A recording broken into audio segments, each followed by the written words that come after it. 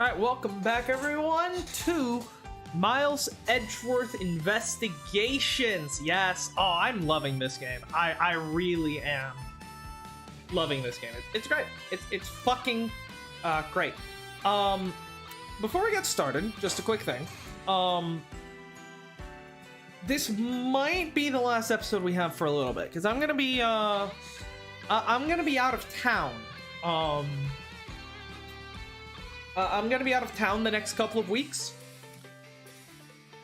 The original plan was that I would still be able to stream from my laptop, but I'm not sure if that's gonna work. The reason is I've been having some issues with my laptop's charger. It doesn't charge it like well enough. Like it takes just fucking hours to charge if it's off, and if it's on, like if I'm trying to use my laptop while it's plugged on, the battery still goes down. Which means, I mean, it might be an issue with the battery, but if that's the case, I gotta replace the entire line. I'm not even gonna think about that possibility. I think it's just an issue with the charger, hopefully. So I'm gonna see if I can get a replacement charger for the laptop. If not, then streaming isn't really an option because, like, I'm talking it's running out of battery, plugged in like 3-ish hours when I'm like doing Word documents and like spreadsheets. Yeah, no, that shit's not handling a video game. Hell no. Hell no. That shit's fucking dying if I try to put a fucking video game. Like, the battery will last all of 5 minutes. That'd be, yeah, one hell of a fucking stream, wouldn't that be, huh? Yeah, so if I can't get a replacement charger, then I'm not gonna be able to stream, period, the next couple of weeks. I'll make a post around Sunday-ish, or Monday of next week. And there I'll just say whether or not I will be streaming those couple of weeks. If not, then I'll still be posting at least one video a week, just like highlight clips and stuff like that, so at least there'll be that. But so the channel won't be dead, but yeah, I should be getting back in town on the 24th, I believe. Might be 25th, we'll see. But then I'll be busy Saturday, so I think I'll probably, worst case scenario, if I don't stream the next couple of weeks, we'll be back live the Sunday the 27th. So yeah, just getting that out of the way before anything, because I really thought we'd be able to stream, but I will try, but I can't guarantee anything because this fucking this charger issue just hit me out of nowhere. Like I have literally, like, a week ago it was working fine, so I don't know what's going on here. But yeah, that being said, let's just hop right into it. I've got my tea ready. I think I put too much sweetener in it this time. It's a bit too sweet for my taste, but it's not too bad.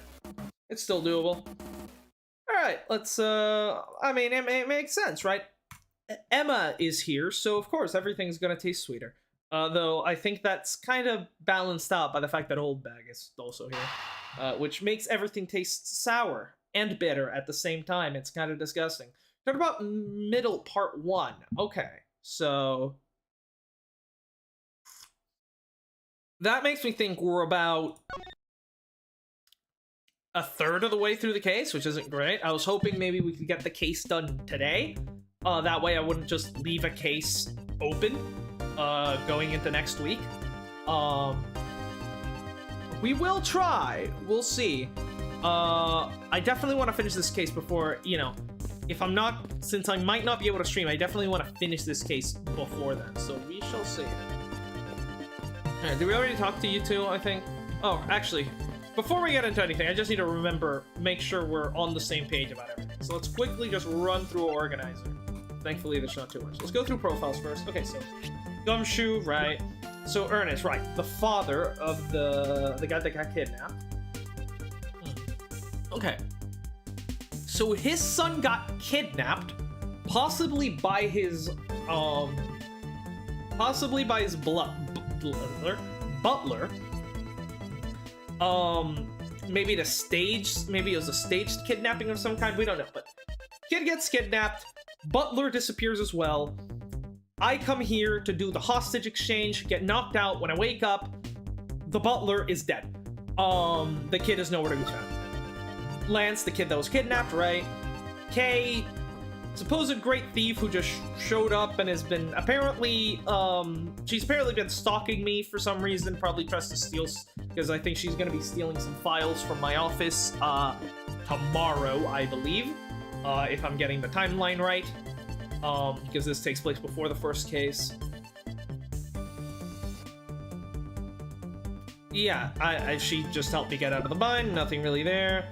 Long, right, Interpol investigator who seems very interested in this case, despite the fact that it's not a, you know, it doesn't seem like it'd have international significance unless there's something bigger at play here. Also, highest arrest rate in Interpol, yeah, that's because he doesn't investigate, he just fucking arrests random fucking people. Him and Gatto would make a great pair. They're roughly as good at an investigation as, you know. Lying secretary, who seems like she's actually the only smart one there. And then, yeah, Oliver Deacon, right, the butler, who was later found dead, but as it turns out, this isn't his real name. And then Mike, who's currently the suspect. Lauren, right, Amano's girlfriend.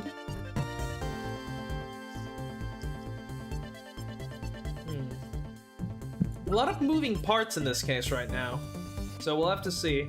Emma, high schooler, right, she's just here to help us with the investigation. Ugh. We're not talking about her. Gumshoe, yeah, okay. Alright, let's quickly go through the evidence. Right, so we show up here, we head to the stadium, then to the haunted house, we get knocked out at the haunted house, then we wake up at the Wild Wild West. The body was found at the Wild Wild West, but it seems the murder actually took place at the stadium. At least that's what we're thinking right now. Right. That's one of the costumes. Right, there's supposedly one of each badger roaming the park, and you can take pictures with them. And we believe that the killer might have been hiding inside one of these costumes to sort of get around the park unnoticed. Information about the badgers. Right. 3 of the costumes were stolen. Yeah, Deacon is dead. Actually, let's check the, Yeah, he died from bloodlust, but there was no blood at the scene of the crime, which means the murder must have been somewhere else, which we believe it might be here. Though, the fact that I'm surprised that Emma hasn't busted out the luminol fluid yet.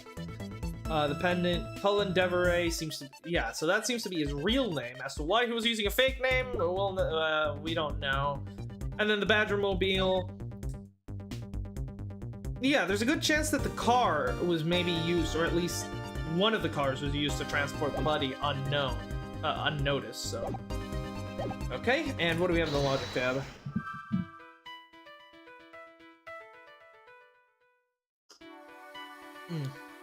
And right, the footprints that we believed belonged to the kidnapper led us right to the butler's body, which means there's a good chance that the butler was the kidnapper if the kidnapping was even real in the first place, but we'll have to see about that.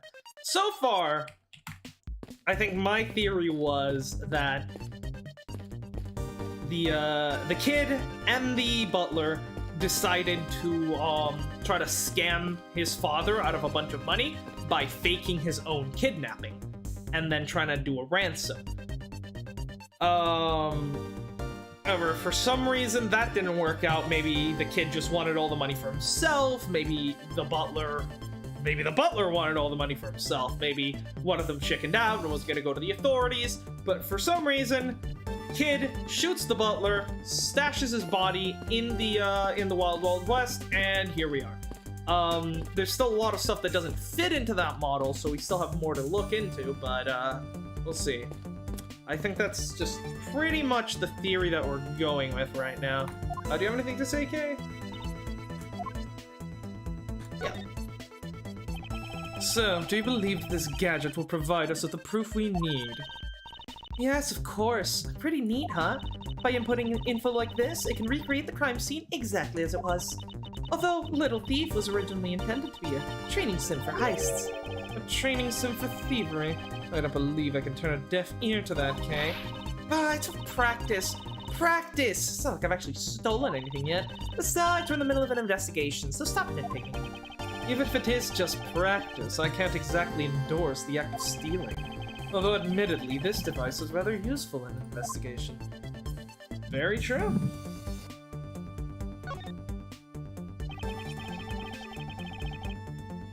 So, how am I supposed to use this to aid my investigation? Oh, that's right. I guess I should explain how to use it, huh? Objects outlined in yellow are things that are not present in our time, but were in the past. Things outlined in a dotted line are things that exist now, but didn't in the past. I see. You can examine and interact with replicated people and objects as you normally do. You can even present evidence whenever you find an inconsistency. Oh, and be sure to point out mistakes in the recreation of the evidence, too. Well, let's continue with the investigation. If there's anything you don't get about Little Thief, feel free to ask anytime, okay? Sure! What do you have to say about this, Emma? This is amazing! Just feel the power of science! Okay, about what I expected. Please have as little to say as possible. Be succinct. What is this? Some sort of new attraction? Okay, thank God we're not actually talking to her. I believe I already went through and presented all the evidence to each of them, so that shouldn't be an issue. Okay, anything... Looks like they broke the stage down. So you just saw this morning, the center of the center has been packed away. Okay, so the Governors performed here earlier, not today. I guess this means they're done for the day. Or maybe it's because a different show is scheduled to start its run tomorrow. I wonder how that will be, how that will come into play. But okay, let's actually look at the crime scene now. Although, obviously, right, we know this is not true, because if we look at the, victim's body, I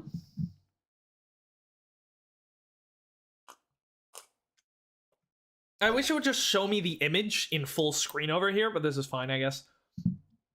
Yeah, so the bullet went in his lower right abdomen and came out of his right shoulder. This means the bullet must have traveled up his body, which means either he was laying on his back when he was shot, right? Yeah, either he was laying on his back and was shot by a person standing up, or he was standing up and was shot from a person upwards down on the ground. The situation we have right now seems to be they just standing, you know, facing each other. One shoots the other, guy falls down, but we know that can't be true.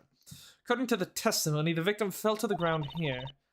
That's right, but if that's the case, then we've already found our first contradiction. Huh? What? Where? If this is the real scene of the crime, there's something missing that should be here. Which piece of evidence shows the missing item? The lack of blood, right?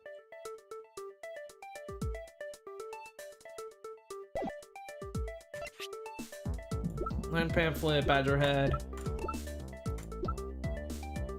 It has to be the body because it bled out, so there must have been blood at the scene, right? Take that! This is the contradiction. Also, let me just double check. Audio's looking good, because I'm always paranoid about that. Yeah. Huh? Is something wrong with my recreation? If this is the real scene of the crime, something specific should be here. If you think back, how did we deduce the other crime scene was not the real one? Oh, I get what's missing now. There's no blood on the ground here either, right? Right, the fact that there is no blood here casts doubt on the witness's testimony. Edgy poo! How could you doubt me like that? Are you calling me a liar? I know what I saw, and I saw the victim get shot down! You know, I don't think she's lying, Mr. Edgeworth. And to be honest, I can't think of a reason why she would lie to me. In that case, maybe there is another explanation for this distinct lack of blood. It was probably...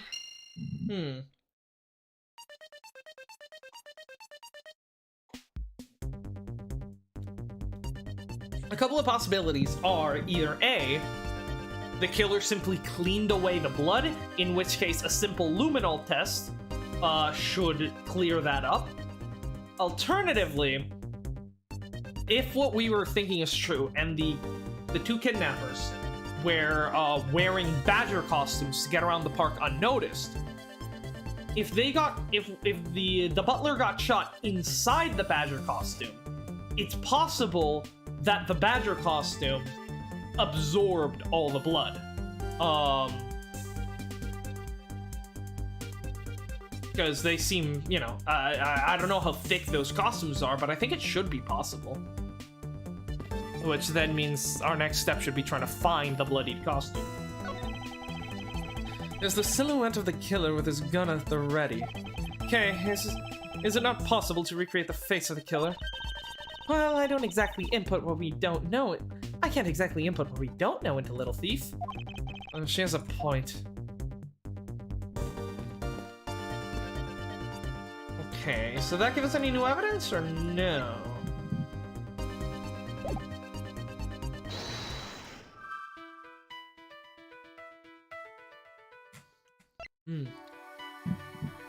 Center of the stadium has been packed away. Blood around the victim's prone body. Could it be that the murder actually happened on the stage, and so then they cleaned off the stage and that's what happened? Is there anything else we can actually investigate around here? Obviously the stage. Yeah. Is this just the stage again? Yeah. Nothing up here. The badger card has nothing.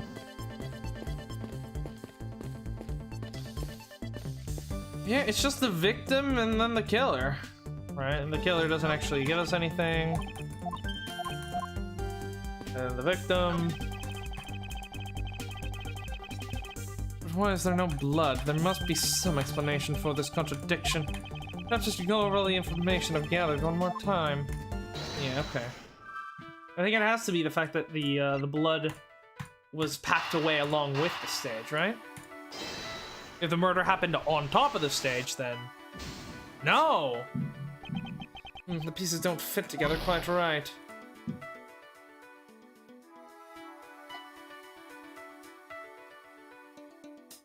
Oh, was the victim in a costume? Yes, there we go. It's what I was saying, the fact that the costume may have absorbed the blood.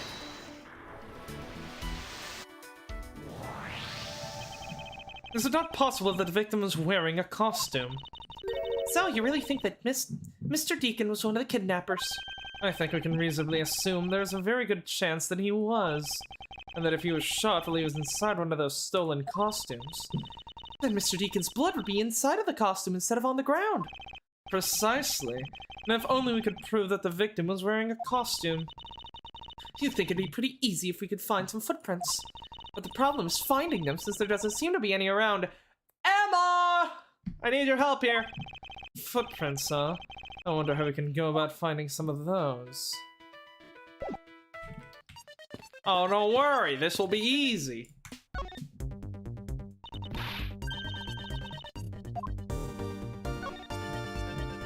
Emma, about the method you were talking about for finding footprints. Ah, finally, my expert knowledge in forensics is needed. Yes, well, can you detect and trace even partial footprints? Leave it to me. My cutting-edge detection kit can find anything. Very well. If you could please analyze the footprints in this area. Okay, stand back now and witness the power of science at work.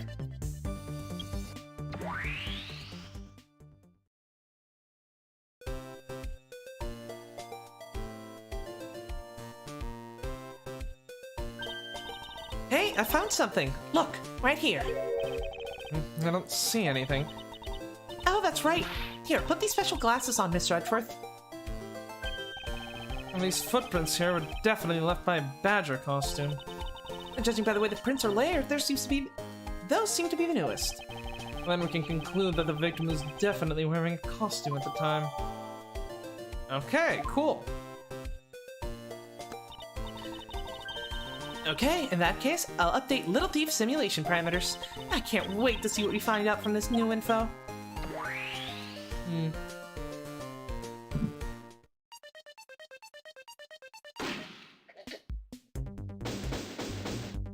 Oh shit, that was easy. Well, I'll take the health recharge though. So the victim was wearing a costume when he died. I think I'm gonna swap Kay and Emma's voices. I think it makes more sense for Emma to have the deeper voice since she's a year older. Not to mention, I have her with a pretty deep voice in Apollo Justice, and I mean, she's already gone through puberty, so she should have the same voice that she has in Apollo Justice. Or roughly the same. So yeah, I think I'm gonna swap them. And with that, we should be one step closer to the truth, right? I see the recreation has changed in accordance with the new information. We may be closer, but now something else has caught my attention. The entry path of Bullet. What do you want? No testimony, naturally. I'd like to hear it one more time, if you please. Ah, so we've examined the scene of the crime to get some new evidence, and now we're back to the testimony. Cool. I came to the stadium to take a short break. As I was resting, I happened to glance over and I saw two men facing each other in the area. Suddenly, there was a loud gunshot and the person who was shot fell to the ground. It was a very terrifying experience, let me tell you. So, does this mean that Miss Oldbag's testimony has a contradiction in it? Yes, and I believe our best course of action is to compare it with your recreation. See, I just knew Little Thief would be of help. Now let's see if we can pull some more info out from Miss Oldbag to put into the recreation. For that, we must first find the contradiction in her testimony.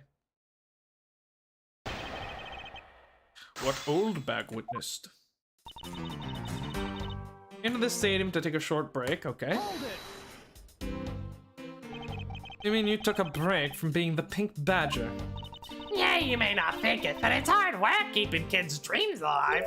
You smell sweat, your hip cracks with pain, you begin to dream about work. Well, that's the kind of story that would scar a child for life, you know. Well, that's why I chose to come here to take my break here, whippersnappers. I don't plan on playing the part of the dead badger in front of a bunch of kids. So, what did you see when you were the Pink Badger? We're resting. Ah, yes, Okay, we've already pressed her through all of this, so... Yeah, we've heard this testimony before, so I don't have to do everything. A loud gunshot, the person who was shot fell... Hold on. Two men facing each other. Knowing what we know now, thanks to your recreation. The contradiction stands out like a giant sore thumb. Precisely. It's all becoming clear to me. Let's clear up this issue with some well-presented evidence and get this over with.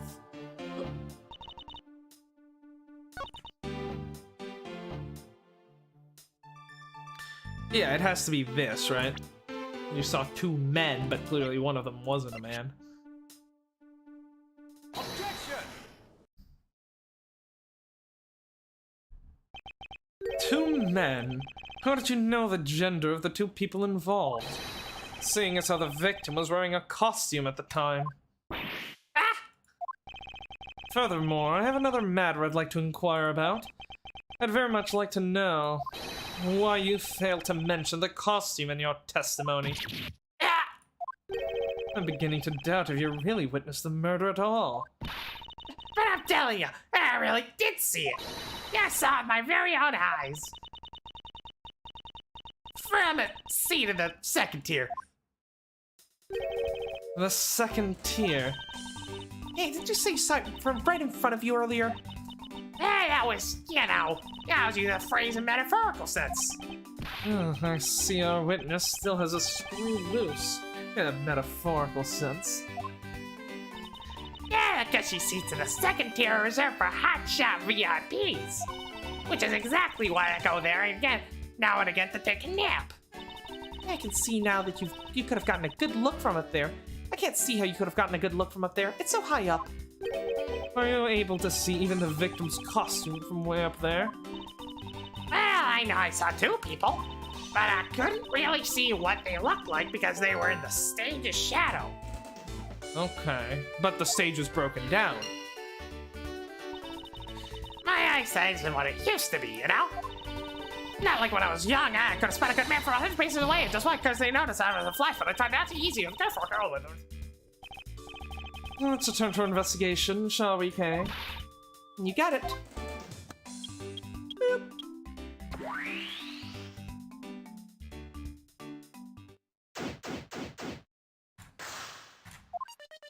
Okay.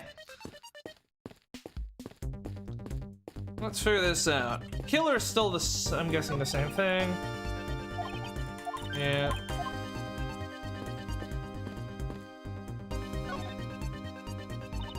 Yeah, what is it? Some sort of new attraction? Okay, this is just, they're saying the same things. Then we can look at the body. There's no silhouette of the victim, is in a costume. The silhouettes can change depending on the information I input. But Little Thief can recreate more than just people. So investigate a way, may even find some info with which to make a more accurate simulation. Alright, sounds like a plan. Look at these footprints. No! I mean, the footprints seem kind of important, but I guess not. Alright, well, let's connect the logic. Right. The stage shadow. It must have happened before the stage was packed up, right?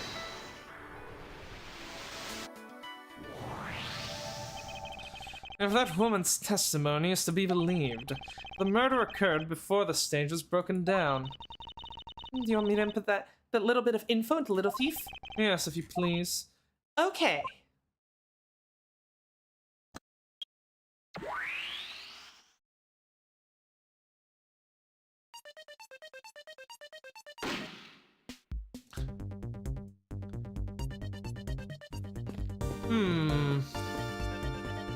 That's interesting. Because again, if we're assuming that the killer was standing up on the stage, and look at that Gaviner's logo. Oh, it's beautiful. If we assume the killer was standing up on the stage, then he would have shot down at the victim. So it must be backwards. The victim must have been up on the stage and the killer must have been on the ground, right? But then that means these footprints are from the killer, so the killer was also wearing a costume, I think. There's clearly a contradiction here. Please stop stealing my lines. Oh, come on, it wasn't that hard to see it coming, even for a layman like me. I suppose. In any case, it's not possible for the killer to have stood there in that way, because there was a very real stage set up in this very spot at that time. Yeesh, I told you I got it. You feel the need to explain everything? Yes, well, in any case, we still need to resolve this unusual situation. Isn't it obvious the killer was on top of the stage? Naturally. Right, Miss Oldbag? No, because if the killer was on top of the stage, then the bullet would have entered on the right shoulder and come out of the abdomen, not into the abdomen, out of the shoulder. The victim was the one on the stage. Yes, I remember now. The killer was standing on top of the stage. See? Now let me update the info on the simulation.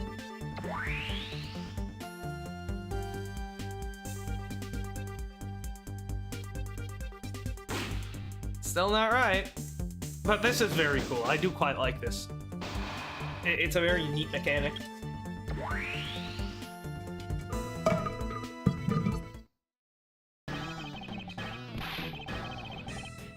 Well, well, what have we here? A bunch of hooligans running amok, I see.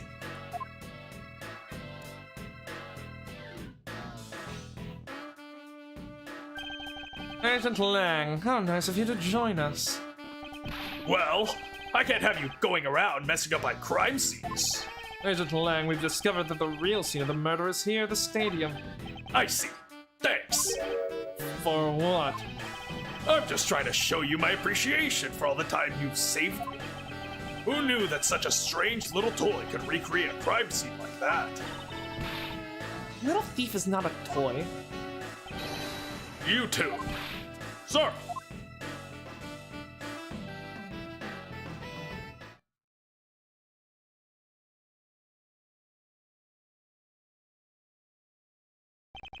Garamarai?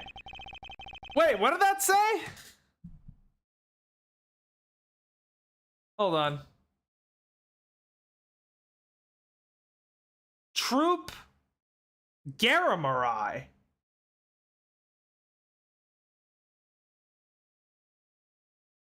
That name's familiar. What's it from? Hold on. Ace Attorney. Garamari.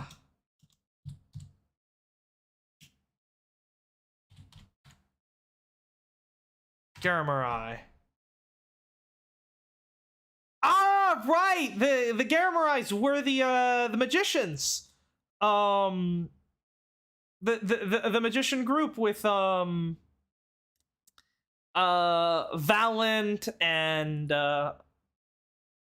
yeah, okay. Valent, Talassa. Yeah, okay. That's really cool. Okay, this fucking game is just full of this game is just full of references, isn't it? Also, I need to get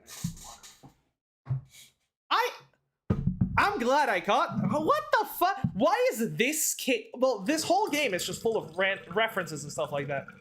But why is this case specifically so, like, filled with different references? I mean, the Gaviners and Troop Garamari at the same fucking time? That's very cool. That is very, very, very fucking cool.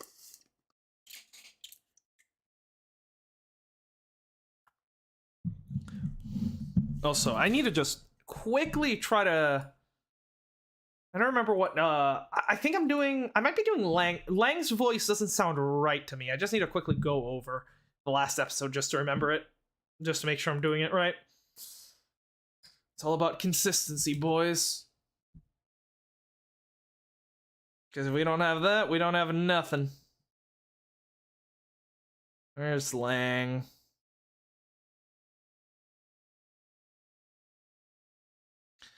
No. Come in at the end of this investigation. Here we go. Reason to suspect Officer Meekins. I leave that kind of stuff to you prosecutors. It's your job, after all. I think it's a little bit less raspy than I've been doing it. Okay, that's fine. And there you have it. You see? Big boys like me don't need silly toys, little girl. Now this is a recreation. So what? Do you still intend to assert that Officer Meekins is the killer? Of course. Even knowing that the crime took place here doesn't let him off the hook.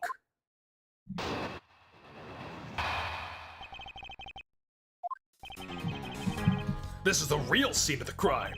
Officer Meekins lay in wait for the victim on top of the stage. That's your first mistake. And when the victim finally showed, he shot him from on high. Second mistake.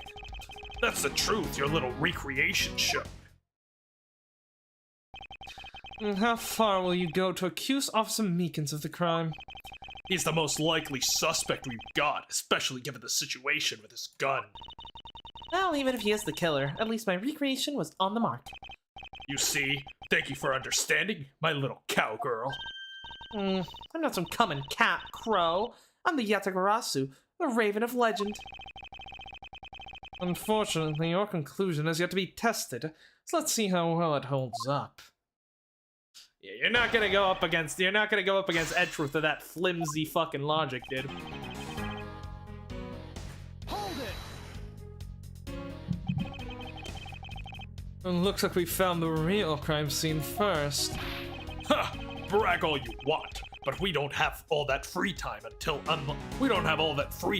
the two of you. You know what you remind me of? A dog licking his wounds as he whimpers home. Jesus Christ, it's fucking brutal, Kay. Well, I guess I should be thankful for all of the time you saved me. GG. That's how we say thanks in my country. You're welcome. I hope he realizes we didn't do this for him. But I'm here now, so I'll be taking over. As I was saying, this is where the crime scene took place. Okay. Lying in wait.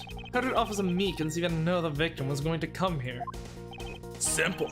He was investigating the kidnappers, right? And while he was doing so, he came to understand the victim, Mr. Deacon's movements. And why would the good officer want to ambush and kill a kidnapper? You mean his motive? Who knows? And who cares? You can find that out for yourself when you talk to him in jail. You have no respect for the order of law. Don't get me wrong, but I need more than there's no motive to convince me otherwise.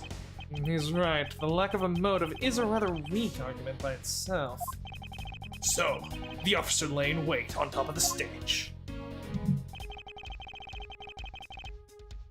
Hold it!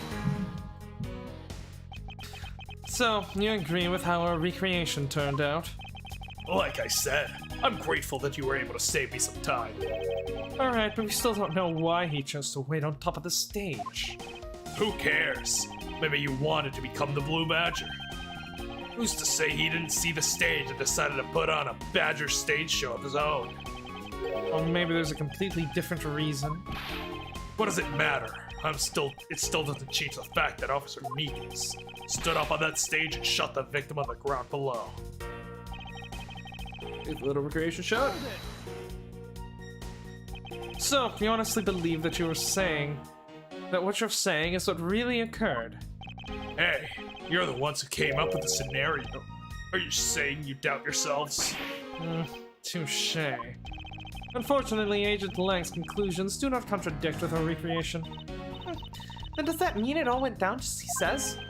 No, not quite. I wonder if what he had recreated earlier was the whole truth. Exactly. Shot him from on high.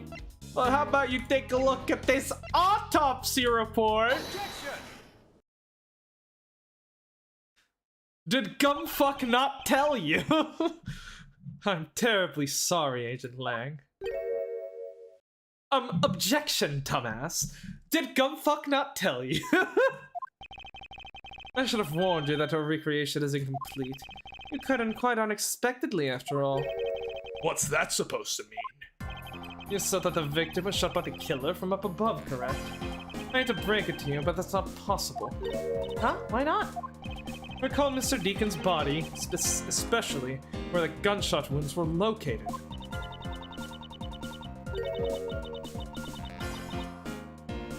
Actually, I didn't get that good of a look. Oh, well then. The bullet entered Mr. Deacon in his abdominal region and exited his right shoulder. It was more consistent with an angled shot from beneath the victim. Ugh. Then, yes, a recreation had the victim being shot at an angle from above. A clear contradiction. You're discounting your own conclusions.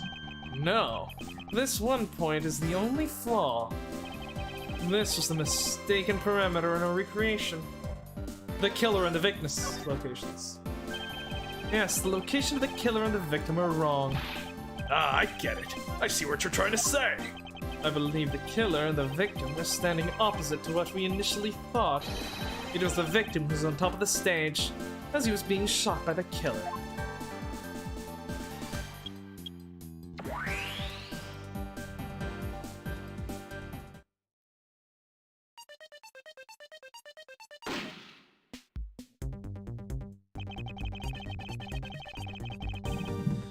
This is what happened, and it also explained the positioning of the gunshot wound. But then what about the footprints? It means that the killer was also wearing a badger costume. Since footprints don't lie, we can assume then that the killer also wore a costume. Okay, I'll try using that data instead. God, this case is fucking wild. I love it.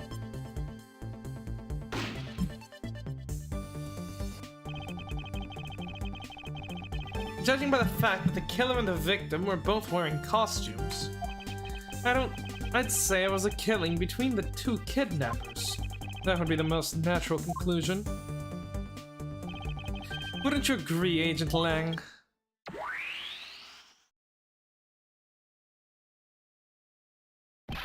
Ha! Well done, Mr. Prosecutor. Although again, this doesn't acquit Meekins, because we know Meekins was wearing the costume. But that alone doesn't clear Officer Meekins of the crime. Another bit of proof. I ask that you take another good look at the tire marks over there. The 3 marks are indicative of the Blue Badger mobile. story of Officer Meekins told about the shop on wheels getting stolen was just a lie.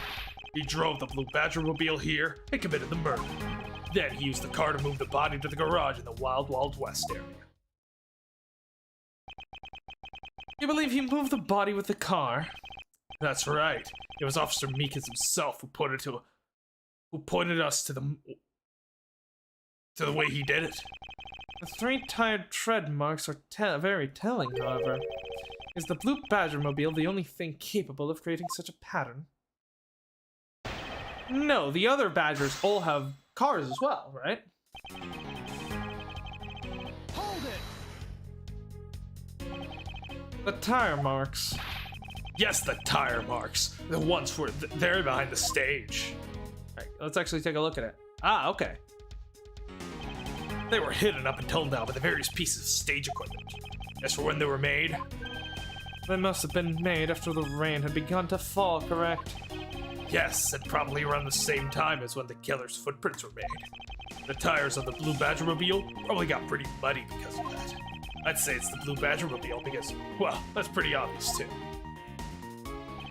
I mean, his logic isn't fundamentally wrong. It's just that he's forgetting the fact that there are multiple Badger mobiles, not just the Blue Badger mobile. Hold it! 3 tire marks. I have to agree that the Blue Badger-mobile has 3 tires.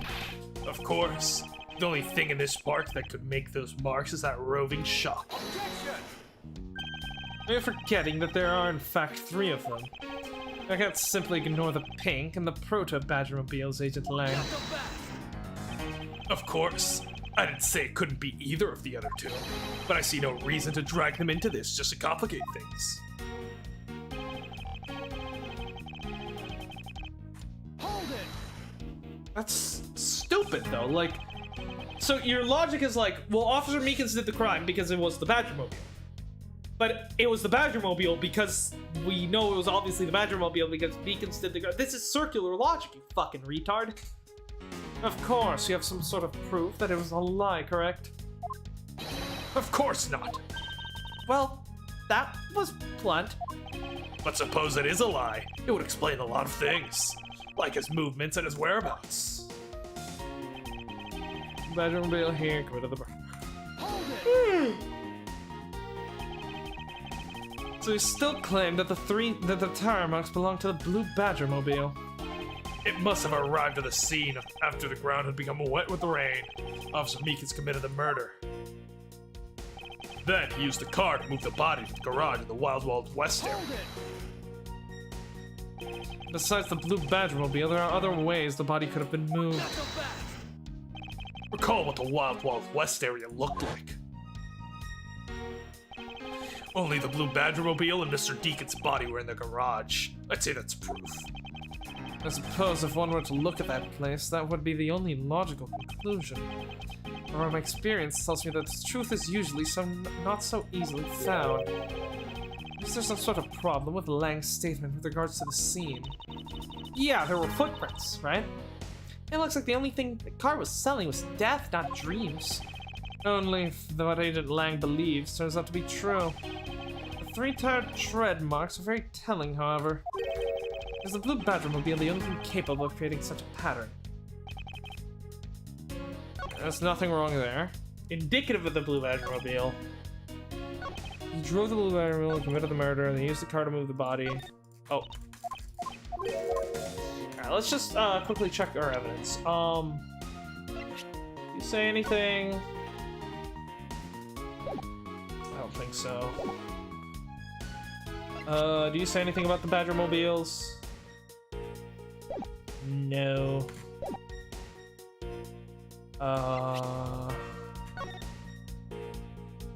Findings, lack of blood, murder site, dependent, shop on 3 wheels, parked.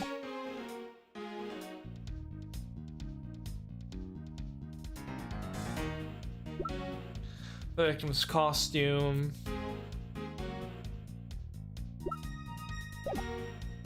No. It has to be the Yeah, that there are other badgers? Maybe? Objection! No. Knuckle back! Oh. Oh god, he's... Ah. Lung Chi says, confidence is like a soul, and words without confidence are but empty shells. You shouldn't waste your breath on words you have no confidence in, Mr. Prosecutor. Though it's just as bad to say something in full confidence and be wrong. Well, maybe you should learn that lesson yourself. Are you gonna let him lecture you about your self-confidence like that? I don't need to be overflowing with self-confidence. I just need to think rationally. Well, I only need to be confident in the facts. The only thing the car was selling was Death Not Dreams. Only what Agent Lang believes turns out to be true. However, very telling. Is the Blue Badger really the only thing capable of creating such a pattern? Well, no, but none of the evidence here points to the other things. Hold on, let me just go through everything again. Tire marks. Yeah, those do look like tire marks. Hidden, never made. The Badger-mobile probably got pretty muddy.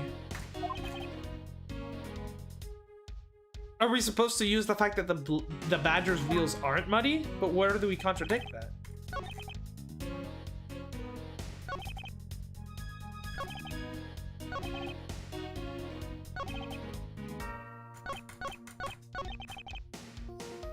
Do we present the Blue Badger-mobile here and the fact that the wheels are clearly not muddy? Objection! No. Not in the slightest.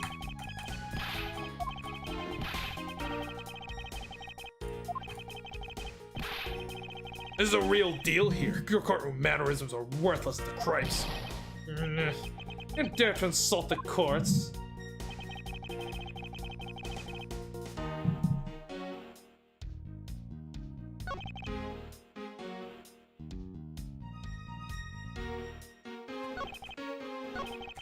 What do we contradict here? Tire marks, of course, the only thing in these parts that can make those strings work in shop. I think that there are in fact 3 of them, yeah. Knuckle back! There could be either of the 2, but I see no reason doing them into this, just complicate things.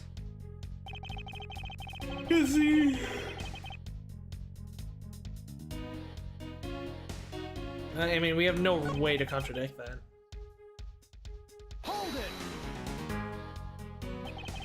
No claim, tire marks belong to the Blue Badger-mobile. Ground became wet with rain. Yeah, I don't know why the testimony keeps highlighting the fact that the wheels would have gotten muddy, but there's that the testimony isn't something I can actually contradict though. Hold it! Knuckle back!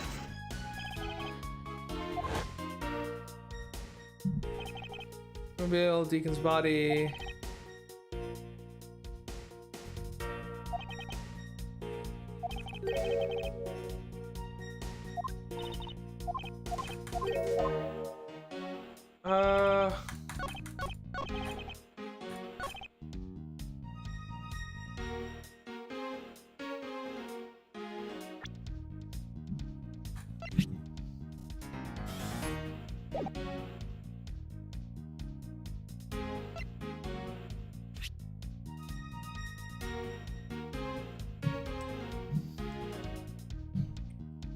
Is the Blue Badger-mobile in this one? Objection!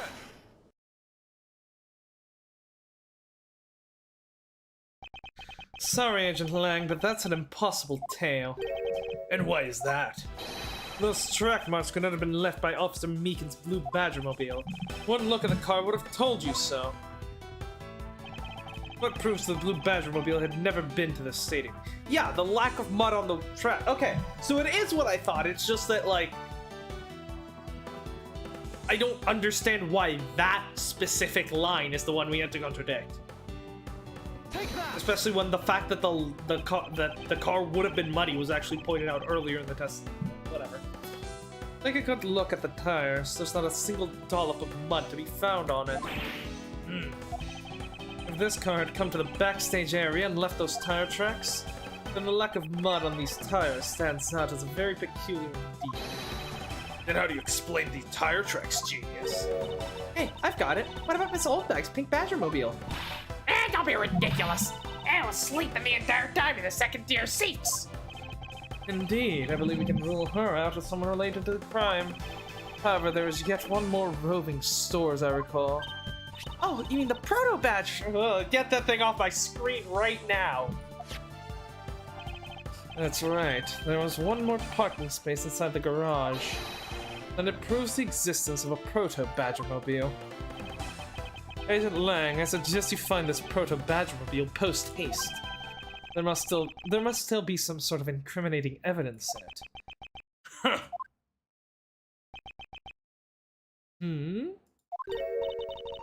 Hey, did you hear something? What the fuck is going on here? Is this Lance? Help me. You alright? Well, this is something. Looks like we found our kidnapping victim. Where were you all this time? Wild West with kidnappers. It was in the room next to the one I was held in. Ran away using underground and got lost. The kidnappers. What is it? I can't understand what you're trying to say. The kidnappers escaped, wearing costume. Oh, this is Lance. The kidnappers escaped wearing costumes. Do you see the faces of your kidnappers? No, I didn't see their faces, but two. One was a woman. A woman. A woman? What an important piece of testimony. Hey, what are you guys doing? Stop standing there and get your cops on this already. I even let you guys have what the kid just said right now. Consider it a gift. Oh, now they're taking off their sunglasses in fucking unison? What is this, dude? Go join the Gaviners, you over-stylish piece of shit. Now, are you going to get out of my crime scene? Or am I going to have to get rough? Again. You're nothing but a big bully. Come on, Mr. Edgeworth, let's go. Oh, no, not you. You're a very important witness for my case. I'm not about to let you get away that easily. Don't count on me to testify because I won't. Not for you. That's right. I won't either. You hear me, you young whippersnapper? Wow, this is the first time Oldbag has been on my side during a case. I actually prefer being her enemy, I think. Hey, calm down. There's no need for all this hostility. I just want to take a statement from each of you. I'm not gonna rough either of you up. I give you my word. The fact that you have to give that word is the problem, Lang. Come now, fair maidens. What do you say? Will you cooperate? Yeah, fair maidens. My, you little rascal. You should know the way into a woman's heart. And there, yeah. The fickleness of... not youth. The opposite of that. Huang Ji says, the passage of time is but a fleeting moment, and a lady is young forever. I now do my edgy poo with your fancy schmancy sayings. Yeah, let's get this over with. We're clear. So we're clear. I'm only interested in giving you my statement. Sure, just as soon as Mr. Prosecutor leaves us be. Mr. Edgeworth. Don't worry, we're gonna go conduct our own investigation. Alright, cool.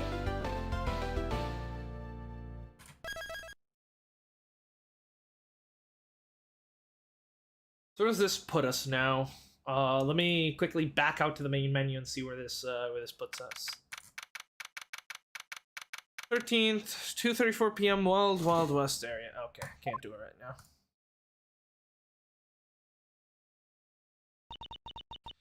It looks like we got the boot again.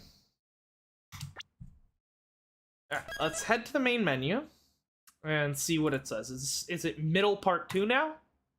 That's what I think is the case.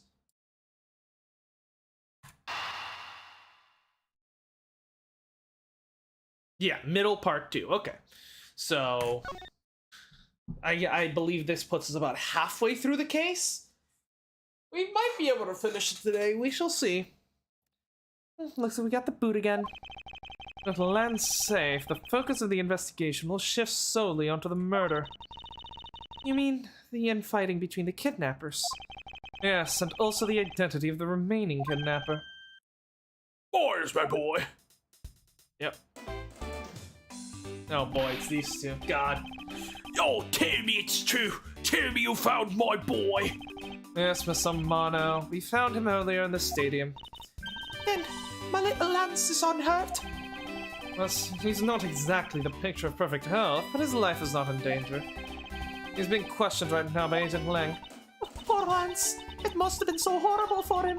Locked up like a... I want to avoid talking to these two. Why did I have to give them the worst fucking accents possible? God damn it. Why do I do this to myself? Why do I fucking do this to myself? Yes? What is it, Kay? You look like you've stumbled upon something. I'm kind of confused by all the different events going on. First, there's the kidnapping, and then the co-conspirators that end up in a murder. And Miss Oldbag saw the crucial moment, but you and Miss Oldbag are kinda... We do not need to investigate further into that last statement. Disregarding the fact of who it came from, the witness's testimony was a mess. However, it did shed some light onto the truth behind the case. Well, let's keep investigating and see what other types of people we ran into, shall we? Sure, you have anything to say about our new pieces of evidence? Oh, new piece of evidence. No, stop stealing my facial expressions alongside my lines. It's not funny. I don't scowl like that. I mean, I do scowl, but sexier than that, okay? I'm guessing I'm not allowed to go anywhere. Excuse me, but you can just let me through here. Yeah, okay.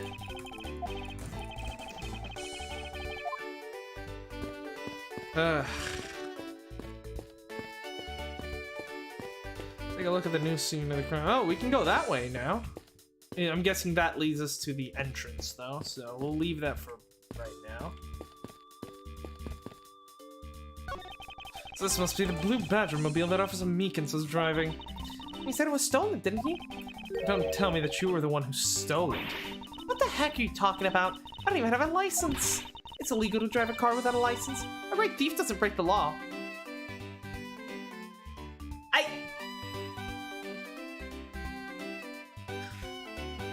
What's that fucking that fucking Disney Channel meme? Pirates don't steal thing. Don't steal meme.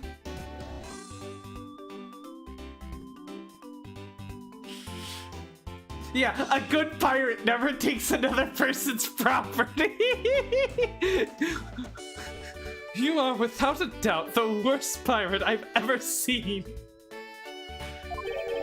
This little girl has a very odd understanding of the word law. What, do you think just because I steal things doesn't mean I'd commit tax evasion, Mr. Edgeworth? God! Okay, I'm a prosecutor. My job is to uphold the law, and even I commit tax evasion. Jesus Christ. Where's the blue Badger here, too? Are you deadly allergic to him or something? It's not that. It's more the half smile on his face. It's really unsettling. He's disturbed by the half smile. I'm more disturbed by its movements, so it's managed to obstruct the investigation. Yeah, what is it? Every time this fucking Badger come up, it's just somehow making every investigation just terrible. This man looks suspiciously like the precinct. Oh, no, this is the I don't know why I thought it was Winston Payne at some point, but no, this is the guy who designed the Blue Badger. Yeah, look at that lovely. Fuck, what is the chief's voice? It's been so long since we've heard him speak. I don't even remember where in the fuck did we last hear him speak? But he's like a recurring character, so we have to get his voice right. Fuck, hold on.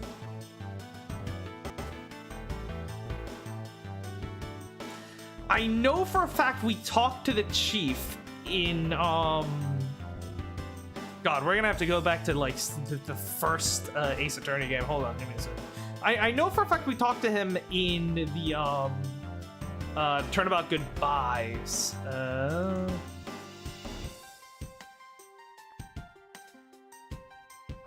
Yeah, let me see. Let me look for the investigation into Turnabout Goodbyes. See if we can get it there. No, what did I? Oh, what did I just click?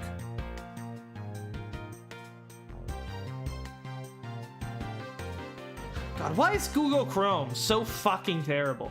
Like, someone needs to study the fact that, like, well, no, Google Chrome and YouTube are specifically terrible here. Like, every other web page on Google Chrome runs fine for me, and then YouTube runs perfectly fine on any other browser.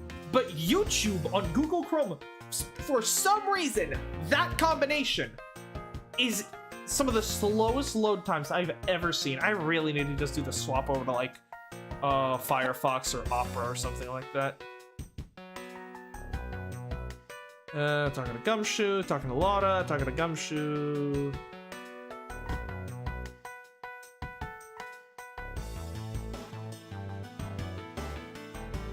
Talking to Nick. I mean, talking to Grossberg, talking to Edgeworth, talking to Gumshoe.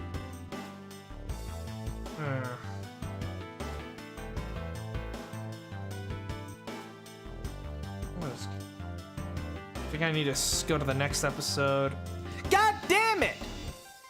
Hello, hello. Why does the fucking go backwards button take a second more to load in than the rest of the UI? So I'll fucking, like, be on the fucking screen. I'll hover my mouse over the pause button, and then the go backwards button pops up, and it in there. Why is that the only part of the UI that takes a second to load in? It makes no fucking sense. No, let's go to the second day investigation, see if that's what I need. Talking to Gumshoe, talking to Maya.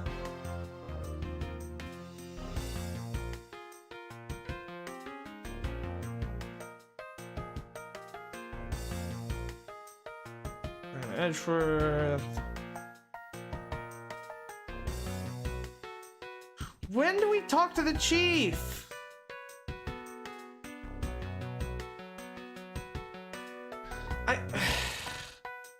Now, it has to be the first investigation when we first go to the, It has to be the first investigation when we first go to the precinct. That's what I must have clicked on. Hello, everyone. Right? This is... No, this is still Turnabout Summary. That's not what I need.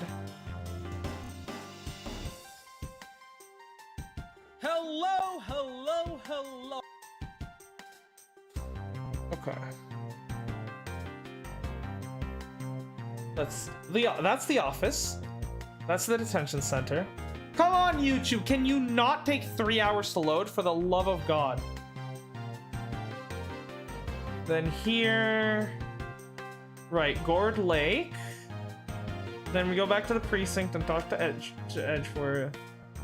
Talk to Gumshoe some more.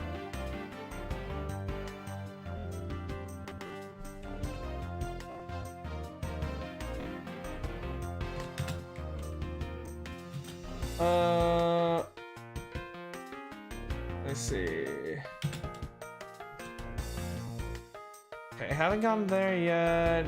That's the shore. Talking a lot of... Here we go, Criminal Affairs Department. Here we go. There he is. Found ya. Who's in here? Something wrong, miss? Turning yourself in? Okay, what did you do? Okay, just a deep voice. Okay, got it. Wow, that took way too long. Jesus Christ. Look at that lovely smile on the blue badger's face. It's looking at me. Make it stop. It's scary. It's all right, dear. You want to know something? I was the one who created the blue badger. See, look at his eyes. Don't they look just like Daddy's? It's scary. It's scary because they do look like yours.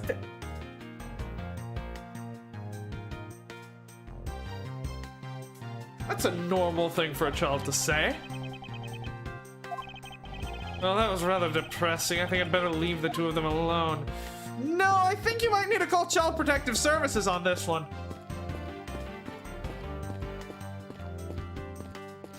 What? Are you serious? What? He's here? This fucking case. What? There he, look at, right, it's, notice me.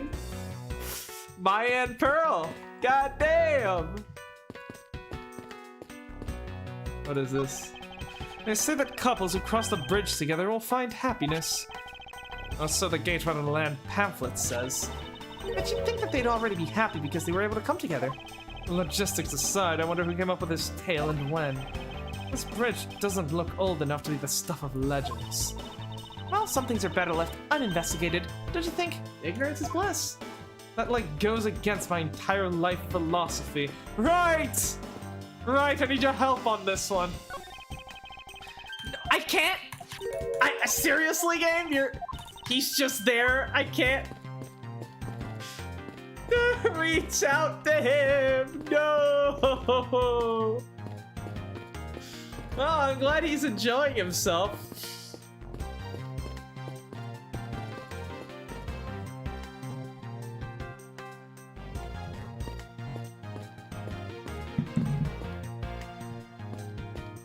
Well, I mean, hey, I guess it is comforting to know that if we fail to stop Meekins from getting arrested, we can just refer the case over to Wright and he can handle the defense, you know?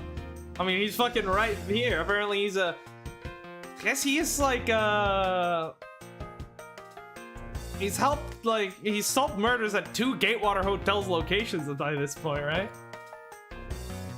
Alright, here we go. Myers, my boy, I can't thank you enough. That was nothing.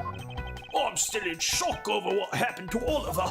But I have to say, I'm relieved that Lance was alright. Oh, that's right. I mustn't forget to pass this on to Lance as soon as the police are finished with him. A letter. You give it to me. I'll definitely give it over to him at my earliest convenience. Oh, the way Lance is being chased after by women reminds me of someone I know.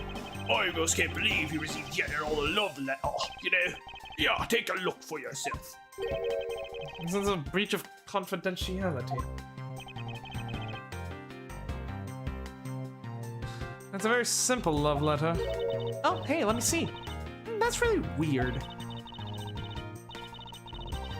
It's from a loan company. Tender lender?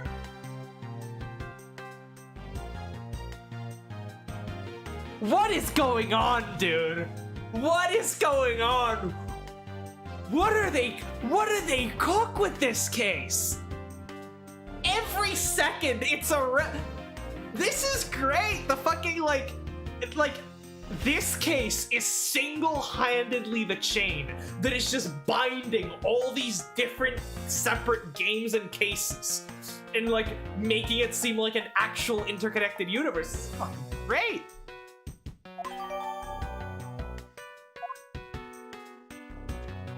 Ah, that's the motive for the kidnapping, right? Lance? Yeah, so Lance takes out a loan from Tender Lender. I forget what,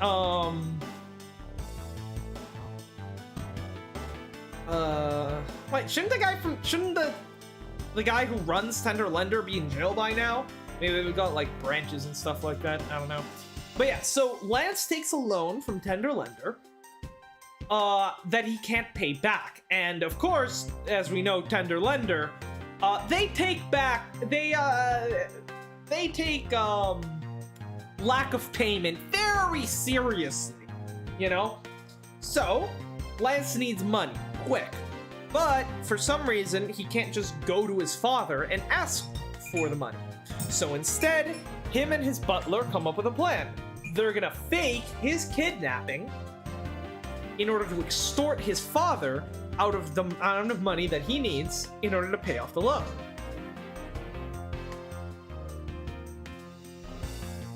Then the question, I suppose, is why does Lance turn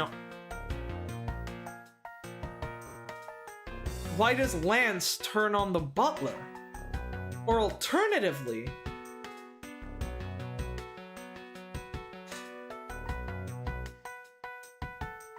Lang did mention that one of the kidnappers was a woman. Now, again, we're taking this with a grain of salt, since I don't believe Lang knows the definition of the word investigate. I'm pretty sure he just walks around making, you know, and just the first thing that comes to his mind is just his conclusion about the situation. So I'm just taking all of this with a grain of salt. But maybe the butler wasn't a kidnapper. Maybe the kidnappers were Lance and his girlfriend, and the butler, maybe the butler tried to go rescue him and then found out that he actually was faking his own kidnapping, and so he was gonna like rat him out, and so that's why Lance killed him. Both of these are possibilities. Well, we got some stuff to present to you, old boy. I believe we've shown you everything up until the murder investigation. Oliver! Oh, he sent me away for such a long time. What am I going to do without him?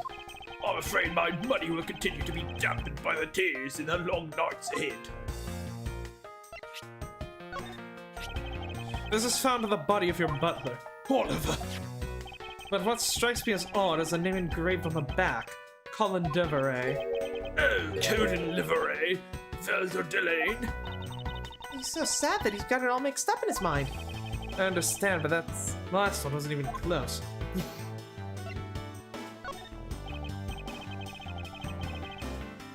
No.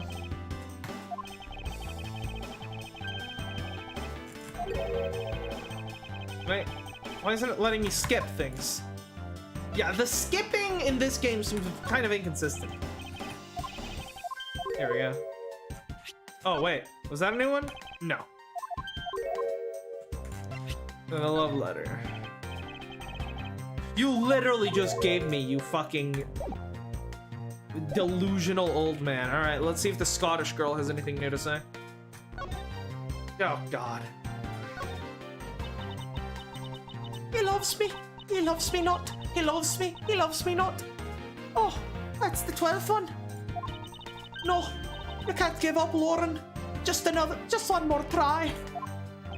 Excuse me, but I can't help but feel a bit sorry for all the flowers you've gone through. I suppose, if they were me, then... I believe you said you were Lance's girlfriend when we first met, correct? Yes, I am, but... Oh, it's not like we both think of each other as lovers. But they did give me this ring, so I guess we're not just friends either. I mean, because this isn't just any ordinary ring. It is so sweet when you lick it. Ah, it's so wonderful. You mean to tell me that he gave you a lollipop ring? So, which is it? Have you guys not decided you're going out, or is it just one-sided? Decided? Shouldn't the parties involved just naturally know? My father used to work for Mr. Romano, and so Lance and I grew up together. Ah, I said it out loud. I don't see how that's anything to be embarrassed about. So your father was an employee of the Amano Group. What did he do? I heard his job was to fly around the world. On Pegasus. The Pegasus? Oh, Pegasus was the name of the airplane. The airplane belonged to the company. You had me there for a second. But now, it's all changed. My father, he isn't around anymore. Now, I see. About 10 years ago, he rode in Pegasus off to somewhere and never returned. Riding Pegasus to whereabouts unknown sounds like the stuff legends are made of. It's been so long, I don't think I'd recognize him if we were to ever meet again. I'm so sorry, Lauren. But I won't give up into the sadness. I want to live. Yes, Lauren, live.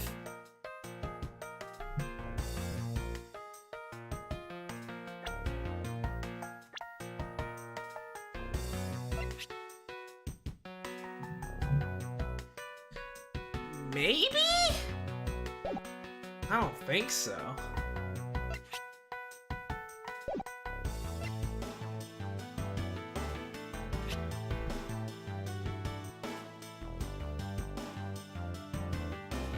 I'm thinking how her father could fit into all this, but I don't know. Like, the only person here that I like only remotely could be, because we don't know much about them, is Oliver. But then her last name doesn't make sense. And, I mean, just the whole situation there, I don't think actually works. About this incident. Incident? When isn't the kidnapping already over and dealt with? I've been here the whole time, so I'm afraid I don't know much about any other incident. How did you come to know that Lance had been kidnapped? Oh, that's because of my women's intuition. You based everything on that? I know everything when it comes to my Lance.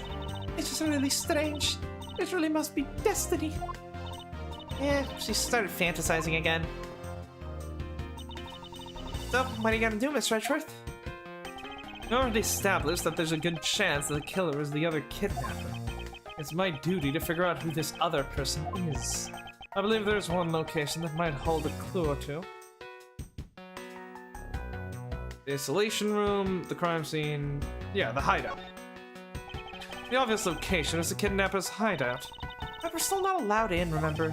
Agent Lang and his men should be done with this area. In that case, there's no harm in asking the officer there to let us in. Well, let's give it a shot. But first, I'm gonna present evidence to her. Because I don't think we have got a chance to present stuff to her yet. Do you know what this is? It's a prosecutor's badge. I'm not a bad person, and I'm not out to seduce you. Come now, won't you talk? No, you're showing me that to lord over me with with how much authority you have. Well, I will not be bullied. You should be ashamed of yourself, you evil man.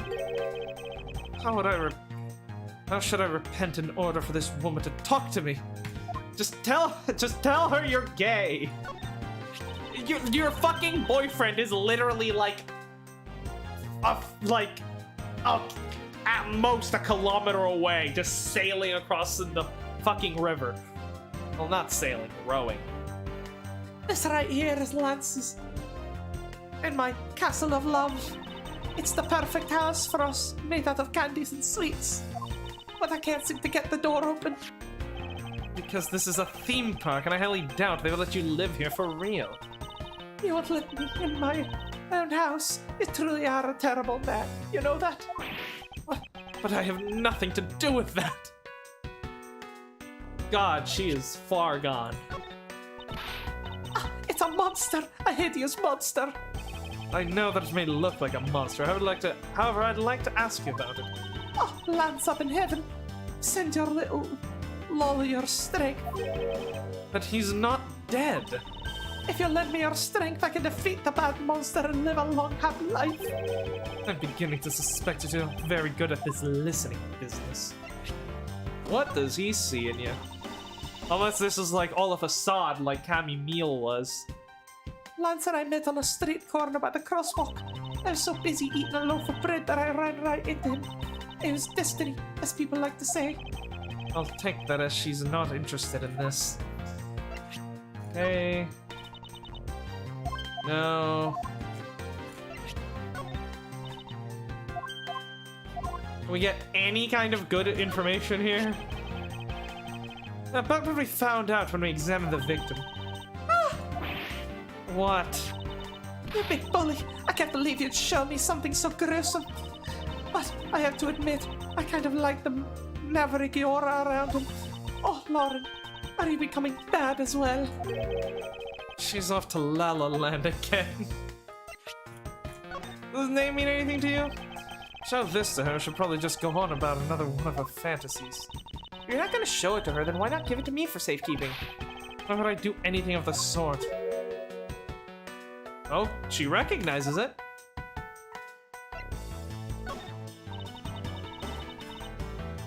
Okay, then maybe he is her father? What is going on here? Oh wait, was that a new one? No, it wasn't. I'm so fucking confused, dude. But as they say, the plot thickens. Oh! I guess, can we just not?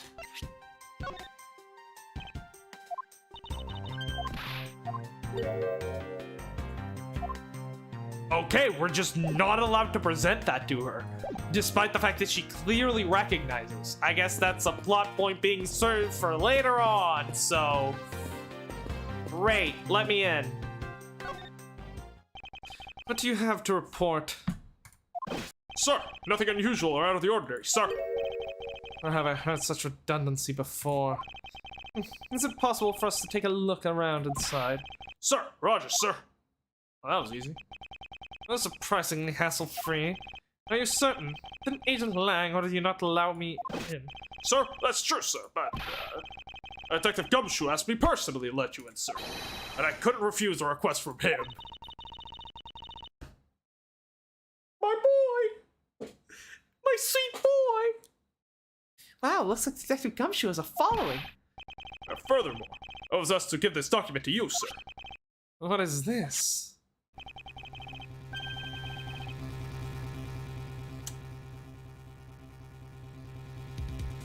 Okay, well, let's take a look at this in a bit. The man in this picture, isn't this Mr. Oliver Deacon? But the name here says Colin Deveray. That's the same name as the one on the back of the pendant. It appears that Colin Deveray was his real name. What's this? He was convicted in a case 10 years ago and sent to prison. What? Then what is he doing here? Apparently he broke out of jail and then just vanished. He must have become Oliver Deacon to cover up the fact that he was an escaped felon. Hold on, I want to read this. Now, I'm not sure what's going on anymore. Is there some sort of link between the victim's past and this current case? These police documents are rather detailed. I shall take the time to give them a thorough read eventually. It's fine, let's focus on one thing at a time, starting with the kidnapper's hideout. Yeah, I agree. We should investigate first. Think later. More than thinking things through, I think you should try remembering things first. Now then, if you could please unlock the door, officer. It was locked up until a little while ago, but since then the door's been wide open, sir. I'm not sure I follow what it is you're saying. Can't you explain it in a little bit more detail? Sir, the door was locked down tight when we went to check out the room. So they got about 10 officers to help out and break the door down, sir. I see. I guess that means I get Agent Lang's leftovers. Well, let's see what we find. Yeah, well, now you understand how How Phoenix feels. So this is where the kidnappers planned their foul deed. Well, you were tied up for a while in the room next door. Hee hee. Okay, please, must you bring that up again? Now then, down to business. There might still be some clues left in this room. Let's try to find out what we can of the other kidnapper's identity. Okay. Let's take a look at this. The dossier. Details Oliver Deacon's real name and history. Colin Deveray. Sex male, weight, height 5'8", 123. Skinny boy. Dominant hand right. I wonder if that will play into any of this. Whereabouts unknown after escape from Penny Dent Prison. It's great, just great. Stole a gun from a guard during his escape. We thought he might head for where his wife and sole daughter are, but despite our surveillance, he's yet to show up. Okay. So he is her father. Wow, that was on the money. I mean, there's not really anyone else it could have been. So, okay. So Colin was... So Colin has a daughter. I forgot her name. Lauren, I think? Lauren Pops. I guess that's the mother's name then. At some point, sometime 10 years ago, he gets arrested. Obviously, yeah, he gets arrested, then escapes, and comes to work for Mr. Amano as a butler, and that's how he meets Lance. So the question was, why... Okay, first of all, what was he convicted of, you know? That's an important question, first of all. Because his prior record might tell us a little bit. Then, Lauren said that her father used to work for Pops. So then, did Colin work for the Amano group? So, did Colin work for the Amano group, then get arrested, then pose as a different person and go back to work at the Amano group? That doesn't really make much sense. Like, I feel like they would have recognized him, you know? So there must be a lie there, because I don't... Ace Attorney can get pretty ridiculous sometimes. I don't believe for a second that a man could be working for someone, get arrested for some unknown crime as of right now, break out of jail, and then go right back to working for the same person under a different name, and no one's the wiser. Like... And yeah, he never went back to his wife and daughter, probably because he knew that they were kept under surveillance. Then the question is, right? Yeah, I mean, I think the most important thing we need to know here is what crime did he commit? Because if it was something like, you know, grand larceny, or like if he was some kind of career criminal, then why did he then end up just working as a butler? Right? Was there some kind of ulterior motive for him to be working as a butler? Maybe. But if so, you know, if this whole kidnapping scheme was like his whole motive from the start, it's taken him a while, like fucking 10 years to actually pull it off. That's a long time to, it's a long time to just play the fucking butler for some kind of score, you know? Like, who's that one guy from One Piece? You know, like, that's the impression I'm kind of getting here.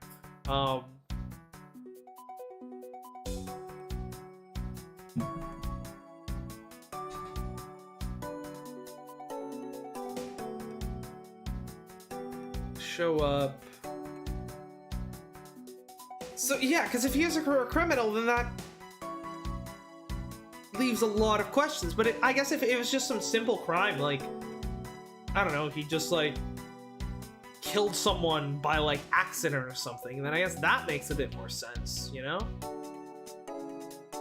But I don't know. We definitely need more information, because this, so far, every piece of evidence we've gotten has just been giving us more questions instead of answers, which I'm not a fan of. So I'm sure everything will tie up nice and neatly eventually. This door is thoroughly broken thanks to the police who forced it open. I don't want to rest until it's... Yeah, okay. Yeah. Fucking catchphrase. Oh, they have barrels like these just outside. Yes, and... Well, I know I already asked you when we were out there, but... If these were real, what'd you put in them? There's an expectant gleam in her eyes. I'm about to dash. That doorknob handle thing is looking pretty beat up.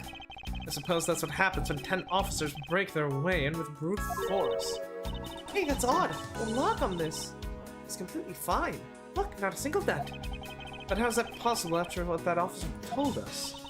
Yeah, the lock had been used when the door was busted down, and the lock itself should have been completely wrecked. So the lock to the door leading to the outside is undamaged. How can that be? So the officers try to go in there just by opening the door, but the door is locked. Soon after, the officers try to break down the door, but by that point, the door is already locked. The door has already been unlocked. They don't know this and break down the door anyways, which implies that the door was unlocked in the time span between the officers first trying to get into the room and the officers actually bursting into the room. Now,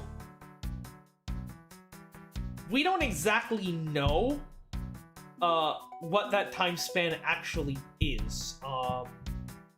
So we're, but I guess it's possible that if the kidnapper was here and he had the door locked, he hears the police rattling, he unlocks the door, then heads out through the underground tunnel.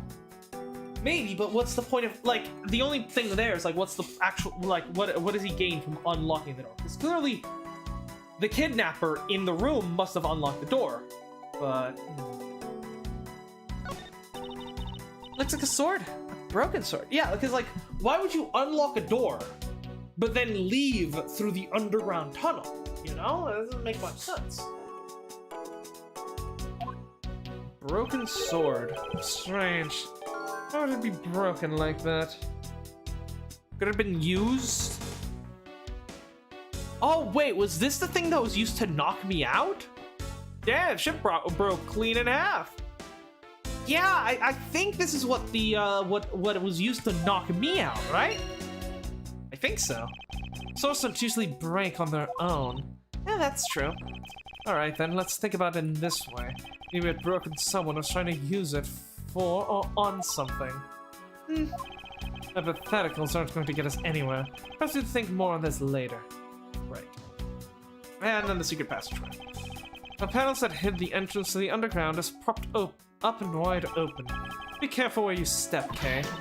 I only fell into the other opening once, you know? Yeah, but you'll probably do so again. Okay, this is just the same thing.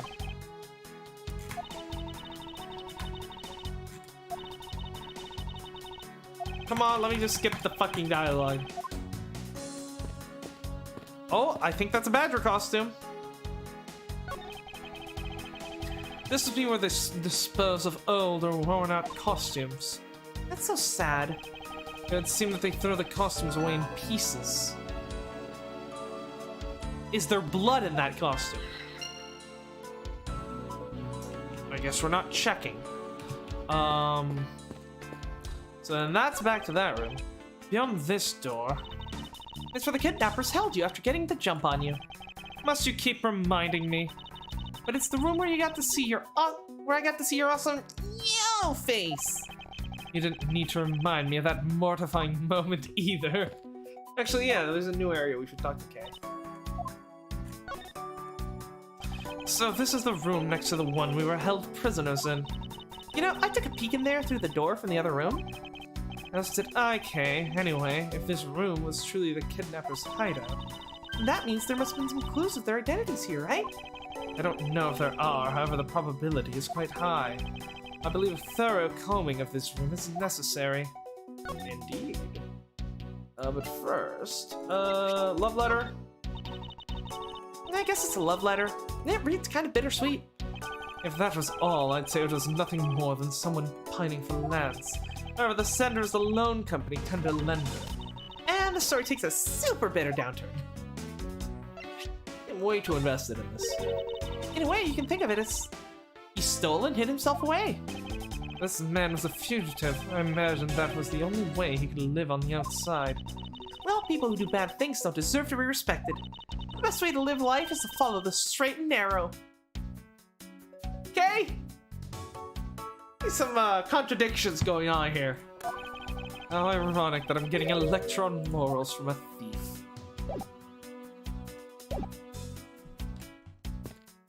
She's clearly a gentleman thief, you know? She's a phantom thief, in fact. Is that a humidifier? Oh no, they're folding chairs. Used folding chairs lean against the wall in their folded state. Whoever lined these up did it perfectly. They're not even a single hair off. I feel bad using these because it'd be like stealing the perfection away. I suspect it's more like you wouldn't want to be the one to put them away. Watch out, Mr. Edgeworth! It's a broken mirror. It probably came from the haunted house. Why is it here? Are they planning to repair it? Obviously, the haunted house is where we got knocked out by the kidnapper. One of them, at least. A sign advertising the photo rally. Something I have absolutely no interest in. Yeah, but I do. And I'm gonna get a hands on the rest of the Badger family. You'll see. It definitely begins a decidedly different atmosphere. Brings a decidedly different atmosphere to criminal investigation. Is this what Wright feels like when he's gallivanting around with that Maya chick? Jesus Christ. And I thought Gumshoe was bad. Women, am I right? This is why I'm gay. I don't trust. The poster of Gateward Land is stuck on the wall. Intrigue, fun, prestige. Gateward Land has it all, and it's waiting for you. It's not especially catchy, is it? So I feel like my Edgeworth just keeps getting more and more British. Like, I went back and listened to some of my earliest episodes. He was not British when he first appears in the first Ace Attorney game. I don't know why, he's just slowly and slowly become more and more British over time. I guess this time in Europe is really, you know. Maybe he,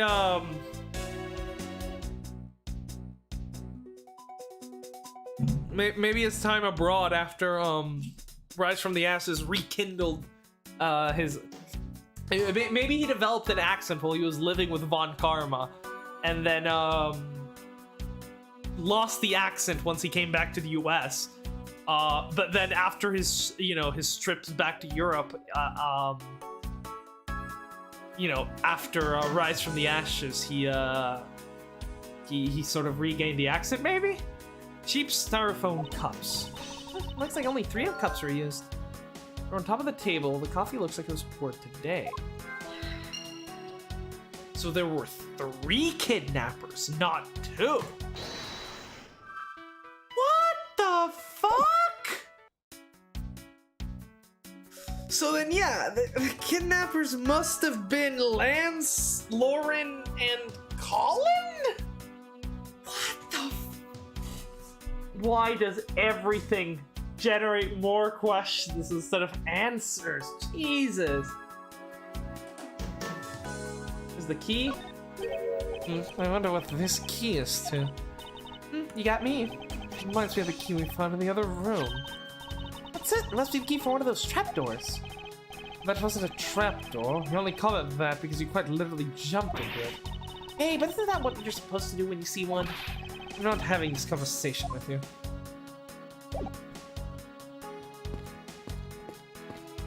Alright, well, let's check out the underground passage.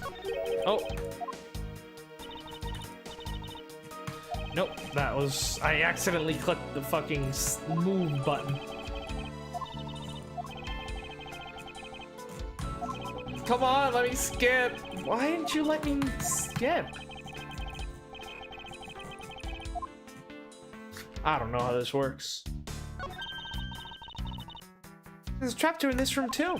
It's not a trap door, it's an entrance to an underground passage, Kay. I know that.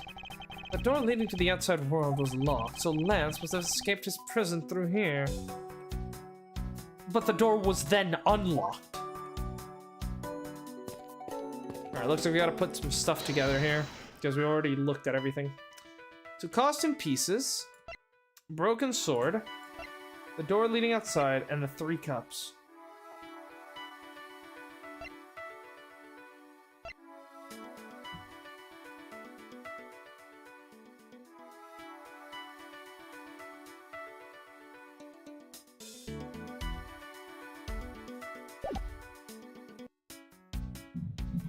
Anything else for us to look at here? Already looked at that. Already looked at the table. We looked at the rally. We looked at the chairs. We looked at the passage. We looked at the sword, barrels, costume. We don't have any new evidence, so yeah, we must try to just make some connections here, I guess. Question is what? Trash bin for old and useless costumes.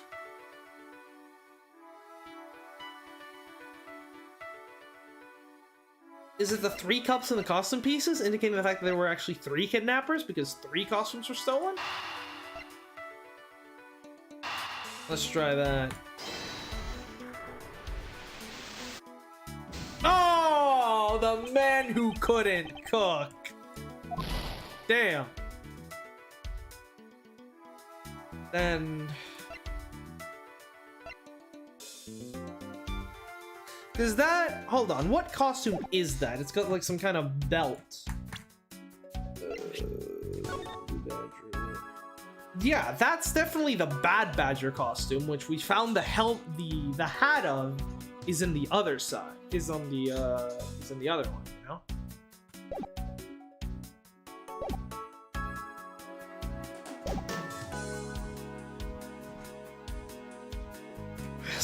We must find some connections here. I just... 3 cups in the door leading outside.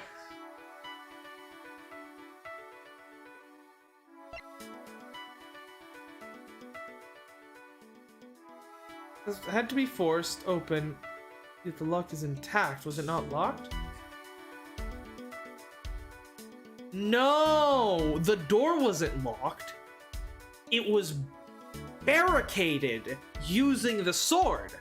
Someone stuck the sword in the door's handle, thus preventing it from opening it. It was never locked in the first place. But then, why would someone barricade the door? Unless they... Yeah, it must mean that they didn't have a key, and, well, being a staff member... that would presumably mean Officer Meekins must have had a key. Therefore, he would have locked the door, not used the sword as a barricade. Ergo, Meekins can't be the kidnapper. Right?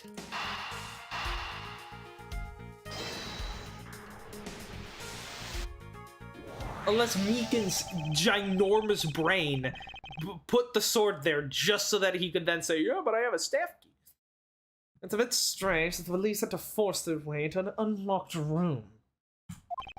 One look at the pristine door lock and anyone can see that it was not in use at the time. But the policeman outside said it took 10 men to get it open. The door that was locked tight, despite it being not locked at all. It can only be because of this. Oh, you mean... Yes, it was used to jam the door. Here, take a look at the door handle. You see how the handle is completely destroyed? So that's how the sword broke. Cool. Yeah, I don't think we have anything else there. Let's see if you can help us out with this. Oh. No, I thought we could, like, investigate it, but I guess not. This reminds me of the saying, till one sword breaks and one's arrow runs out. Except that we're not dealing with any arrows. I guess not. I wonder where they went. Oh, I know. I bet it's because I already stole them. I sincerely hope that she's kidding. Okay, Kay is being useless, like every Ace Attorney companion, other than Emma, of course. She's supremely useful. Okay, so what now? Store's thoroughly broke and thinks the police were forced it open. I already checked this area earlier, but it never hurts to take another look. Doorknob handle is looking pretty beat up. I suppose that's what happens if not the ring. Nothing new. I can't leave the area. Can I go inside? No. Can I go in here?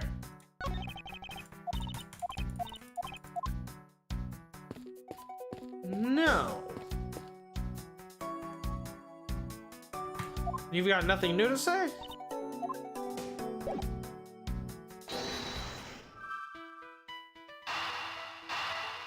Then we connect these? But no, we already tried to connect these, right? And that was not fruitful. That produced absolutely nothing of value. Officer Meekins must have had a key. Oh. I accidentally unmuted the stream.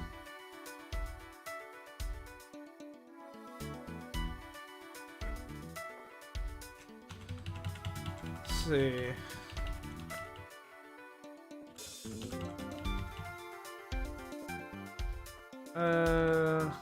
Yeah, I already tried to connect the costume piece to 3 cups, and that didn't work. So, I'm not sure what I'm supposed to be doing here. Huh. How odd. So there's no logic we can actually do. We've already talked to Kay and presented all our evidence to her, I believe.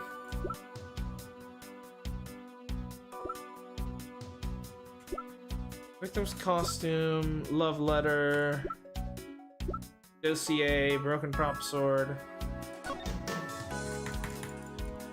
You can't look at this in any way.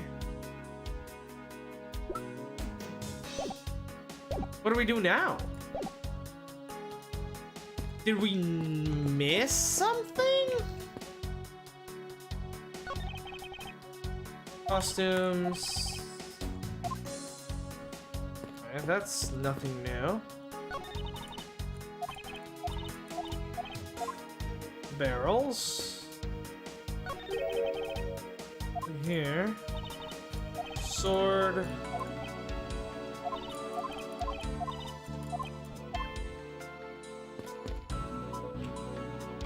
The trapdoor. Nothing. The chairs. Bad. Mirror.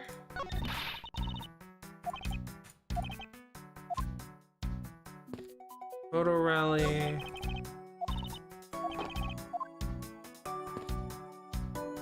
And the table is the only other area. Did we miss something here?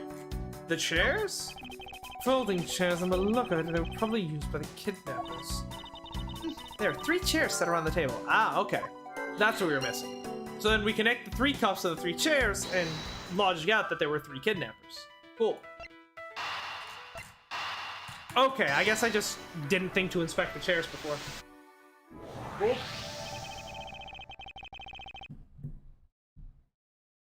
The common denominator between the cups and the folding chairs is the number 3. Speaking of which, the number of missing costumes is also 3. Wait, but I thought there were only 2 kidnappers. Indeed. Something isn't adding up, literally. Is it possible there's a 3rd kidnapper that Lance didn't see? Lance himself. It wasn't that... So this whole time, I had been assuming that Lance and Colin had faked the kidnapping together, and so Lance was double booking as both the kidnapper and the victim, right? However, Lance was in fact in on the kidnapping. There were 2 kidnappers apart from Lance that were were helping him out with this. Okay.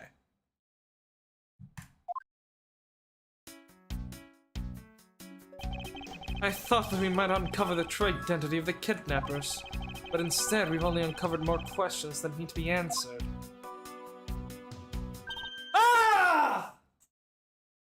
What the fuck? Why is it? Oh, God!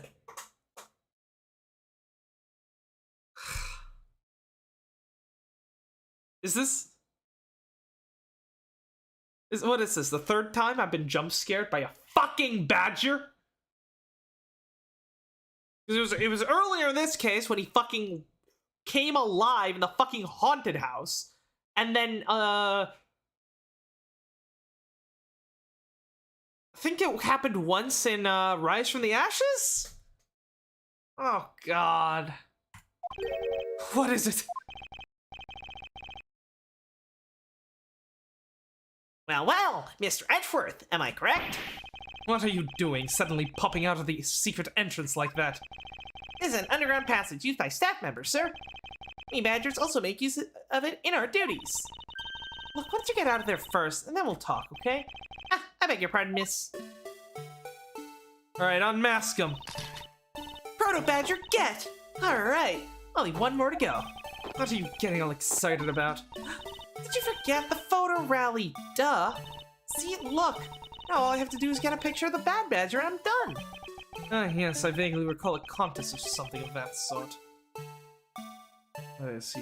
Where is he go- What? It's gone! But where did it go? What happened? What's wrong? Bad Badger costume is missing, sir. Oh, is that all? Well, it's supposed to be because the kidnappers stole it. I heard about how they were stolen, but they said that only 3 of the costumes had been taken. What? He's saying that more than 3 of them are gone.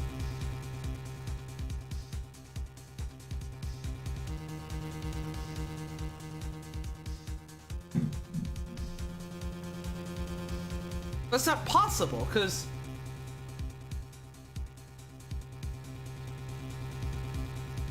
Okay, so there's 2 costumes of each, right? We know this Proto-Badger is walking around.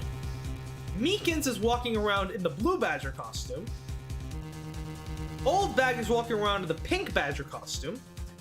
And there is a Bad Badger costume in here, right? One of the, in these, So that means at least, so one of each costume is fully accounted for. When we were in the isolation room before, there was also a Pink Badger costume in there. So we had assumed that the stolen costumes were the Blue Badger, the Bad Badger, and the Proto Badger. But what if that wasn't the case?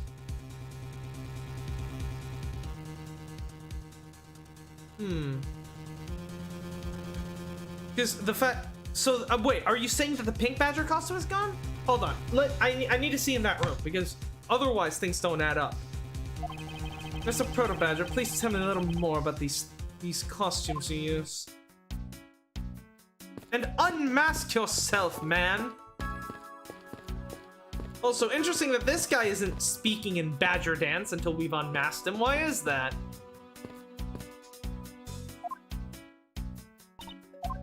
This is all suspicious. Okay, are you participating in the Blue Badger photo rally? Yes, I figured since I came all this way, I might as well. Plus, I want the prize. The prize? It's a handcuff-shaped notepad. Wait, there's a notepad-shaped set of handcuffs? Either way, they both sound incredibly useless. Hey, you don't know that. And I'm sure I can figure out what to use it for, whichever it is. A notepad might be useful, but I don't see when she will ever need a set of handcuffs. Sometimes a thief needs to, tie someone down so that they can't interfere with their plans or something. I don't know. We have any new evidence? No. Okay, wait. Let me logic this out real quick. So, we know for a fact there are 4 costumes accounted for.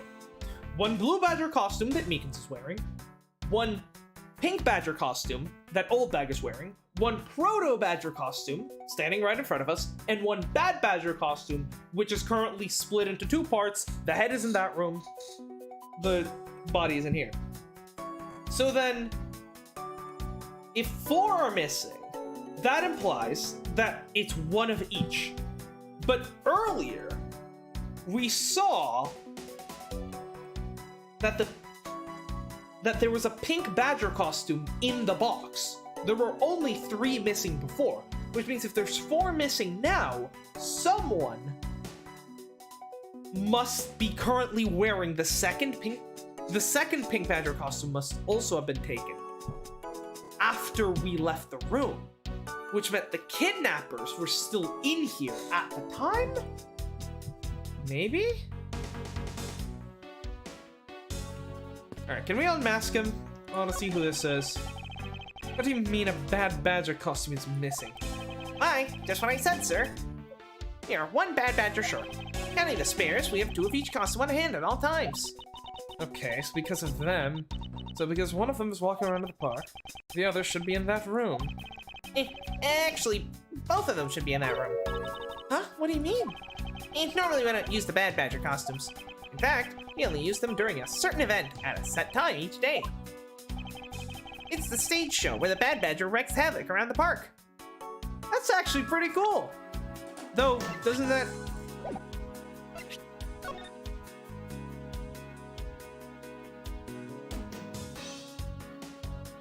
Yeah, I thought this implies that he's writing... Okay, whatever.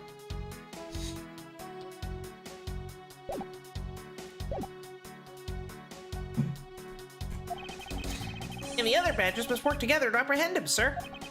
I'm speechless that such a show exists. Well, sir, it was Mr. Gumshoe's idea.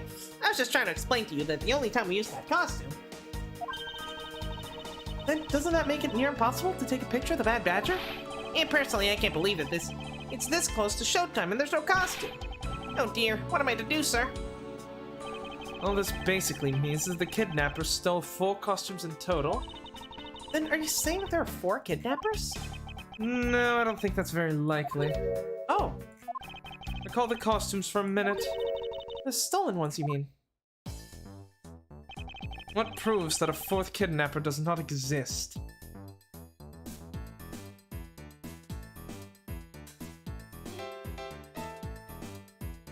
The fact that the pink badger costume is there, right? It's, currently in use is this costume, this costume, this costume. So then these 4 are the ones that are supposedly missing. But one of these should be in the, but well, one of them isn't missing. One of them is in the room. Yeah, it's the fact that the pink badger costume is still there, right? Take that! If you had 4 people and you wanted to steal a 4th costume, wouldn't you naturally go for the full set and steal the pink badger costume instead? Yeah, that makes sense. And yet the kidnappers decided to steal another bad badger. I believe the culprits needed 2 bad badger costumes, but the question is why?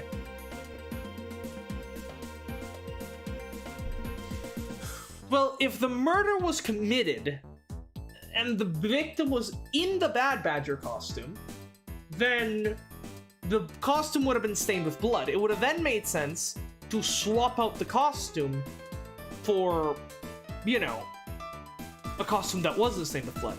But the only problem there is if the person inside the costume got killed, then the 3-person kidnapping group has been reduced to a 2-person kidnapping group. So then they don't need the costume. So then, no, the murder can't be the reason for why a 4th costume was stolen, because that doesn't really make much sense.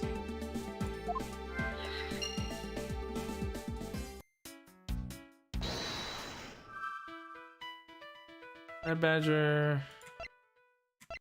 Yeah, and the fact that one of the costumes is laying out, that's the one that's missing, right? I was wondering if you don't mind. Mr. Proto Badger, how did you know my name? You're pretty famous, sir. I would think that most people would know you who you are. Famous me? Absolutely, sir. You're always very active in the community, I hear. Oh, I didn't know you were such a celebrity, Miss Redford. I feel like I've met this person before. Maybe it's just my imagination? Who could it be? Larry? Is that you in there, Larry? Hello? I guess he gave up painting and is that...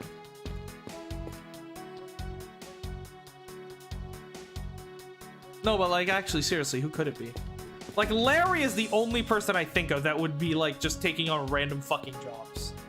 Because that's the thing he seems to do.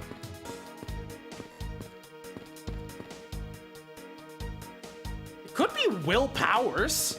He is an actor. Though, my god, how the mighty have fallen if he's fucking degraded from, like, the leading television actor for kids to fucking,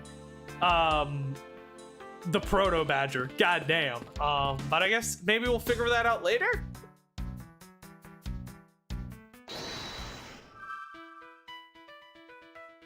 All right, well, let's put these two together, obviously.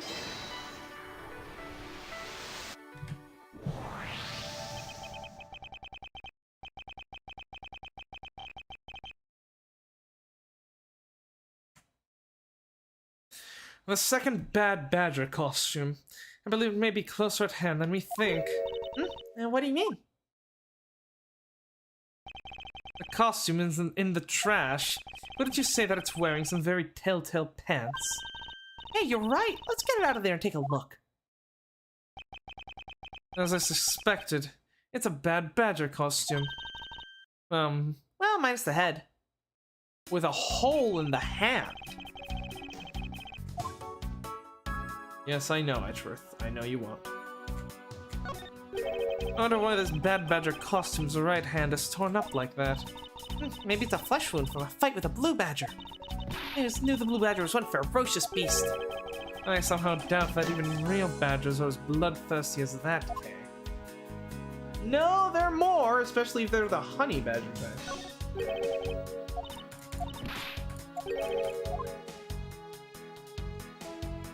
Alright, there's literally nothing for us. Oh.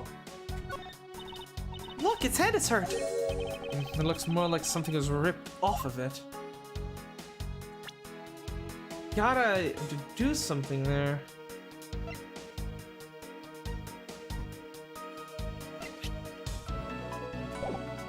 Drop sword.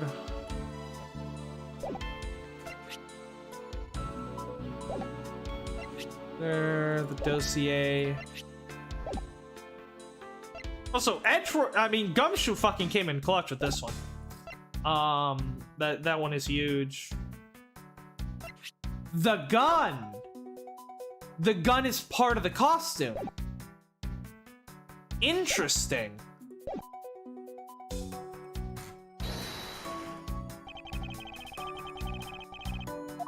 I assumed it was just a prop, not a part of the fucking costume. I believe what we have here is an inconsistency.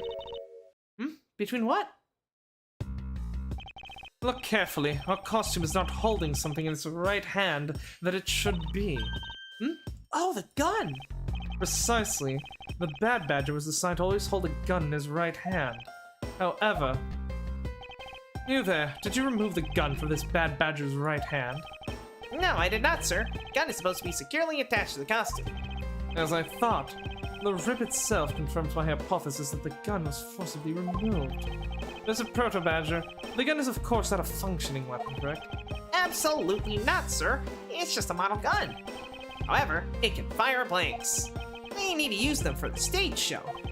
It seems that our kidnappers also had a need for the model gun, my dear costumed friend.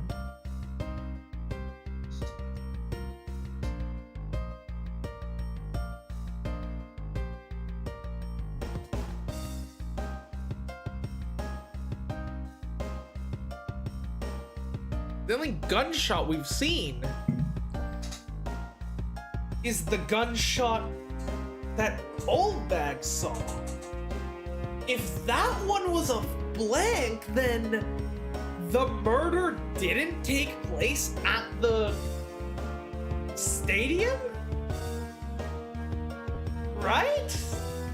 Is that it? Which would then just leave the haunted house as the only place for the murder to have taken place, which I suppose it makes sense. That is where the kidnappers, we know they were, so.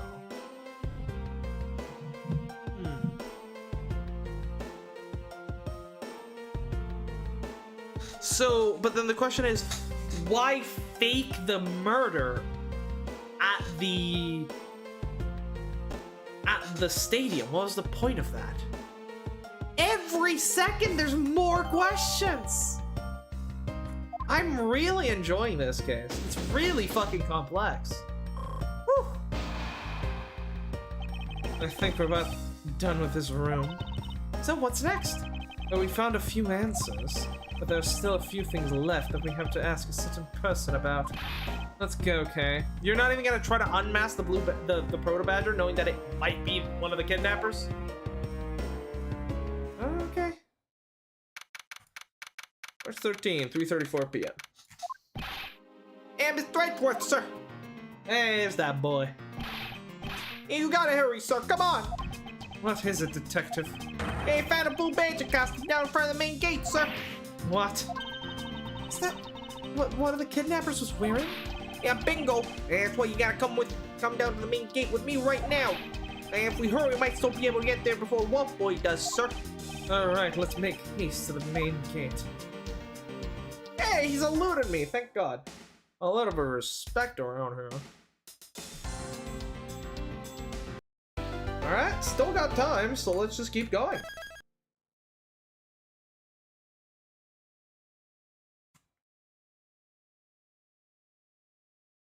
We might be able to finish the case today. That'd be great.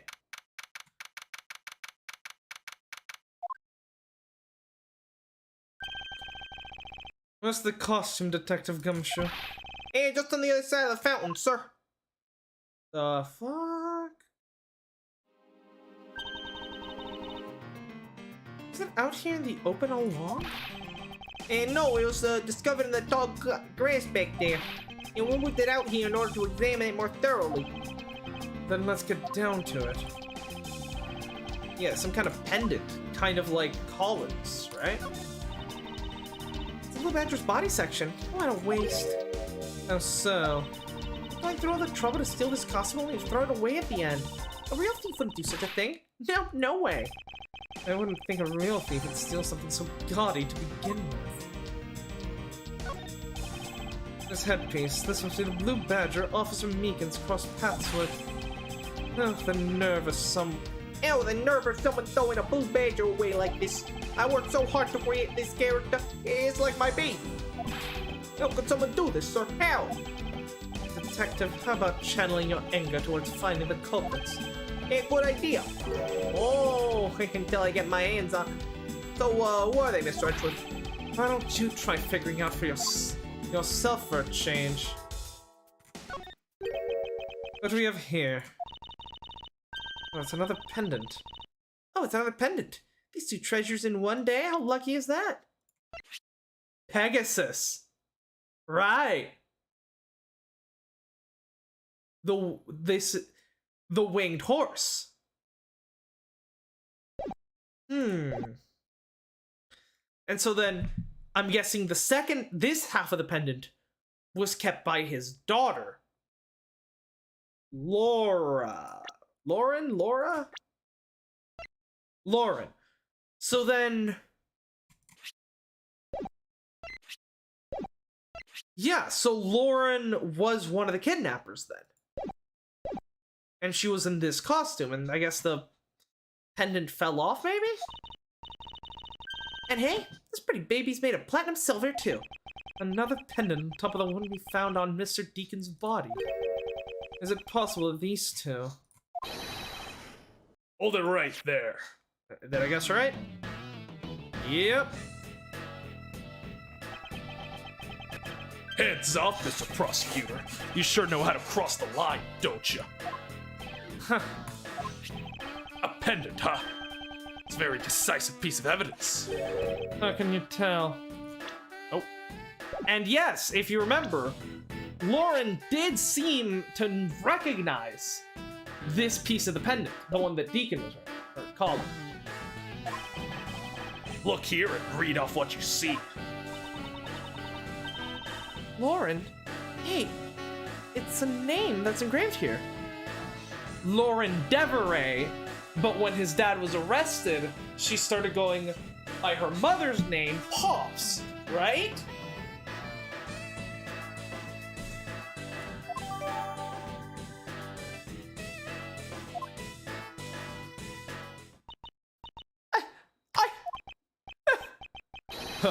We have you now, Miss Kidnapper. No, you don't understand. Well, I can't believe you are one of my kidnappers. Lance! You're kidding. Was Miss Pops one of the kidnappers? Yes. It was me. I held Lance hostage. So Miss Pops is one of the kidnappers. But why is she admitting it? Is she throwing herself under the bus to help him get away? But even knowing that, I can't call this case solved or over. Hey guys, case closed. Thus spoke idiot. Get the car ready. And I mean the special one for this young lady. Again, Mr. Prosecutor. What is it this time? Are you proposing that Miss Pops is also the culprit in the murder case? What happened? I thought Officer Meekins was your suspect. We found it. Found what? That officer's gun. He literally dropped it in the middle of a thick patch of grass. Your country's police are sham. Just look at how careless they are. On that we can agree. What is it? Tragic. The worst person you know just made a valid point. Hey, what are you calling a sham? The officer's gun didn't show signs of being fired, so it can't be the murder weapon. So Officer Meekins has been cleared of all charges, I see. And that's when a brand new suspect came walking onto the scene. The murderer only happened because the kidnappers started fighting amongst themselves. As I recall, it was you who said that, right, Mr. Prosecutor? Correct, but there were 3 kidnappers.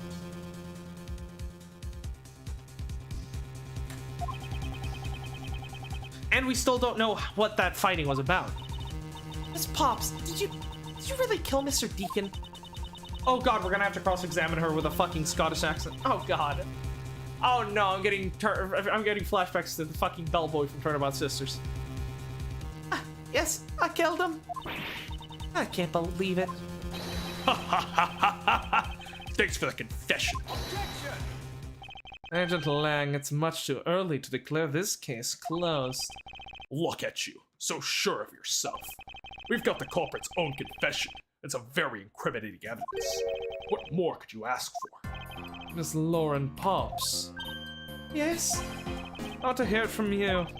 Tell me your side of all that has happened today, from the kidnapping to the murder. But why?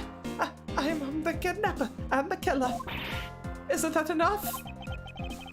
What are you doing? It's fine if you're the one behind everything, but only if that is the truth. Now then, will you tell us the truth? Or is there some reason why you can't? Oh, because she's trying to protect, Lance? British people, man. Sheesh. I've had a change of heart. I think I'd enjoy seeing you sulk away as the losing mutt. Alright, you heard me. Let's hear about all the evil deeds you committed today. Bob's confession. The one who came up with the kidnapping plan was the butler, Mr. Deacon. They knew that we could get rich by holding Lance hostage. Mr. Romano would pay anything to get his son back. After all, everything was going according to plan, but as soon as he got the money, Mr. Deacon turned on me and tried to kill me. Okay, so you're going for the self-defense angle. There, you satisfied? She just confessed to her crimes the second time. At least you have the guts to admit what you've done. I can at least respect that much. Miss Pops, is what you said really the truth? Yes, it is. If that is the truth, it certainly isn't the whole truth, and nothing but the truth. Because there's something that seems a bit too improbable in her confession. Alright, let's go through this. Obviously, we gotta go through and press everything first.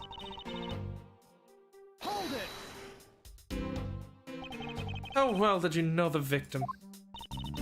I've spoken to him only a few times at Lance's house. A few times, that's it. Yes. They only met a few times, I don't see how they could have trusted each other. But if you hardly ever talk, then how could he trust you not to steal his plan? That's completely irrelevant. He was planning to betray her from the very beginning, which is why he chose someone he wasn't especially close to. Isn't that right, Sheena? Yes, however, Mr. Deacon made a very poor choice. In the end, he was killed by the one he intended to betray himself. Huh, I bet you didn't see that one coming. I mean, he makes a good point, but there was also the fact that Deacon was her father, so it doesn't make sense for him to try to kill her, you know? Taking Lance hostage. You knew. How did you know about something like that? Oh, no. Oh, what did I do? Okay, what's wrong with her now? Oh, come on, isn't it obvious? You're making your scary face again, that's why. Why don't you try asking her in a nicer, more gentle way? No, stop it, Lauren. You're always like this. You always fall for a stern-looking one. That's why you'll always be unhappy. Or maybe that's it. She's been bewitched by your icy glare. Mind your business, Kay. Now then, Miss Pops, let's continue with our testimony. Oh, yes, of course. This is a mistake. Anything to get his son back, after all. That is true. Can't contradict that. Why did you believe that? Anyone who knows Mr. Romano would think the same. Including Lance.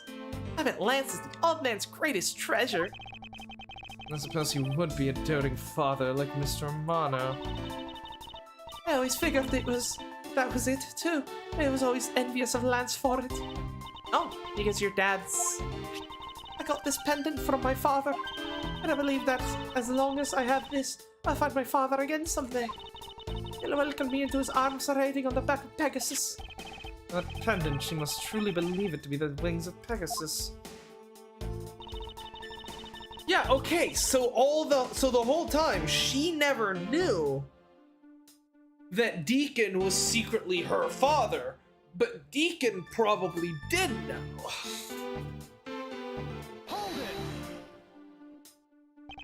Would you mind telling us a little more of the plan itself? Well, first we captured Lance. Oh, how did you do that? So what I'm thinking right now is that obviously Deacon, Lance, and Lauren come up with the kidnapping plan, and something goes down, but for some reason Lance betrays both of them. He kills Deacon and then has Lauren take the fall for the whole thing, right?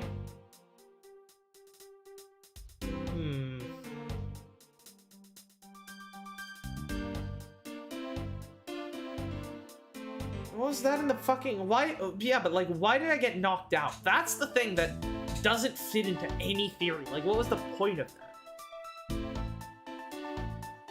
Unless... Wait. Did we hear a bang when we were in the haunted house?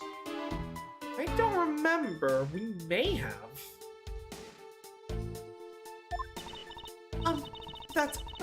Mr. Deacon did that on his own, so I don't quite know. And here I thought you knew how to steal people away. I shudder to think that she would do with what she would do with such knowledge. Sorry, I really don't know, but somehow Mr. Deacon was able to contain him. All he had to do after that was wait for the ransom to be paid, but... Hold on, let me just go over that because I wasn't paying attention. Mind telling us a little bit about the plan itself? Well, first captured Lance.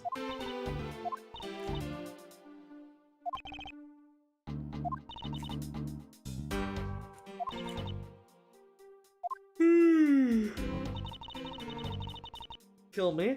Which doesn't make sense considering he's your father. What do you think he did? I have no idea, but maybe he had planned on doing so from the very beginning. His pops. Wait, Mr. Deacon planned to kill Miss Pops from the very beginning. Was that ever really likely to happen? What should I do? Should I raise an objection? Of course. I'm sorry, but I don't think that you just claimed is all that likely. Huh? I don't think Mr. Deacon would have ever been capable of killing you. But why? We are total strangers. It's not uncommon for people to kill each other over money. Miss Pops, you really are clueless, aren't you? What do you mean? You never knew what your role in the kidnapping was, nor do you know who you really are. But I do, and I can show you with this piece of evidence. This proves that Mr. Deacon wouldn't have been able to bring himself to kill Miss Pops. Yeah, the pendant.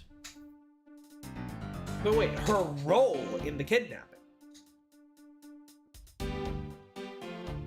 Was she meant to be the fall? Was she meant to take the fall from the start? Was Lance planning the whole thing all along? Take that! Why are you showing this to me? So what about the pendant? This horse pendant, along with this piece of evidence, shows who you really are. Take that! These two pendants resemble each other, wouldn't you agree? Hey, you're right. They're the same color. You're made of the same material.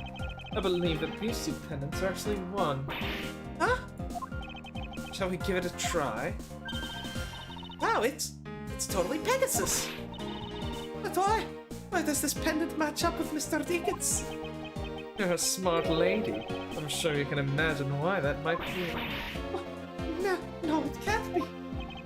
So the two make a set. Huh. It's just another trick. It's not as though this changes anything. No lack of imagination, Agent Man. Very well. I'll show you with this. I find your lack of faith disturbing. This is the piece of evidence that gives meaning to the Pegasus pendant.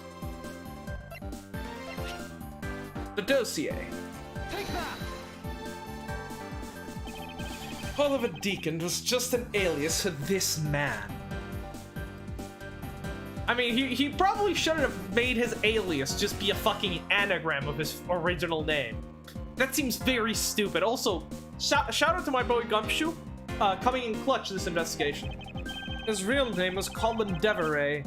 The name that is attached to the horse pendant. What?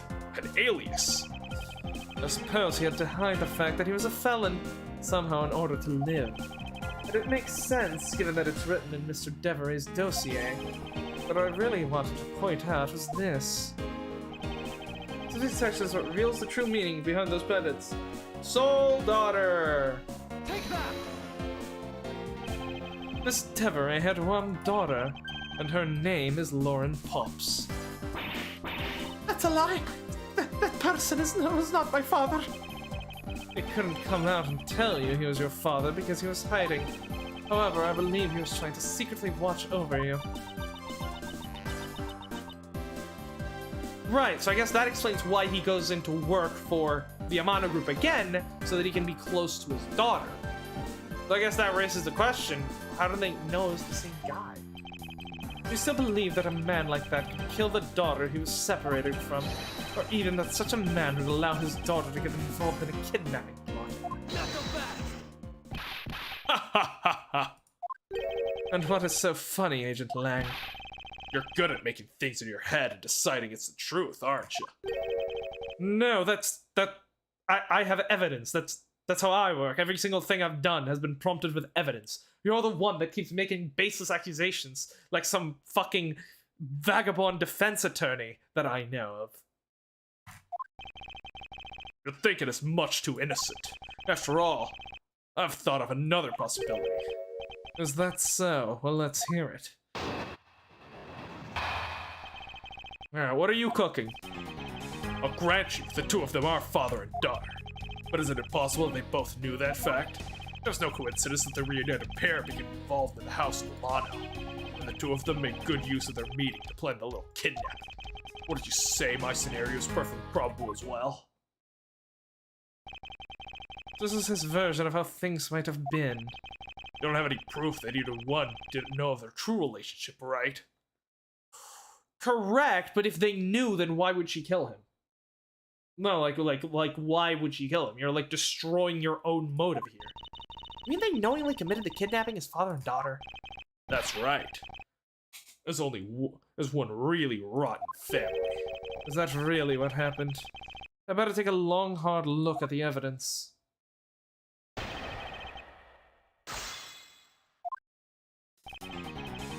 Two of them are father and daughter. Hold it! Precisely, and what father would ever willingly kill his own daughter? Some. I've seen a lot of things in my travels. And I can tell you that being related by blood is sometimes proof of nothing.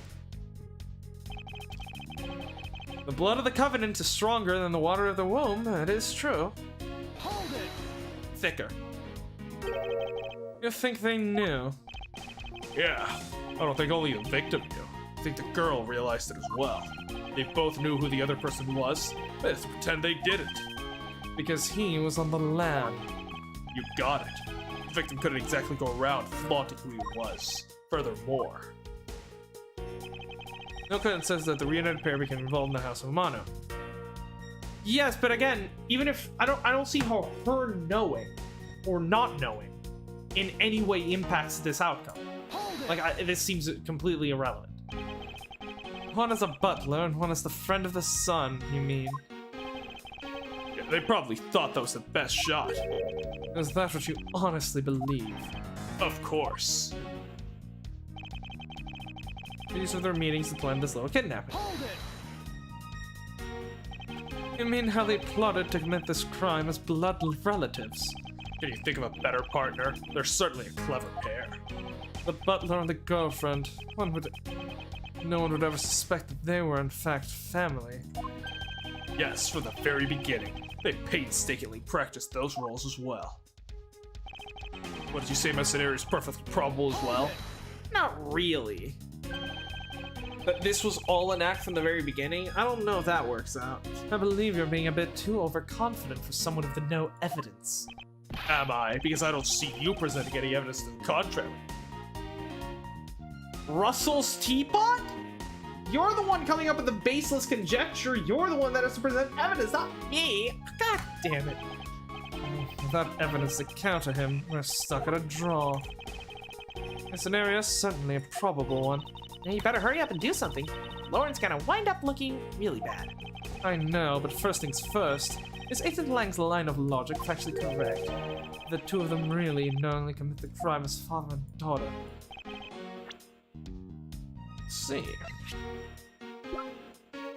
Badger's head, photo rally, the Bible,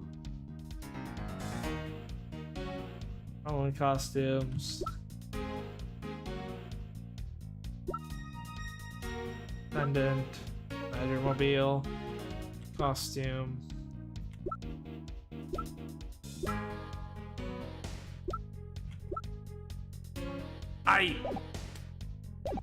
Okay, obviously that's not contradictory, but isn't it possible that they both knew that fact? That's what we need to contradict, clearly. Pair became involved in the House of Amano, and two of them made good use of their meeting to plan this little kidnapping. It could either be this one or this one. I think it's this one, but what do we actually contradict there?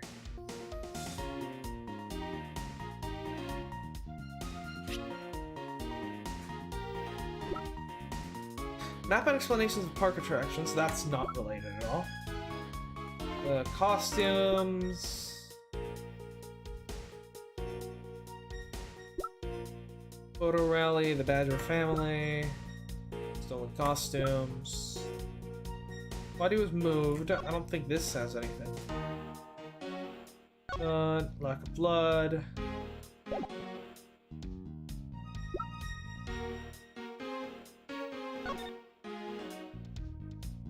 Oh, we haven't actually looked at this.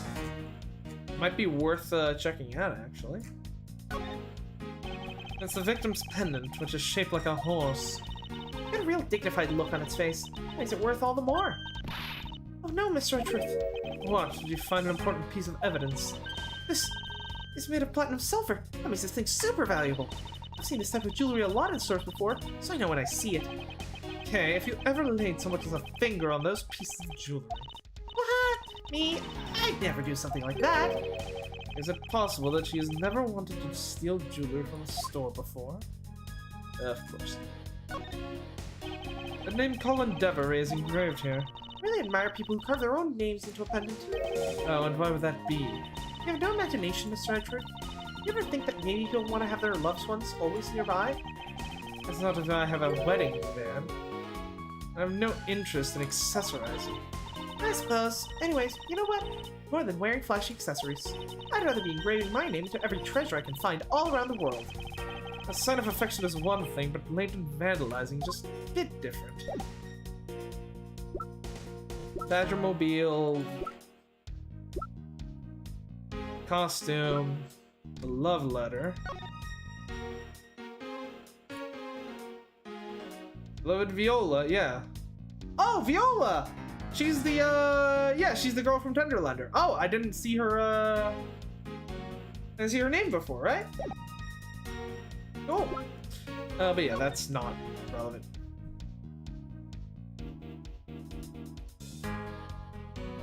Is it this? Is it the fact that in the dossier that despite the surveillance, they haven't really interacted?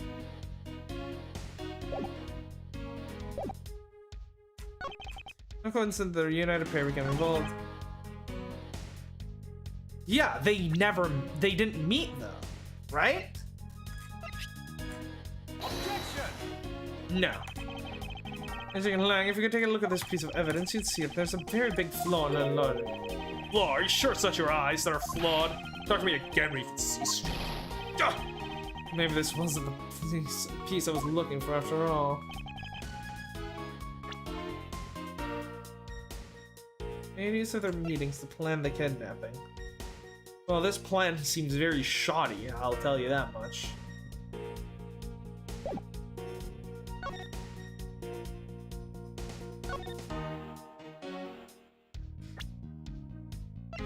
It has to be the dossier. But where? Mention this piece of evidence. That thing has nothing to do with what I was saying. Now put it away. If your logic's so badly into the pair, might as well throw it out too. This is the real. Okay, we already read this.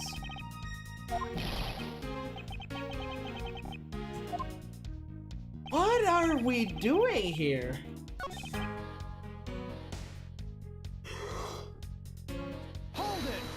Father and daughter. The father would ever willingly kill his own daughter. Yeah, this is non-falsifiable. It's possible that they both knew the fact. Yeah. I think they knew. I don't think only the victim knew. I think the girl realized as well. They both knew who the other person was. They had to pretend they didn't, because he was on the lam. Furthermore,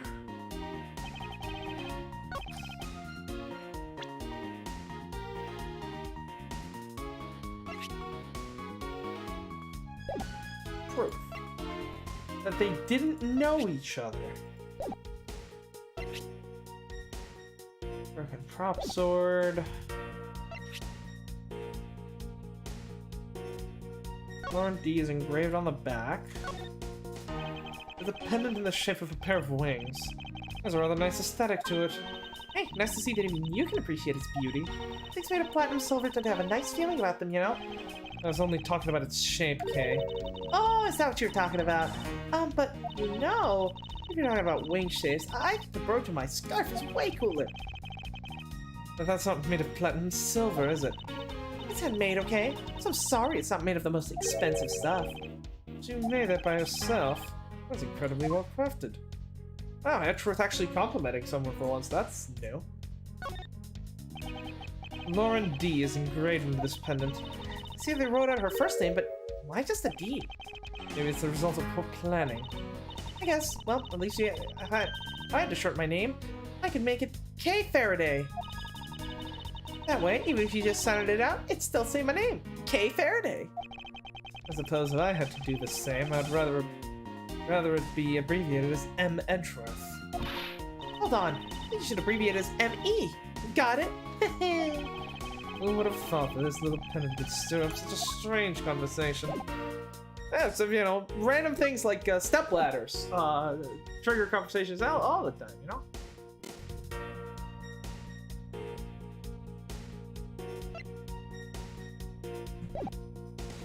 They both knew this fact.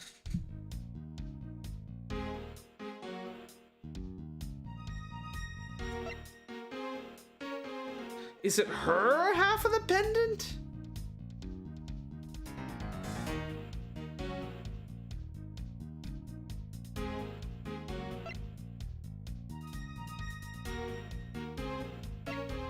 Let's try her half of the pendant on this one.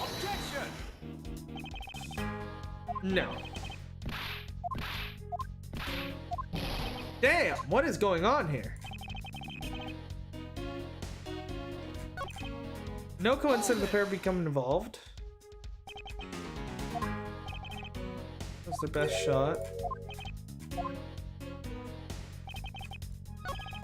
This scenario is perfectly probable as well.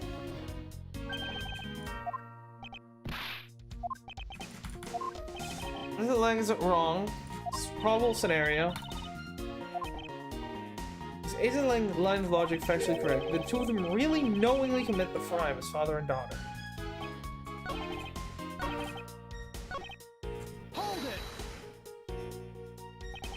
You know how they plotted to commit the crime as blood relatives? Can you think of a better partner?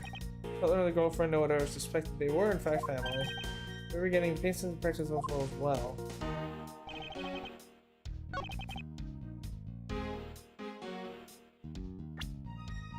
Good use of those meetings to plan this little kidnapping.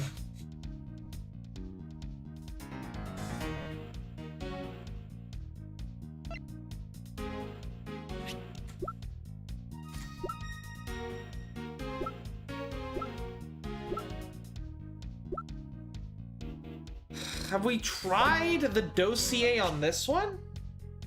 Because they were planning if they were planning a fucking kidnapping while they were meeting, the surveillance should have picked that up, right?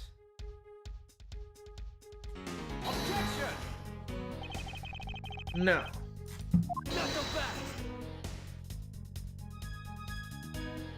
Oh, here we go. Like she says. Oh, you've already seen this.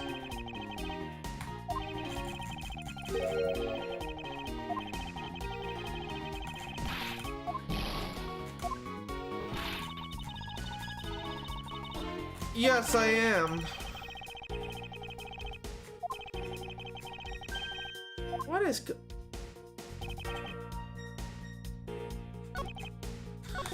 Yeah, it might be this one that they used their meetings to plan this kidnapping.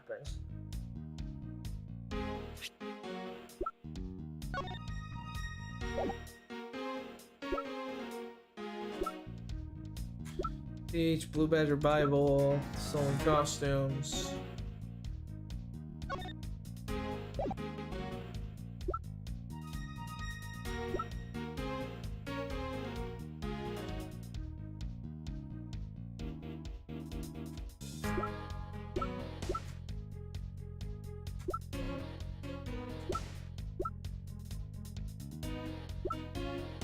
Missing gun. I've got nothing. What the hell?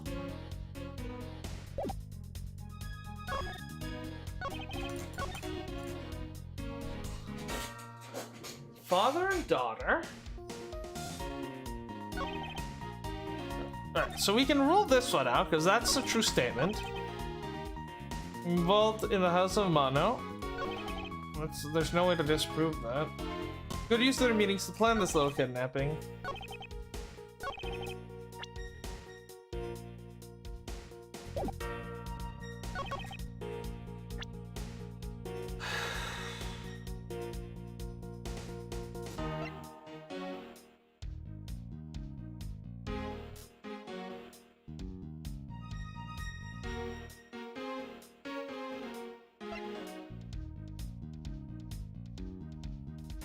Is it the fact that he's dead now? And if they were planning to commit this murder together, this wouldn't have happened?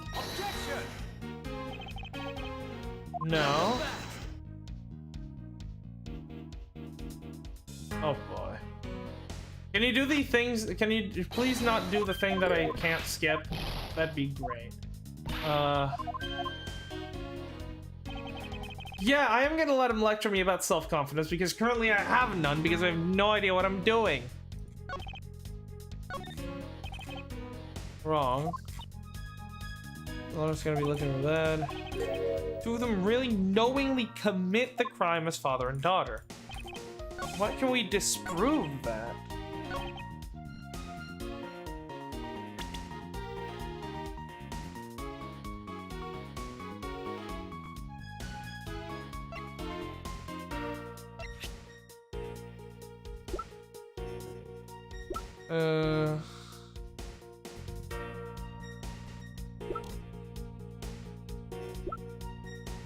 Deacon's real name and history.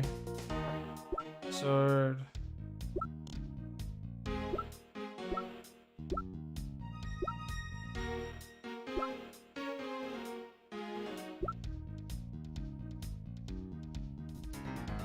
Plan the kidnapping.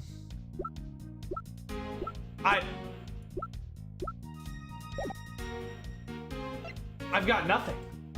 I've legitimately got nothing. Like, the only thing I can think of is the dossier, but that's already been,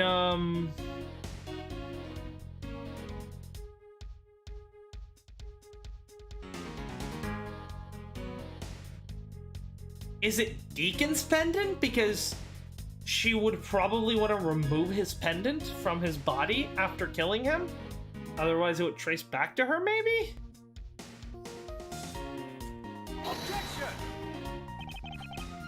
No, then could it be the well, yeah, it could be the pendant on the other one, though.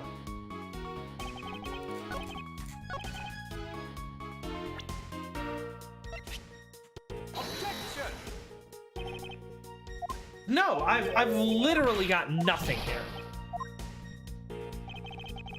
Because, like, the only thing that actually relates has to be the fucking, the dossier. But the dossier, I've already used it on the 3 statements that have any relation to it. I already used the pendants. Yeah, I've already tried those. Murder notes, the stolen costumes, the Badger Bible, the prosecutor's badge, pamphlet, the Bad Badger's head, the Badger photo rally.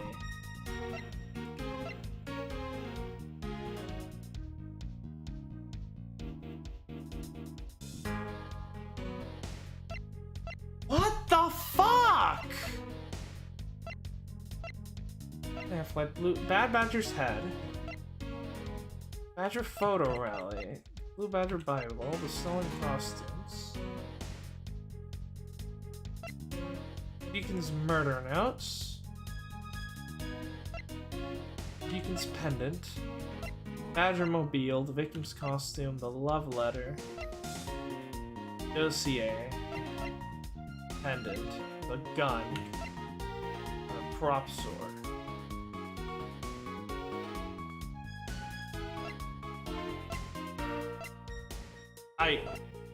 I don't know.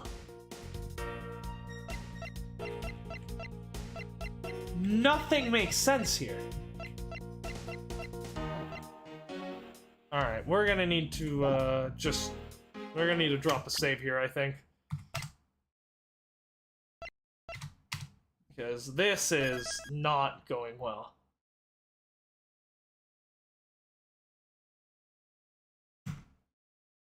How?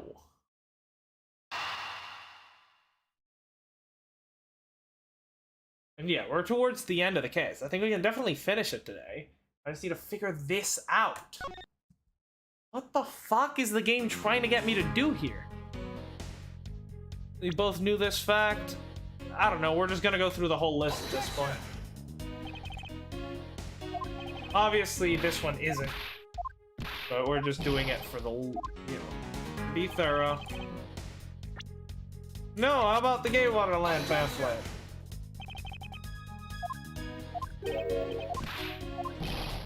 See, we haven't failed this game yet, so I don't know what actually happens when we fail.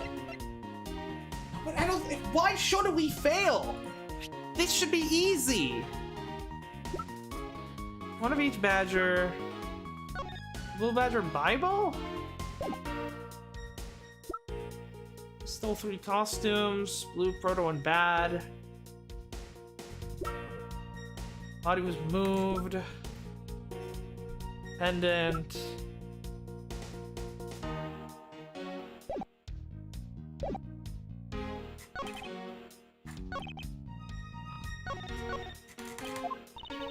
No, we just have to go fucking... Can't believe we're gonna get our fucking first game over here just because it's this bullshit. Bad Badger head, I don't know. Oh, let's see what happens when we lose.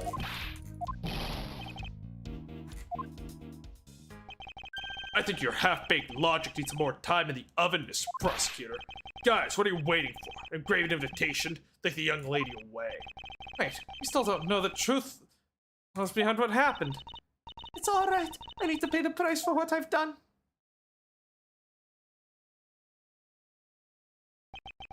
Thus the truth is lost for all eternity. It's fine. We'll let... Right. I know you're still around here. You're in that little fucking fuck-off boat, right? Right. I need your help here. Yeah, can you defend her in court? Yeah, don't worry about it. This'll be easy. Like... Okay. Photo rally!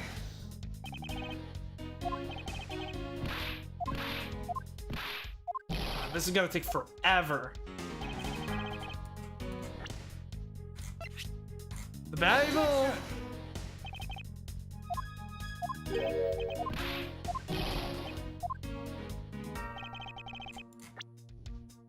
The costumes!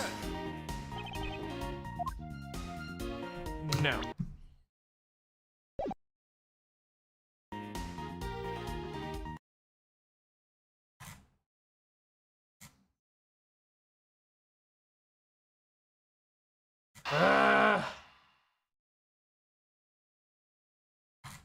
The fuck?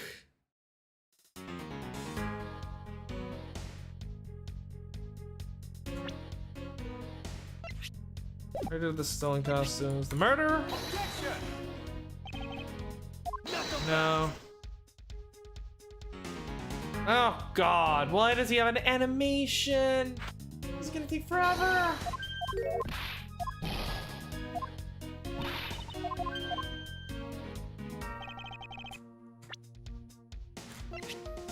His pendant. I'm pretty sure we've done this one already.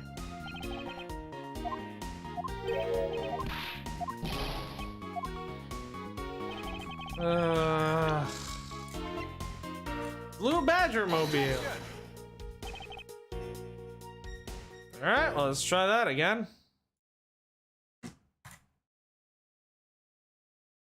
This is a disgrace. This is a fucking disgrace.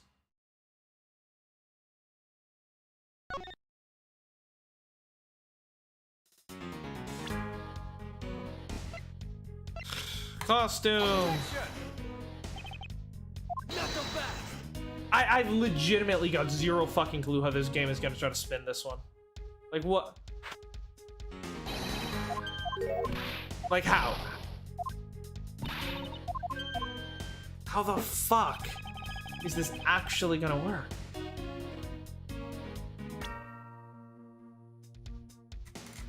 I don't know. Love letter.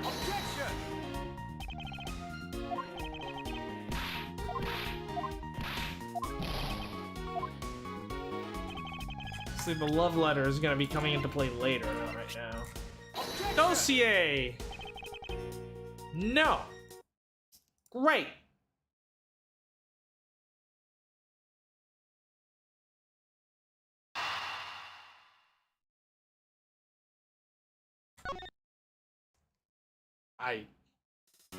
I've given up on this one. There's nothing here that makes sense.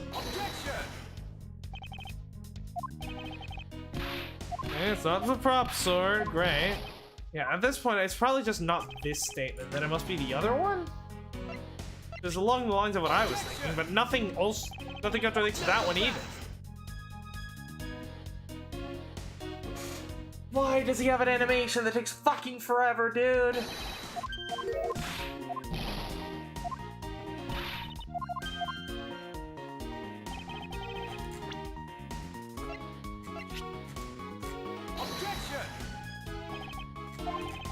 Yeah, no. But I don't know what you expect me to do here. I've got zero fucking clue.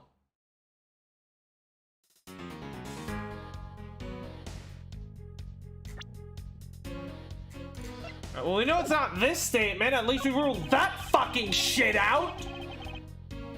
I became involved at the house of Amano. That directly contradicts the dossier, but apparently that doesn't work for some ungodly reason.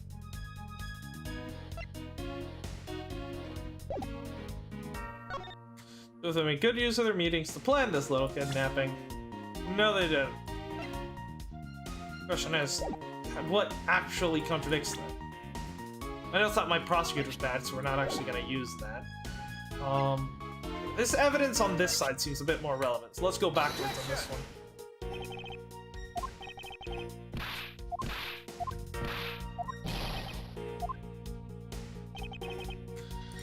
Oh, God. Gun. No.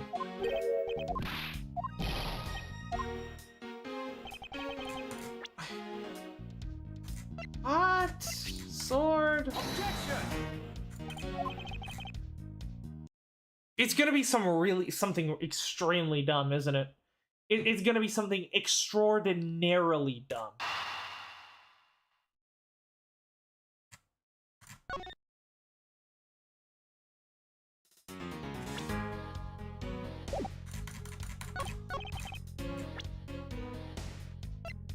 The dossier! Which you already tried, but I guess we'll do it again.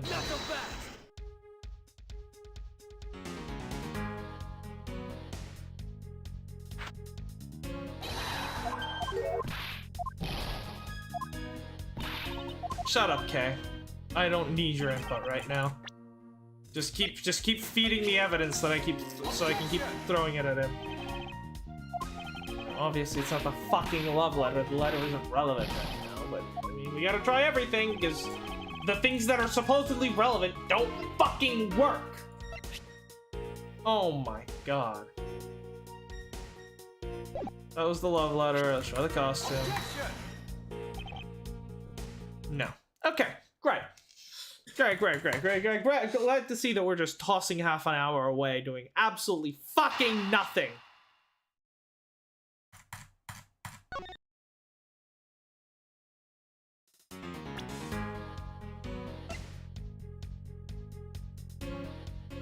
Badgermobile. No.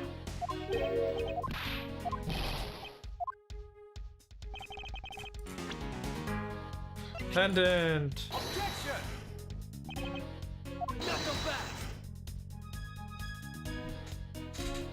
Come on, do the thing. Do the thing.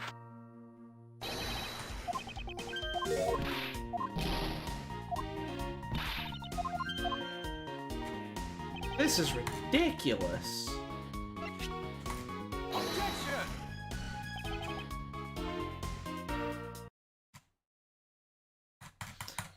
It doesn't help that this game actually just if reloading this was easier, that'd be great.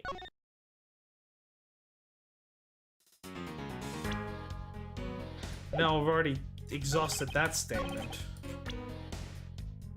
Finally, stolen costume. What?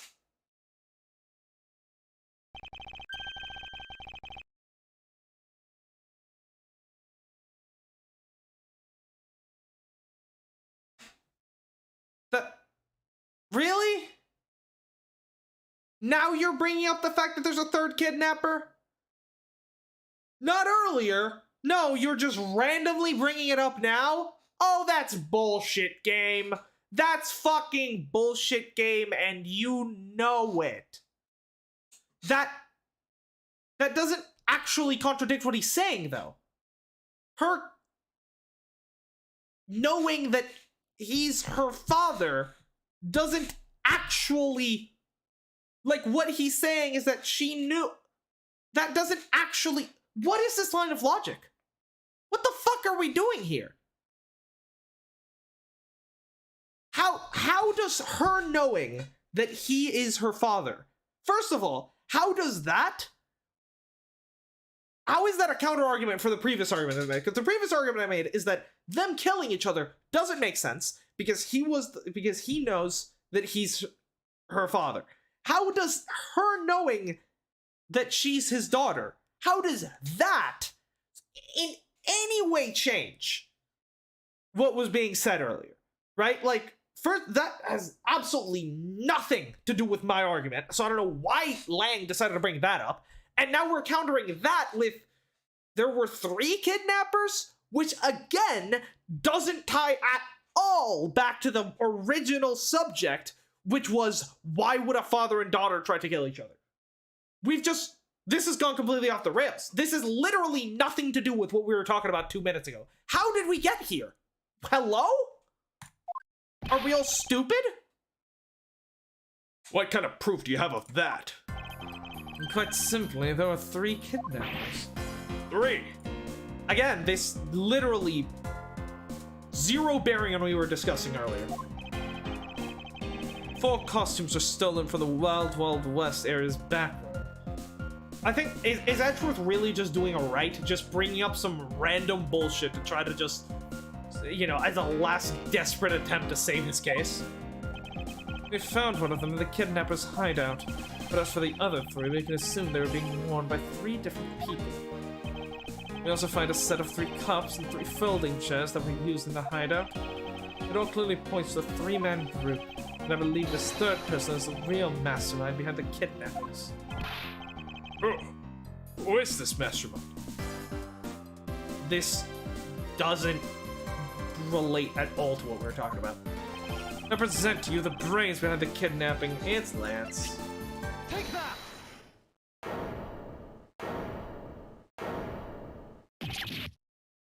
Lance Amano. Yes, this abduction was in fact schemed up by Lance himself. Oh, here we go. Oh, the music's kicked in. Recall what he said when he appeared before us. You see the faces of your kidnappers. Did you see the faces of your kidnappers? The fact that they're the 3 first, because, you know, I don't really read the full fucking name of the person I'm speaking. I usually just read the first few letters, and from there, I guess, who's speaking. The fact that Lance and Lang, their names start with the first 3 letters means I keep fucking confusing them. No, I didn't see who their faces, but 2. One was a woman. Oh! I thought that was something... It is! I think this is the fact... Because their names are so similar, I keep fucking getting them confused. I thought that it was Lang that had deduced somehow that one of them was a woman. Through his, like, intuition or whatever. But no, it was Lance that said that. Okay.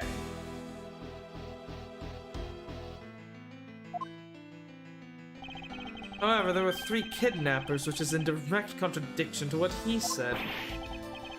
But I only saw 2 people.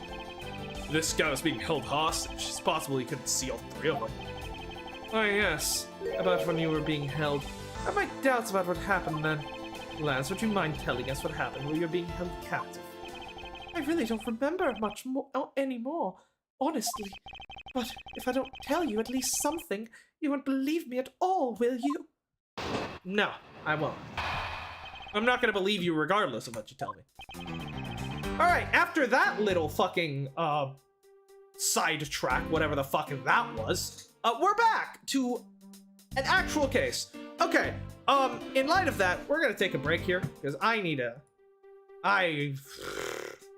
That is, well, that was certainly something. I'm not very happy with how things are turning out right now. So, we're gonna, well, no, I'm happy with the case. That line of questioning was absolute bullshit. I make an argument. No, like, Lang makes an argument. I directly counter his argument. He brings up some random non sequitur that doesn't even respond to my argument.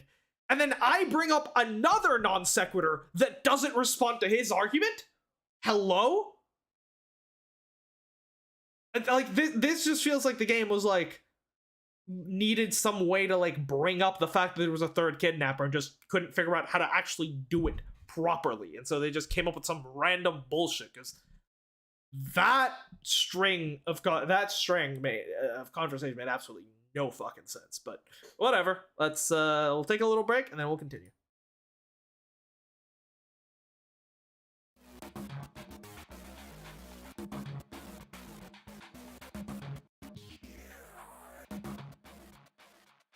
Feeling no pressure, but appears in the media. Getting jiggy with confined, place I'm telling you. Anywhere you be, from New York to Siberia. Got up in your own beat and shake it every day.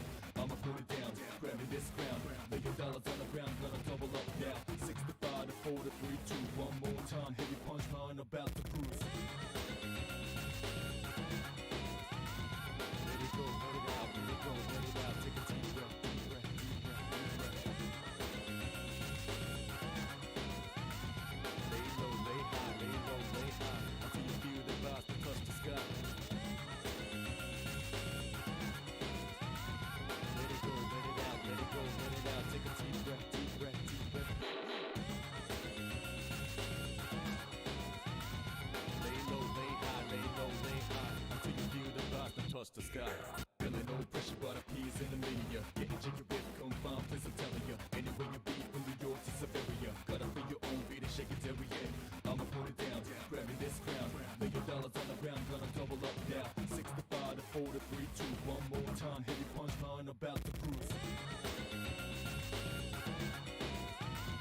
Let it go, let it out, let it go, let it out. Take a deep breath, deep breath, deep breath, deep breath. Lay low, lay high, lay low, lay high. Until you feel the vibes that touch the sky. Let it go, let it out, let it go, let it out. Take a deep breath, deep breath, deep breath. Lay low, lay high, lay low, lay high. Until you feel the vibes that touch the sky. Feeling no pressure, but appears in the media. Getting jiggy with confined, place I'm telling you. Anywhere you be, from New York to Siberia. Got up in your own beat and shake it every day. I'ma put it down, grabbing this crown. Lay your dollars on the ground, gonna double up now. 65 to 4 to 3, 2, one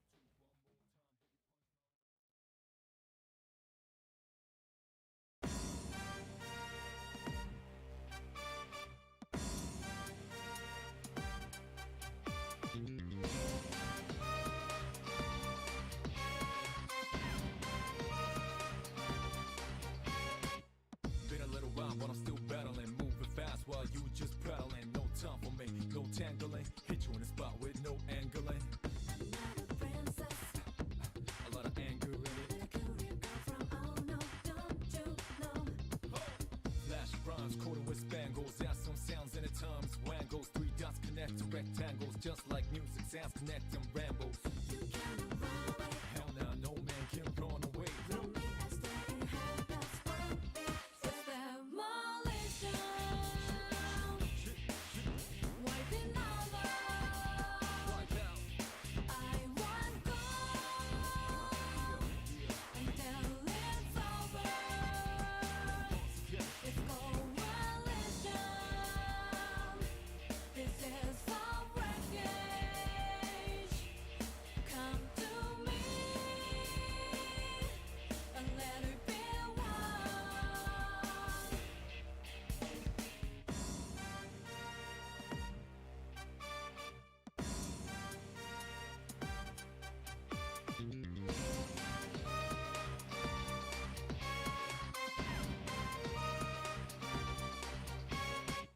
Been a little while, but I'm still battling. Moving fast while you just prattling. No time for me, no tangling. Hit you in the spot with no angling.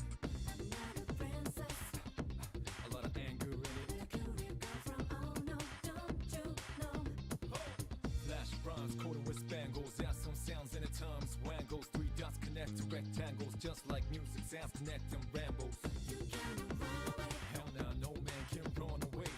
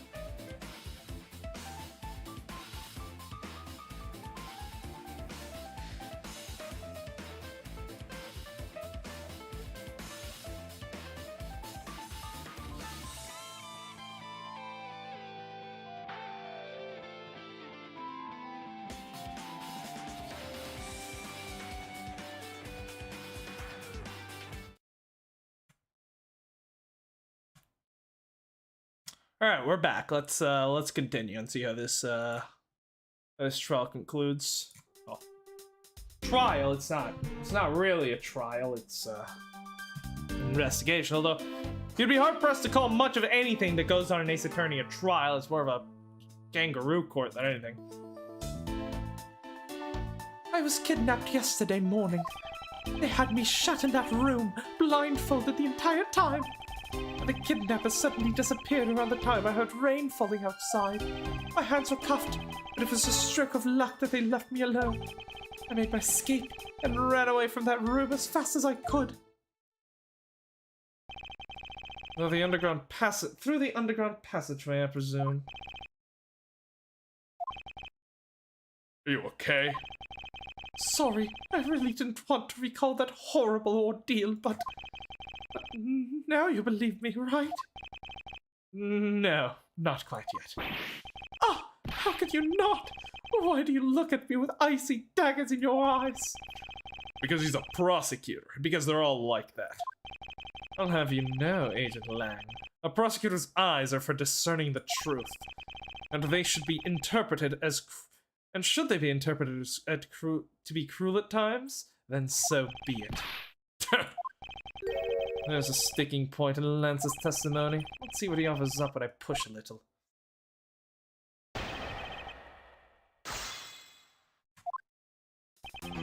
Kidnapped yesterday morning, okay? Can you tell us about when you were abducted in a little more detail? It was a strange morning. It felt like I was right in the middle of a great calm. And where were you when you experienced this calm? Our family garden, of course. Where else would it have been? Well, excuse me for asking. This child is more princess than prince. I was out taking a walk to shake off the morning blah. Then out of the blue, someone from behind clamps a hand over my mouth. Didn't see your attacker. They must have used some drug to knock me out, because before I knew it, I was off to La La Land again. When I woke up, I was in the kidnapper's hideout already, all tied up. They had me shut in that room, blindfolded the entire time. Hold it! Where are you? By that room, you mean the room in the kidnapper's hideout, correct? Yes, but I was blindfolded the whole time, so I didn't know that until I made my escape. Then you were in the same room as your kidnappers. They spoke in hushed tones, but I could catch bits of their conversation. It was definitely two people, and one of them was definitely a woman. I was so scared. I could tell they were nearby, so I didn't dare make a move. Kidnapper suddenly disappeared around the time I heard rain falling outside. Hold it! The kidnappers disappeared.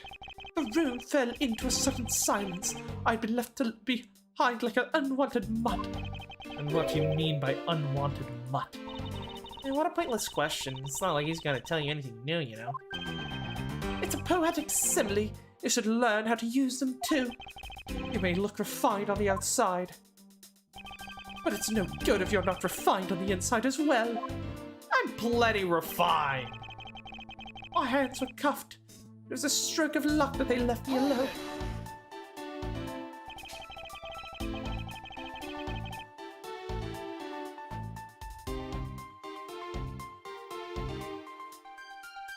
Then those cuffs on your wrists. I suppose you were still cuffed in that case. I'm well aware of how I'm chained to reality. I couldn't find the key, so I'm afraid that I'm stuck like this. Even though I escaped from that jail cell, I will forever be a prisoner. Escape and ran away from the room as fast as I could. Hold it! How did you manage to escape? Yeah, crawling out of a fucking trap door without, like, falling into it seems pretty unlikely if you were handcuffed and blindfolded. I wanted to just get out of there, but the door leading outside was locked. No, it wasn't. Which is why I had to use the underground passageway to make my escape. I remember escape to be equally as hard. This is an invaluable piece of testimony. I mustn't let it go unexamined. As it was locked tight, so I had to use the underground passageway. Hold it! By underground passageway, you mean the one the staff uses to travel unnoticed?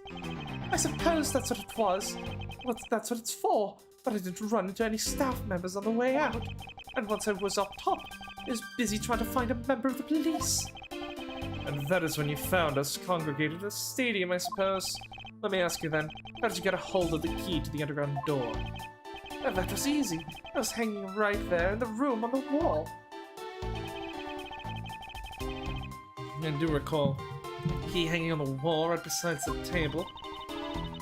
Boy, does that bring back memories of our situation. About how we made our escape.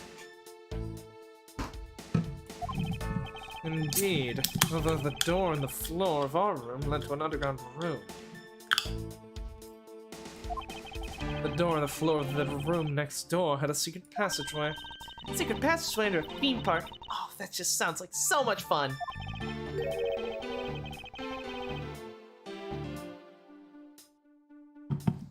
I wonder, is something off about the way Lance made his escape? Yeah, the door wasn't actually locked. See, this is an evidence presentation that makes sense. You say that the door leading out was locked, but was it really? We're talking about the room behind the saloon front, right? Look, I heard that it took quite a few men to get that thing open. Right, Sheena? Yes, that's correct. Then take a look at this. What is that? A sword? It's not especially reliable one if it's broken like that. Well, it took 10 of your men to break it, so what does that say about it? Let me start from the end. My conclusion is that the door was never locked. Oh, that's one way to do it, I guess.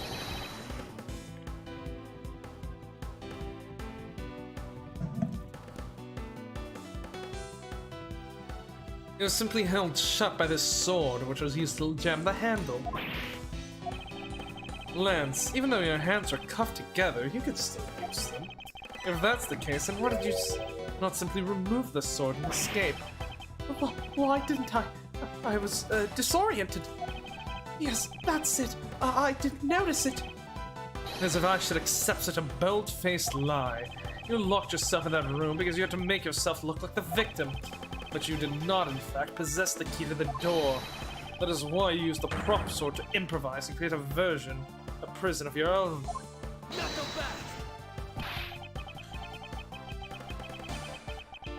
You've been making this guy out to be one of the kidnappers for some time now. I wonder if you've forgotten something very important along the way.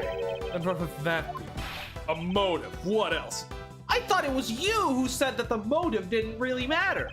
You honestly think that an upright, pure boy like him would hatch up a completely pointless scheme such as kidnapping himself? I've got the motive. And her name is... Hold on.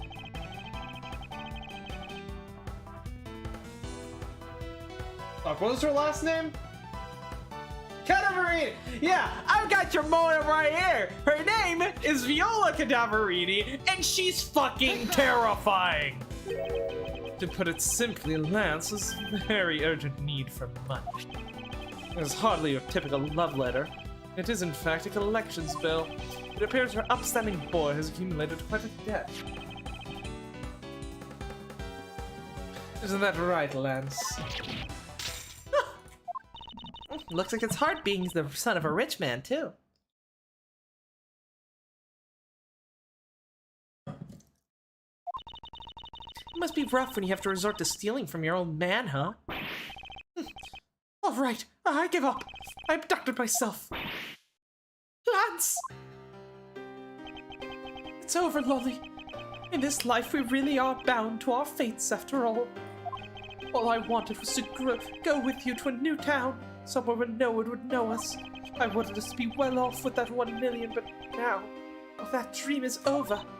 Oh, Lance! And you're giving yourself up.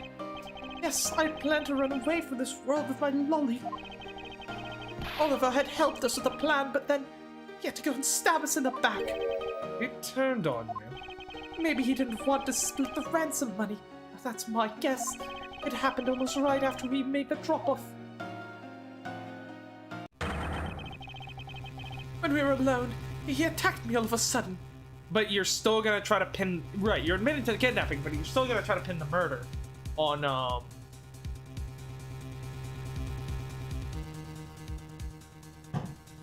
Lauren. After a brief struggle, I was able to contain him and keep him under control. We left him inside that room as Lolly and I made our escape. We wore different costumes and split up. Yeah, okay, so he was the proto-badger, so you're the asshole that knocked me out upside the head! Oh my god! Lolly left first in the blue badger costume.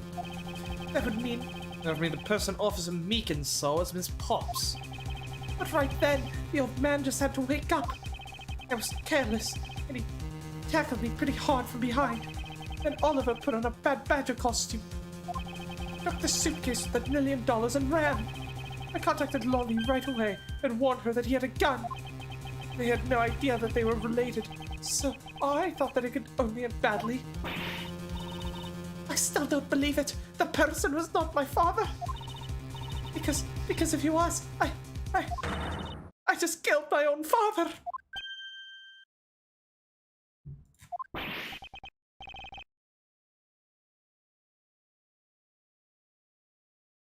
Wait.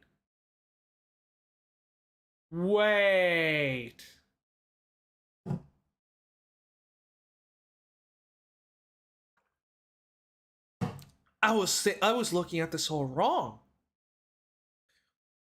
I was thinking that she was taking the fall for him.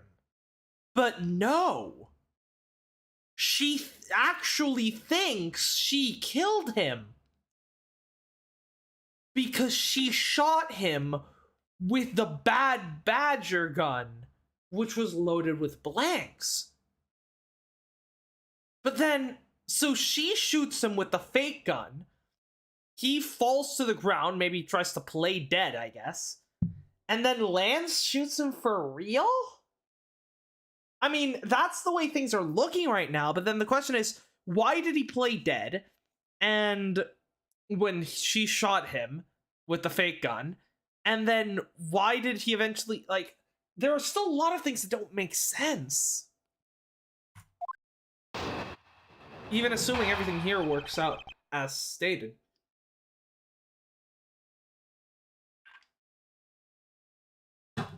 Chain of events. That man was not my father. I mean, because at the stadium, there was a bad badger pulling the suitcase with $1 million in it.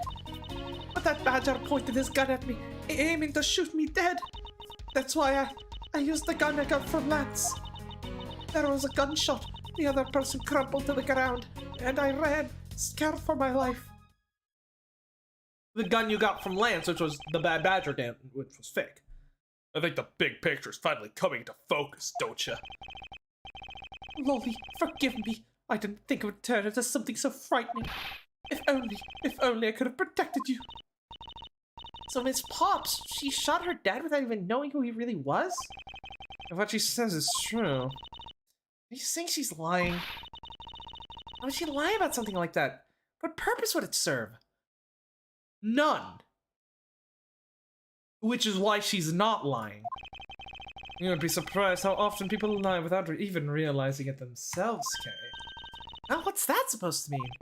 What I mean is, listen very carefully to her confession once more, and you'll see. Alright. Not my father, I mean, because at the stadium... Please calm down and let's slowly talk through this. But All you have to do is simply tell us what happened at the stadium. Leave it to us to search out the truth. Can you do that for me? all right. So, at the stadium, there was a bad badger pulling the suitcase with the $1 million in it. Okay. That was the ransom money, wasn't it? Yes, that's how I was able to identify Mr. Deacon almost immediately. This is all thanks to what Lance told me. And what did he tell you? Well, he called me on my cell phone and told me that Mr. Deacon had betrayed us and ran off with the ransom money. About he had a gun?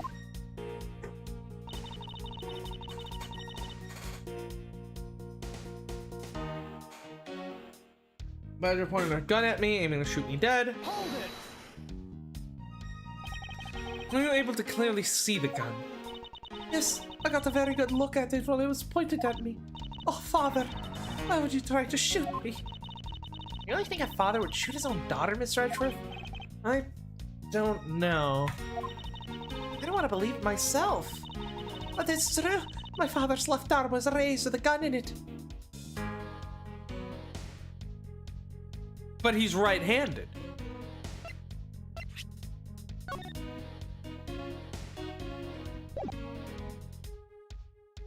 Yeah, he's right-handed, and so is the Bad Badger. So, well, we know for a fact that the gun was not, the fake gun, because it was in his... We know the gun was in his left hand, so it wasn't the fake gun, it was a real gun. Supposedly. Or at least it wasn't the gun for the costume. But we also know that Colin is left-handed.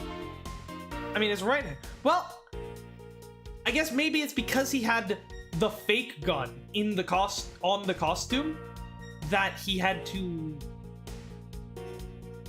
have the real gun in his left hand because that's the only one he had available.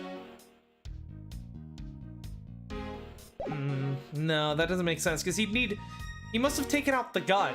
No, his costume must have been the one with the gun ripped out of it. He probably ripped out the gun from the costume so that he could use both hands.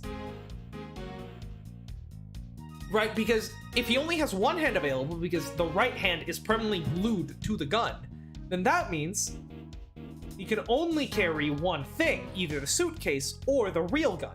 He wanted to carry both, so he rips out the gun from the Bad Badger costume. And that's how he's able to carry both, which means he had the suitcase in his right hand and the gun on his left hand. But that's not his dominant arm. Pointed straight at me. I'm about to die, I thought. Miss Pops, please calm down and take a deep breath. And then, would you allow me to please hear the last statement one more time? Yes, of course. Badger pointed the gun in his left hand at me, aiming to shoot me dead. Hold it! And you felt that your life was in danger, correct? Yes, I'm about to die, I thought. So. That's why I used... The gun I got from Lance. You were shot, Mr. Deacon. Miss Pops? Yes, I shot him. And that, as they say, is that. Agent Lang, Miss Pops is far from done. He hasn't even finished the testimony yet. You're going to continue questioning her? What a waste of time. Miss Pops, if you please. All right. The gunshot the other person Crumpled to the ground, and I ran, scared for my life. Hold it! Did you take off immediately following the gunshot? Yes, And you didn't attempt to approach the victim at all after he was shot. I was scared. So that's why he played dead, so that she would run away. I don't blame you. I would have done the exact same thing. Poor Miss Pops. What become of her, Mr. Edgeworth? She seems to be telling the truth regarding what happened at the stadium. However, I don't believe it to be absolutely correct. Listen very carefully to confession one more time and you'll see.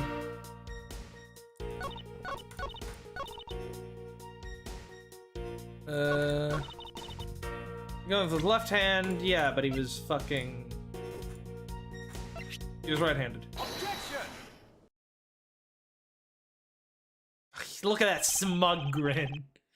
I have here a dossier on your father. And according to this, your father was right-handed. Then... The person pointing a gun at you from atop the stage was not Mr. Deacon. It was Lance. So Lance fabricated the story. Okay, now it makes sense. Lance kills Deacon, but wants to frame it on Pops. That way he can run off with all the money. So he comes up with this, so he gives Pops a fake gun, which has a blank in it, then comes up with this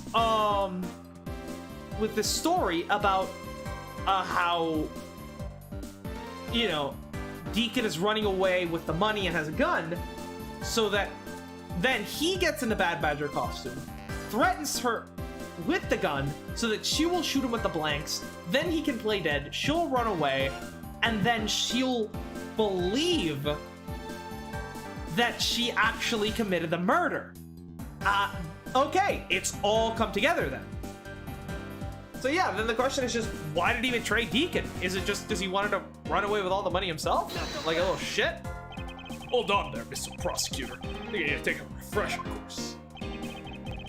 Bad Badger has a model gun attached to his right hand, which is why the only hand he could have held the real gun in was his left. Isn't it possible that it went down like that? No, because the costume had the gun ripped out. Agent Lang, were you paying attention to what Miss Potts was saying? Then again, I suppose you could expect someone who has never set foot in court to catch it. Enough with the smugness. Out with it already. Miss Potts told us earlier. It was the Bad Badger pulling the suitcase with $1 million in it.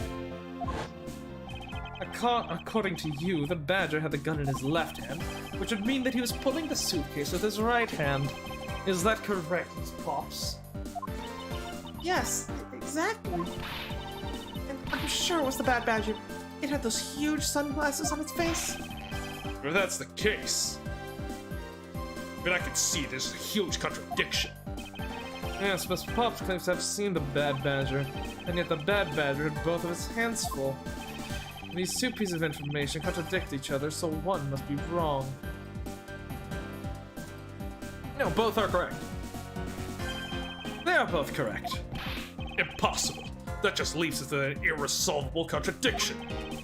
Miss Potts' entire statement relies on the fact that she saw his sunglasses and beard. What if that Bad Badger wasn't wearing pants on his lower half? This proves that there was a way for the Bad Badger to freely use both of his hands. Oh. The head. I mean, I thought it was just gonna be that the gun was ripped off, but...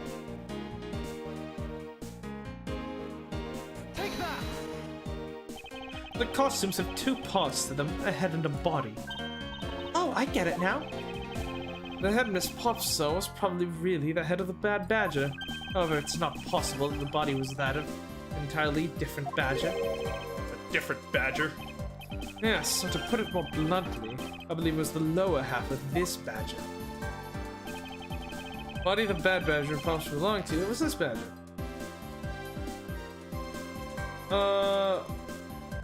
Yeah, it was probably the Proto Badger, which was what, yeah, because she was wearing the Blue Badger suit, so it must have been the Proto Badger.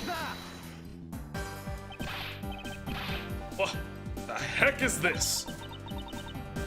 It's the Proto Badger. Yes, it's a simple matter of process of elimination. Miss Potts was wearing the Blue Badger costume. We can eliminate that one. And the Pink Badger is of the wrong color, which would have been incredibly obvious. And all that's left is a Proto Badger costume. Miss Potts, who was the one who wore the Proto Badger costume? Oh, he's panicking. That could be Lance.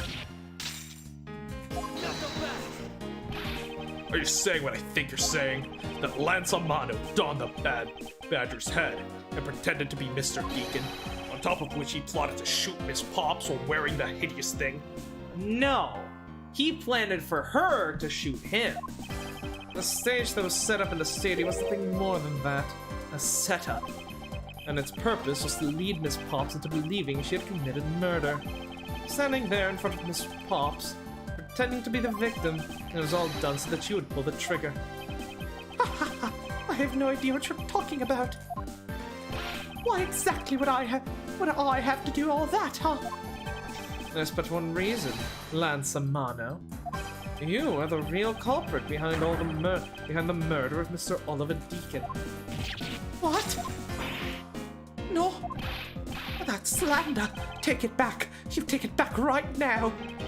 Just out of curiosity, Lance, which is your dominant hand? I'm left-handed, but what does that have to do with anything? It depends. According to Miss Potts, her attacker held a gun in his left hand. Huh. Who is one-handed doesn't prove a thing. And besides, they were just being absurd. It's not like the Proto-Badger's bulletproof. One misfire, he would have found himself dead, right? Of course. Logically, if he had been shot, he probably wouldn't be here with us. But I believe he had thought of that as well, and prepared accordingly. And this should be all the evidence you need. This is how Lance made sure he wouldn't be hit by a bullet. The model gun. We found one half of the Badger costume in the hideout, a broken one. It was not the same one the victim was wearing, plus it was missing something. And that something is the model gun the Bad Badger carries, which can fire blanks. What? Oh, bro is flabbergasted. Oh, yeah, we've got him now. Miss Potts, where is the gun you used now? I threw it away into the sea. That makes it a bit tough to verify what it was. Although I believe that we can safely assume that it was the model gun in question. Oh, shut up. I've already laid the whole thing out for you. Just sit back and enjoy watching an actual investigator go to work. I've heard enough. All you've been spouting so far is pure conjecture. I admit that as long as the model gun is lost to us, I can't prove I'm right. However, I can say that the probability that I am right is very high. Okay, let's pretend that you're right, and the murder at the stadium was a fabrication. In that case, where do you think the murder really took place, Mr. Prosecutor? I don't know yet. Ha! I knew you were full of it. However, I do believe the murder took place during an earlier time frame. Please, wait a second. It's simply not possible. Because I saw Mr. Deacon after he was restrained by Lance. She saw the victim in the state of being restrained. Was he wearing a costume, though? Because if so, this could have all been just a ruse. What did you see? I came back to the hideout long after the other two. By that time, Lance had already subdued and restrained Mr. Deacon. He tied Mr. Deacon securely to the beam in the room next door. After that, the two of us put our costumes and made our escape. So, Mr. Deacon must have escaped after the two of you left, right? Thought that it'd attract too much attention if we left together, so I left at first. We planned to meet up again at the stadium. But then, as I was walking through the park, I got a call from Lance on my cell phone. Yeah, the person you saw tied up to that pole wasn't Deacon. I'm him. Yeah, it's like, oh yeah, Edgeworth? Then do you know who the person was that was tied to that pole? Well, of course I know him. He's me. Oliver managed to escape. It looked like he was waiting until I was alone. He also stole the gun from me at the time. And then the murder happened. Mr. Deacon must have overheard their plan to meet up at the stage. Well, Mr. Prosecutor, Miss Pop saw the victim with her own eyes, which means the victim was still alive at the time. Wouldn't you agree? Why does that sound wrong to me? There must be something amiss about this account. Let's see what happens when I examine it in more detail.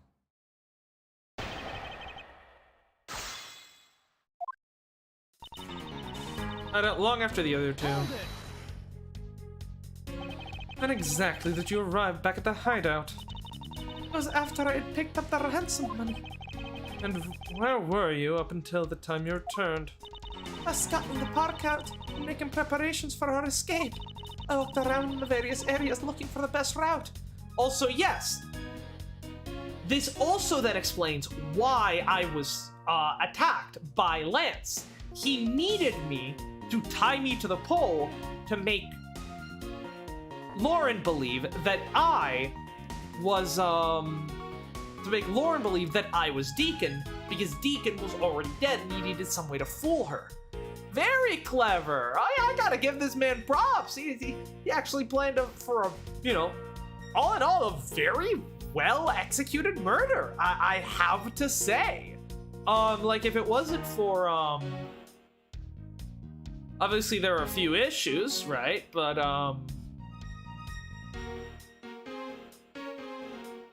yeah, no, all in all, a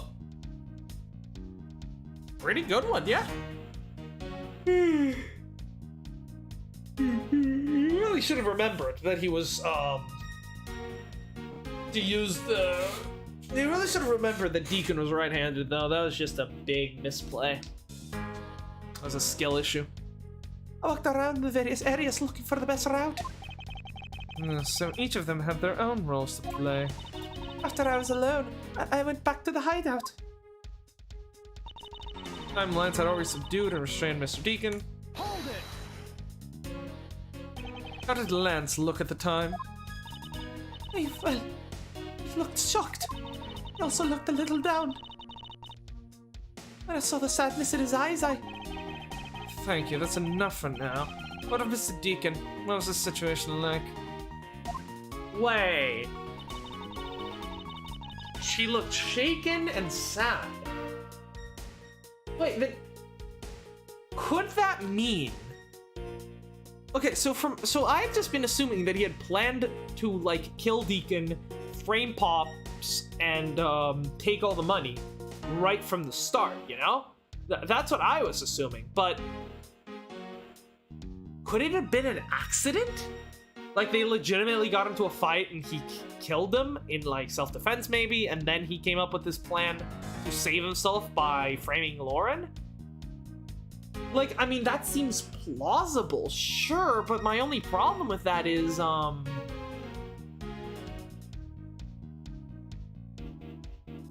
only problem with that is just that, if it was an accident, then why did he kidnap me? Because it's obvious that he kidnapped me to be the stand-in for Deacon so that he could light up Pops, but if he had legitimately killed him by accident, I don't know if he would have been in sound enough mind to like come up with this whole elaborate scheme, you know? And we'll wait on that one because that's the one we need to press. Hold it! I assume you two split up and plan to rendezvous later at a set time and place. yes, we planned to meet up at the stage. And that's where I left. And then I left the hideout not long after. And what about the ransom money? You mean that absolutely tasteless suitcase? Lance was supposed to bring that with him. Hey, it's not tasteless. It's classy. But Oliver stole it from me, along with the gun when he escaped. If Mr. Deacon was alive at the hideout, then the murder must have happened after that. Meaning it probably all went down at the stage. I mean, I can't really see why Miss Potts would lie at a time like this, you know? Okay, I don't think she's lying, but rather she's making a really bad assumption. She is? Yes, and I intend to show that what that bad assumption is.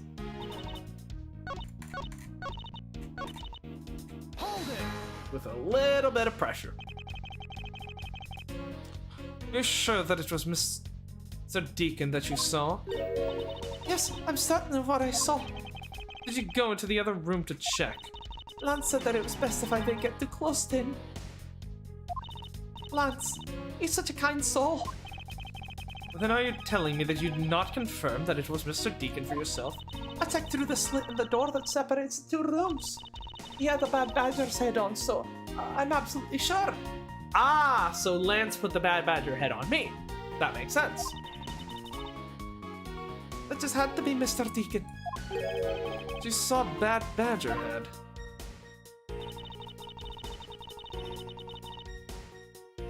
Hold it! So the tied-up Mr. Deacon was still in the Bad Badger costume. Yes, and? It would appear that she misread the whole situation. But now, should I raise an objection? Sure. The person you saw was not the victim. What? Why not? I'll tell you why not. With this. This, Miss Pops, shows us the person you saw was not the victim.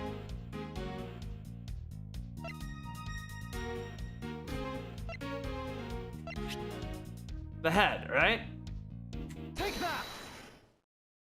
Miss Pops, the person you saw was not Mr. Deacon at all. Huh? The person you actually saw was this person. Miles Edgeworth. It was me. Huh? The person I saw was you, Mr. Edgeworth. I always thought it was a bit odd. Why would the kidnappers abduct me even after I had handed over the ransom? It's not as though I saw the face of the kidnappers. If I were them, I'd have just taken $1 million and ran. But in the end, there was a point to it all. It was to make me look like Mr. Deacon. And if that was the reason for which I was abducted, then I believe we can assume the victim was already dead at that time. Well, Lance, am I right? That's...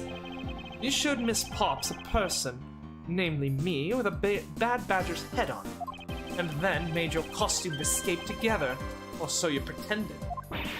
Huh? What do you mean he pretended? Exactly that. I believe Lance watched you escape, and then doubled back to the hideout. Probably to come and remove the bad badger head from my unconscious self. Oh, we're putting the squeeze on him now! And to create his fake prison with the prop sword. He then escaped via the passageway. Hold your tongue, boy. Don't get caught up in the tidal wave of words coming out of Mr. Prosecutor's mouth. Tidal wave? You've heard a lot come out of you, but I've yet to see a shred of evidence. The victim's betrayal and his secret detainment, all of that could have happened while you were out cold. That's right. You were out for quite a while, Mr. Prosecutor. Even if that were the case, Miss Pops would have still seen me tied to that beam. I was scared of Mr. Deacon, so I didn't go into the next room. So I really have no idea if you were in there or not, Mr. Edgeworth. You see? It would seem that you can't prove a thing.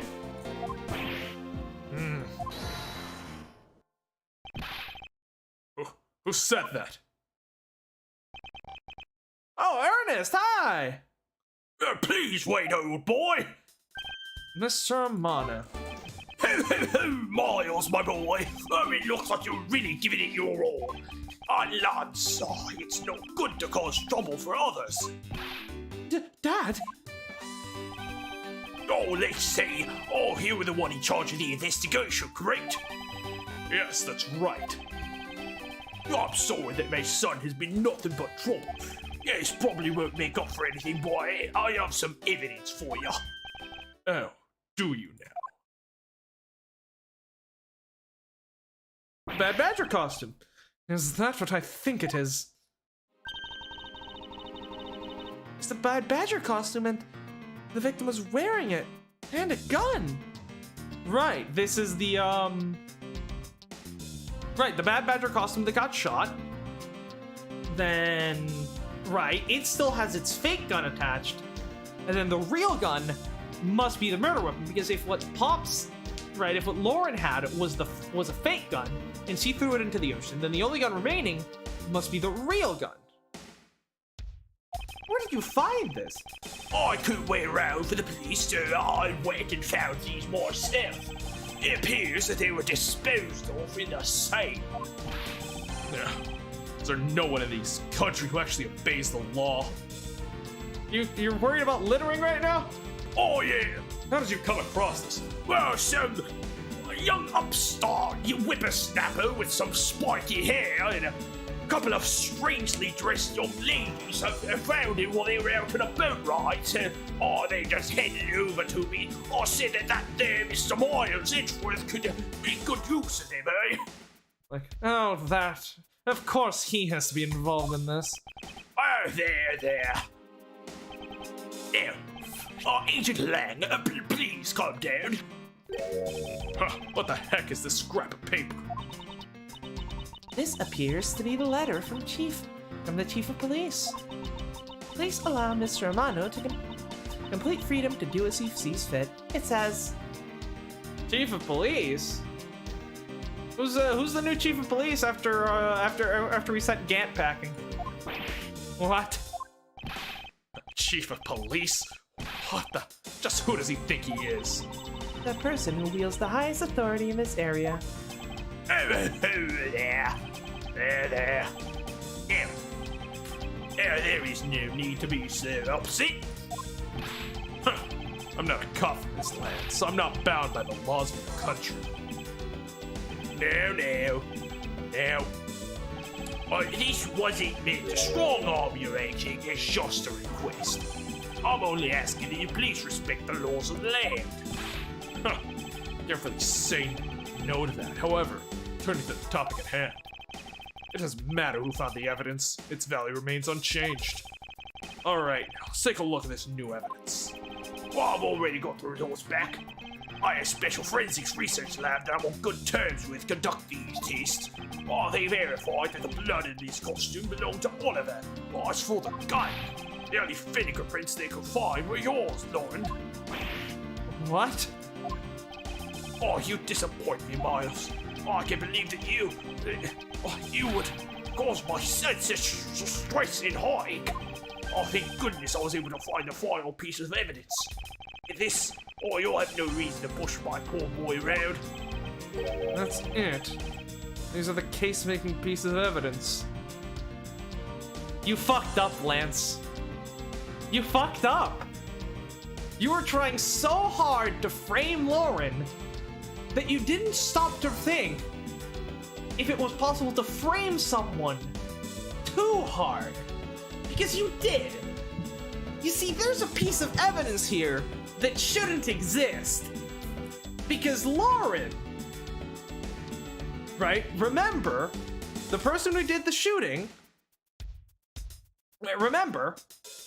supposedly, the victim was standing up on the stage. The killer walked up to the stage on the ground.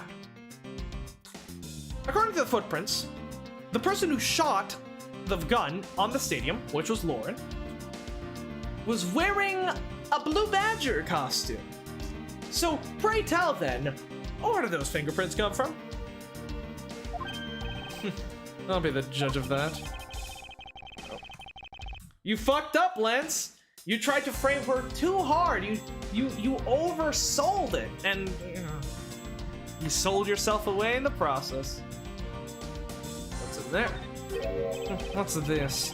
Looks like there's something inside the costume's head. Hey, they sparkle. I bet they're really valuable. Sorry, but they're just pieces of a mirror. Why are they in here? Because this, the murder likely took place at the haunted house.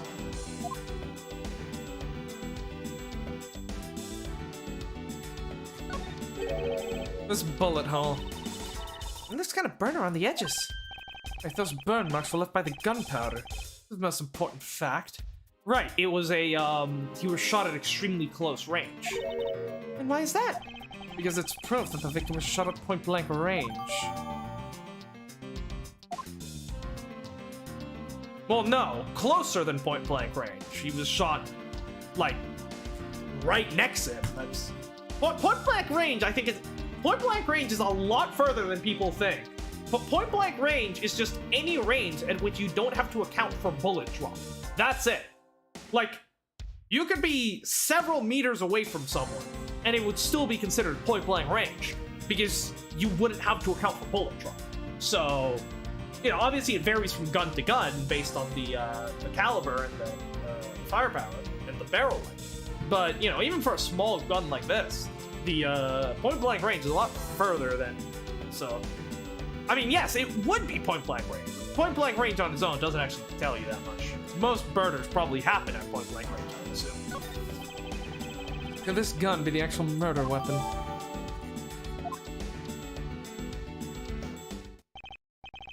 Well, are these not the most definitive piece of evidence you've ever seen? Yes, in fact, they are too definitive, and that's the problem. Oh, thank you, Dad. Oh, this should be good enough to convince even Mr. Edgeworth over there. Oh, here we go. We're up against Pretty Boy.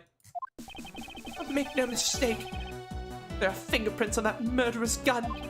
They prove that it was Lolly who killed Oliver. But Oliver was also after Lolly's life. So, Mr. Edgeworth, even you must see that Lolly was only acting in self-defense. The fingerprints on the weapon, huh? Oh no, this isn't helpful at all. Shut up, Kay. Let the professionals handle this. We've got it in the bag. Look, Mr. Edgeworth, all I want to do is save Lolly. But in the end, all I can do is watch as she takes the punishment for her crimes. That may be all you can do, however. I still have a case to solve, and a job to do. The job of unraveling your insidious lie. You wound me. Why won't you believe me even in the face of all this evidence? Because you're a murderer, and I don't believe murderers.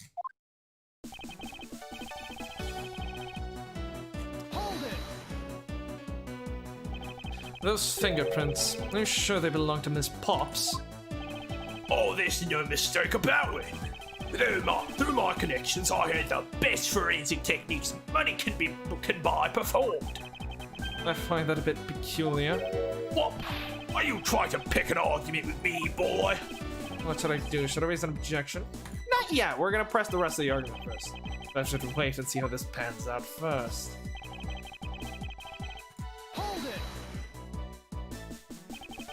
I sure are calm for someone who's accusing his own girlfriend of murder. You have it all wrong. Allowing her to pay the price is a form of love. She says that she also wants to pay back her debt to society, but... Lover's also after Lolly's life. And why do you believe that the victim was set on taking Miss Pops' life? I suppose it was because he wanted to silence her. To keep her quiet because she knew the truth behind the kidnapping. In that case, why did he not target you as well? That's because he knew that if he killed me, he wouldn't be able to control my father. Right you are. Even if it cost me millions, I would have had the killer found. I believe he didn't kill you for an entirely different reason. However, I digress. Look, more than why he didn't kill me, I'm worried about what happened to Lolly. Don't worry about that. That's not for you to worry about. That's for me to deal with. You just sit there, keep providing me some testimony. We'll get this all wrapped up in a jiffy. Oh, I didn't mean to do that. Justified self-defense? Suppose that is a possibility given the circumstances. Really? Oh, thank goodness. However, self-defense was not necessary in this case. What do you mean? Miss Pops is innocent. She didn't do anything, so why would she need to defend herself from nothing? You still don't believe a word I say to you, do you? This entire argument hinges on the fact that her fingerprints are on the gun. However, the truth does not lie there. It lies in whatever he's hiding for me, but not for long. Alright, well, let's raise the objection.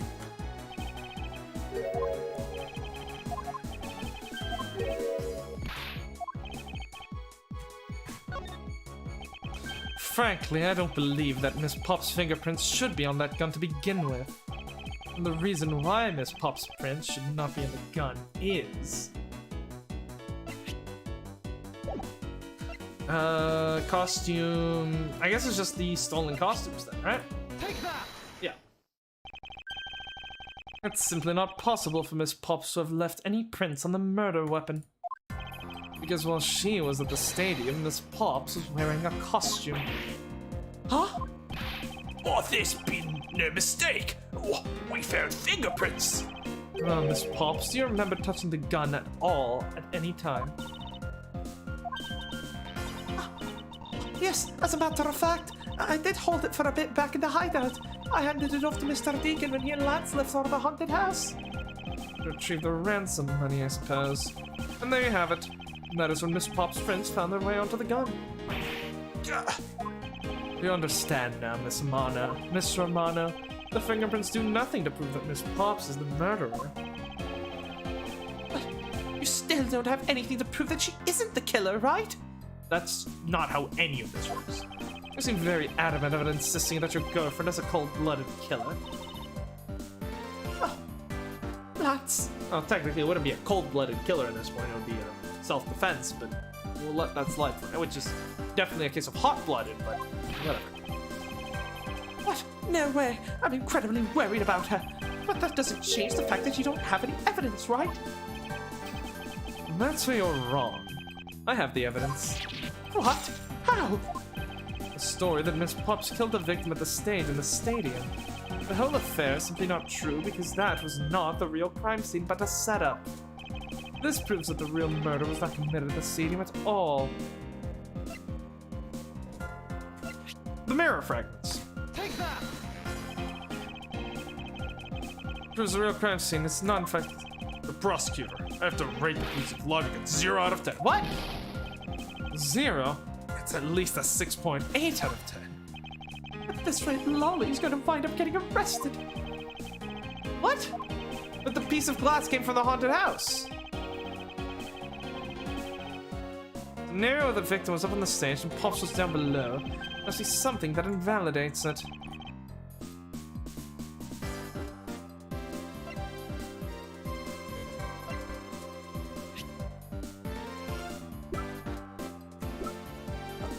Used to kill Deacon, was originally stolen from a guard by victim during his... Oh man, he's held onto that gun for that long? Jesus.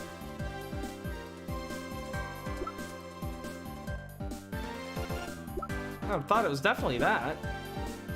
Model gun, capable of firing blanks, broken prop sword. OCA, the love letter, costume. Ah, right! They would have been too far away. Although, again... She did still shoot him from point blank range. This is still true. It's just the game doesn't know what point blank range is. Take that! Well, to be fair, nobody fucking knows. Let's take another good look at the costume the victim was wearing. Then I believe you'll see why I insist he was not shot at the stadium.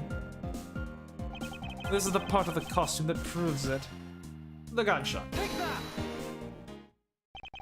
The burn around the bullet hole was made when the victim was shot at point blank range. No, when the victim was shot from... Okay, I'm just gonna stop correcting this. So then, you mean the murder Miss Oldbag saw at the stadium really was? Yeah, she saw two people, but they were separated by distance. If the victim was indeed shot from below the stage, there shouldn't be a gunpowder burn. Look at you, Mr. Smarty Pants Prosecutor. As you seem to know all the answers, why not tell us where the real crime scene is then? Lance set me up to look at Mr. Deacon back at the hideout. If that's the case, the murder must have happened prior to that. The location where Lance and the victim were at just before I was imprisoned was.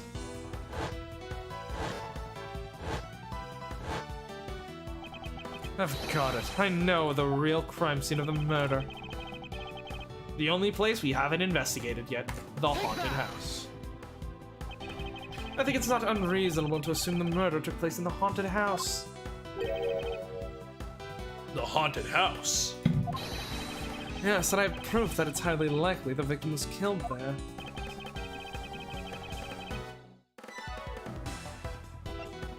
The mirror fragments. Take that! These are inside the costume the victim was wearing. Fragments of a mirror. A mirror? What does that have to do with anything? Indeed. You don't exactly expect to find pieces of a mirror inside a costume. Yeah, that's actually pretty dangerous. However, there's one place we can think of where this is a plethora of mirror fragments. And that is the haunted house. Lance Amano, I propose that you killed Miss Deacon with a revolver in the haunted house. Okay, we're just playing Clue here, I guess. After that, you stole the blue Badger-mobile to move the body to the Wild Wild West area. The timing of when the blue Badger-mobile was stolen confirms this as a fact. Miles, my boy, say no more. I'm sorry, Mr. Amano, but I cannot do that. Be quiet. Yes, please do something. Stop that boy from speaking any more nonsense. Ernest Amano, correct? I meant you. Now be quiet, Gramps. How dare you? I don't need evidence. The only thing I require is evidence. Decisive evidence. And to call these mirror bits decisive, it's a bit too presumptuous, Mr. Prosecutor. What? Sheena, Wasn't there a mirror in the kidnapper's hideout? Yes, there was a mirror in there. A mirror that's for the haunted house. You see? Isn't it possible the fragments got into the costume there? But Agent Lang, there were no fragments on the floor, so the probability is very low. Probability. Lang, she says. On Truth's Past, the word probability does not exist.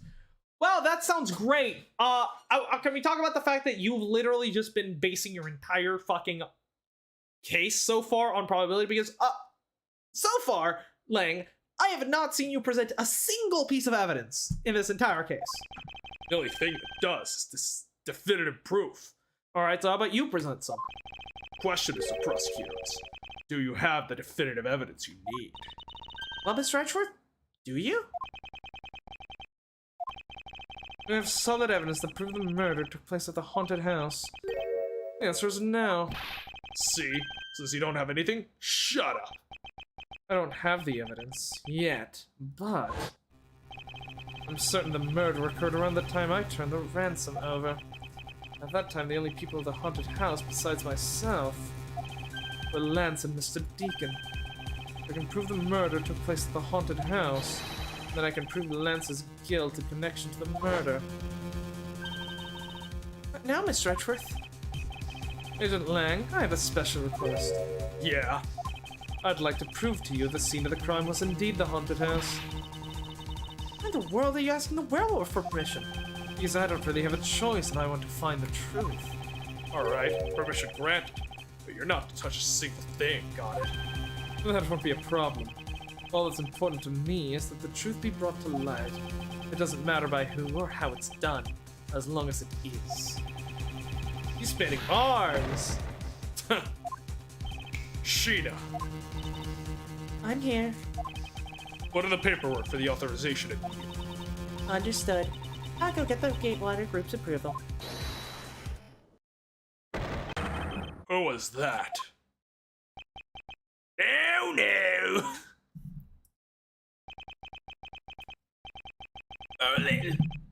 Let's hold off for a second. There's no need to obtain approval. Mr. Romano, Agent Lang, if you would please take a look at this.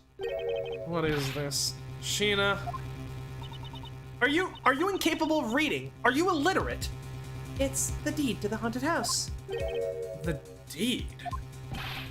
Read it out loud. Gatewater Land Inc. hereby bequeaths the property known as the haunted house to Mr. Amano for the lump of $1 million, paid in full in cash. What? As you can see, I'm the legal owner of the haunted house. What? Why? How? Are you kidding? What did you? I rented here to the park earlier. We made a deal almost immediately. How quickly things move when you can prepare $1 million in the blink of an eye. That's $1 million you paid. Don't tell me it was. Oh, that's right. That disgusting suitcase belongs to you, doesn't it? I don't have any more use for it, so you may have it back. You used the ransom money. Oh, my Lance is a good boy. I even apologized for the kidnapping a bit earlier. So I do believe that I'll forgive him. After all, he did return the ransom money. That's the way things are, so if you please discuss things with me from now on. Discuss. What is there to discuss? Why, our permission to enter the haunted house, of course. God, you're obstructing an investigation. That haunted house is the site of a murder, which means we don't even need a warrant to go in there. We've got probable cause. While we were busy listening to Lance's story, Mr. Romano was out there preempting us. Our permission to search the haunted house is denied. Into discussion. Because he's already searched and he knows there's damning evidence there. Agent Lang, I want you to arrest that girl. And Miles, you should hurry home now, my boy, before I really lose my temper. Mr. Romano definitely has the deck stacked in his favor here. What should I do? If I leave it like this, the truth will be lost forever. All right, to be continued.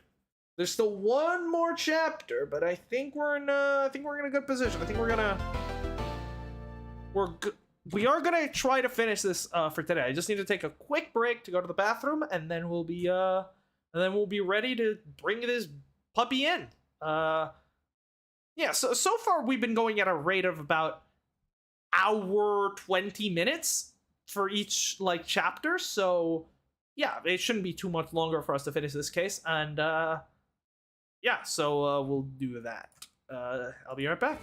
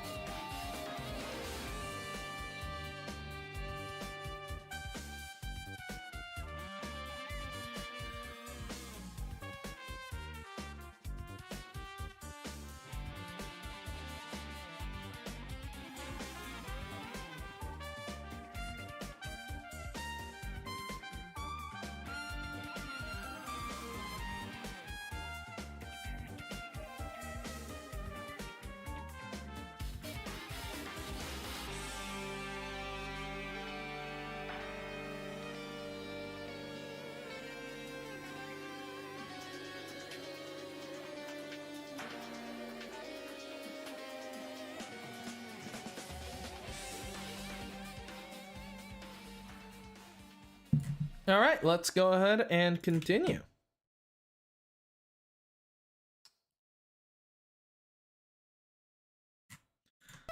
Yep. All right, let's go.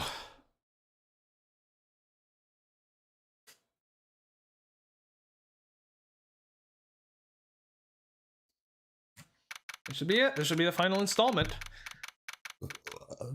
So now, how are we gonna get past Ernest?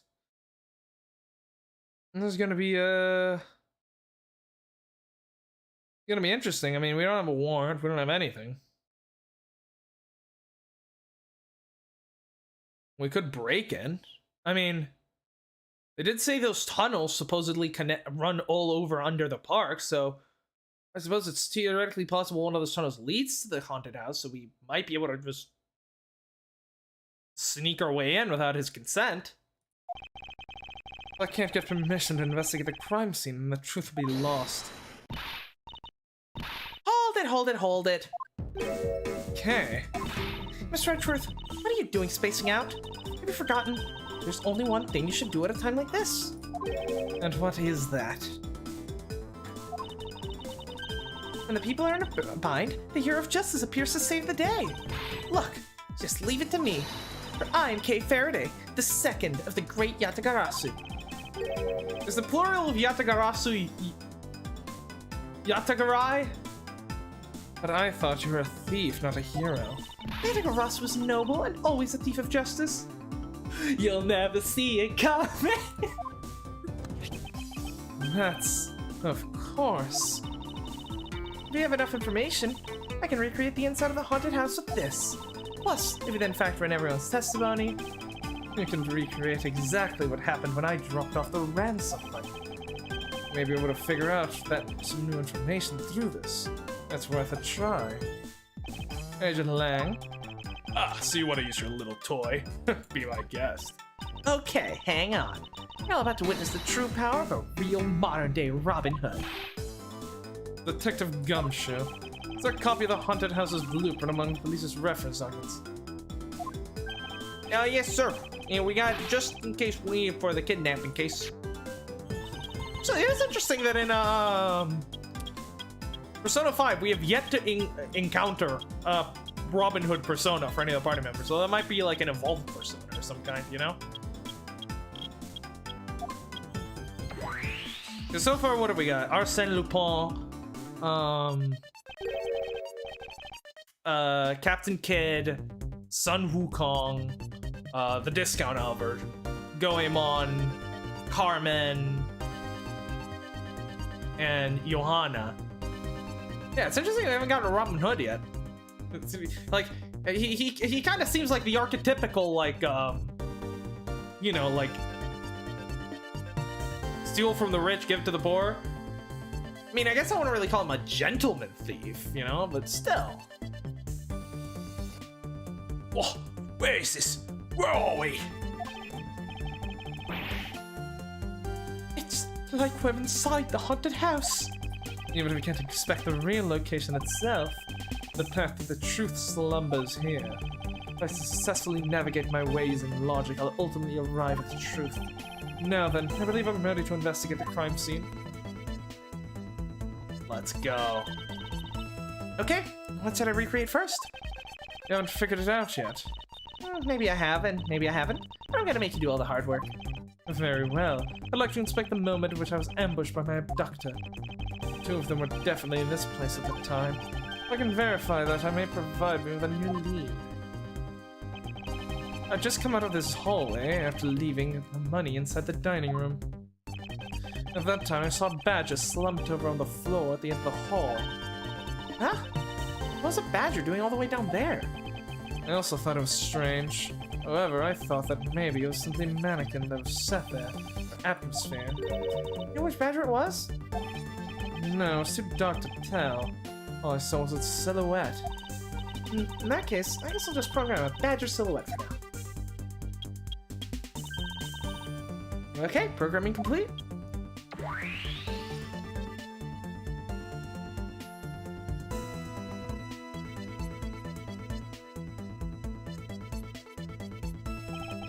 Then I started walking towards the exit. And that's where you were struck from behind, right? Yes. That's odd. Always a dead end. Where did your assailant come from? They were the Badger. There's only one location I can think of. I believe my assailant was lying in wait here. Take that! That doll I saw wasn't really a doll. It was in fact a costumed kidnapper. Oh, so use the costume as the perfect camouflage to blend in with the rest of the house. Precisely. He waited until I made the drop-off and was about to leave. Then just as he saw me take a step towards the exit, he stood and launched his attack. I can think of no other hiding place than this. Hey, not bad. Making me think I should steal this tactic for myself. Just don't use it to do anything criminal, okay? Oh, look at him. He's adorable.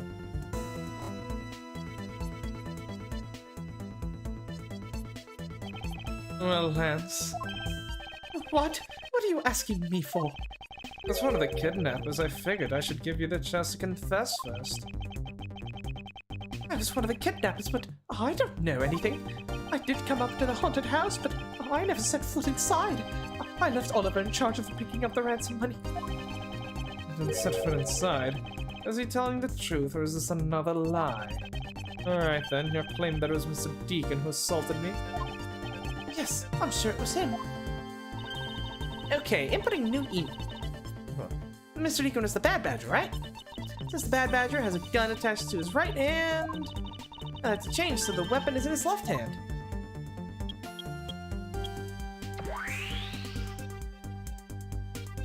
Does that bring any contradictions? I don't know. To verify the facts of this recreation. Alright. Let's go. Oh, look at that. The whole gang is here, other than, like, Emma. What did you do with Emma, by the way? Where is she? I thought you were taking her statement. We could use her help here, maybe. Yes? Okay, how's, Little Thief? I'm totally fine recreating the crime scene. All that's left is more info. But you know, I can't believe I'm replicating a haunted house. And that we're talking about the fate of $1 million. Pretty exciting stuff. I can't say I understand what is so exciting about recreating a crime scene. In any case, I believe that it's very probable the murder occurred at this place. And if I can prove that, then we will finally arrive at the truth. Yeah, so, what are you waiting for? Let's get investigating. Well, I've got some new stuff to ask you about first. What's new here? No, that's just you imitating me. Pendant. No. Oh, I thought you would want to steal it. That's nice.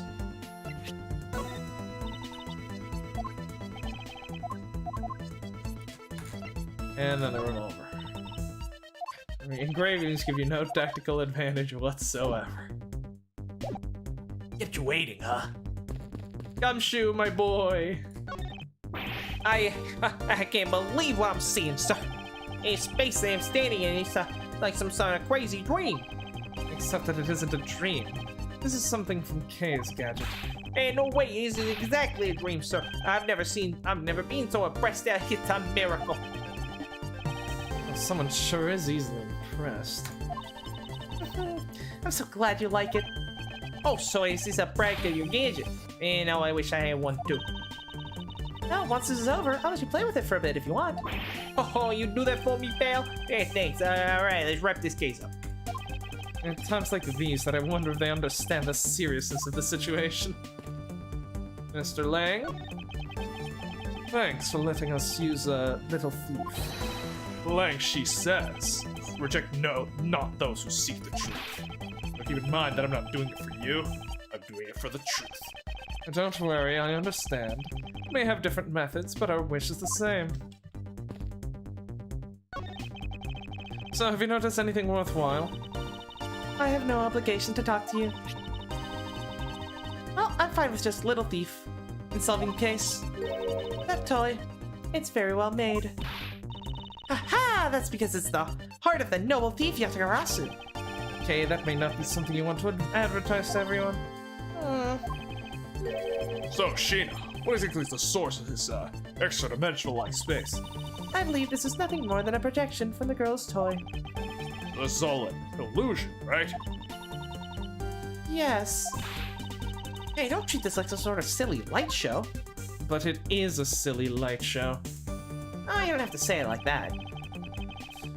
You can lie all you want, but it'll all be for naught, Lance. As soon as I expose the truth, you'll be placed under arrest. How can you do this after all my dad has done for you? What your father has done to me is unrelated to the charges you face now. Unbelievable.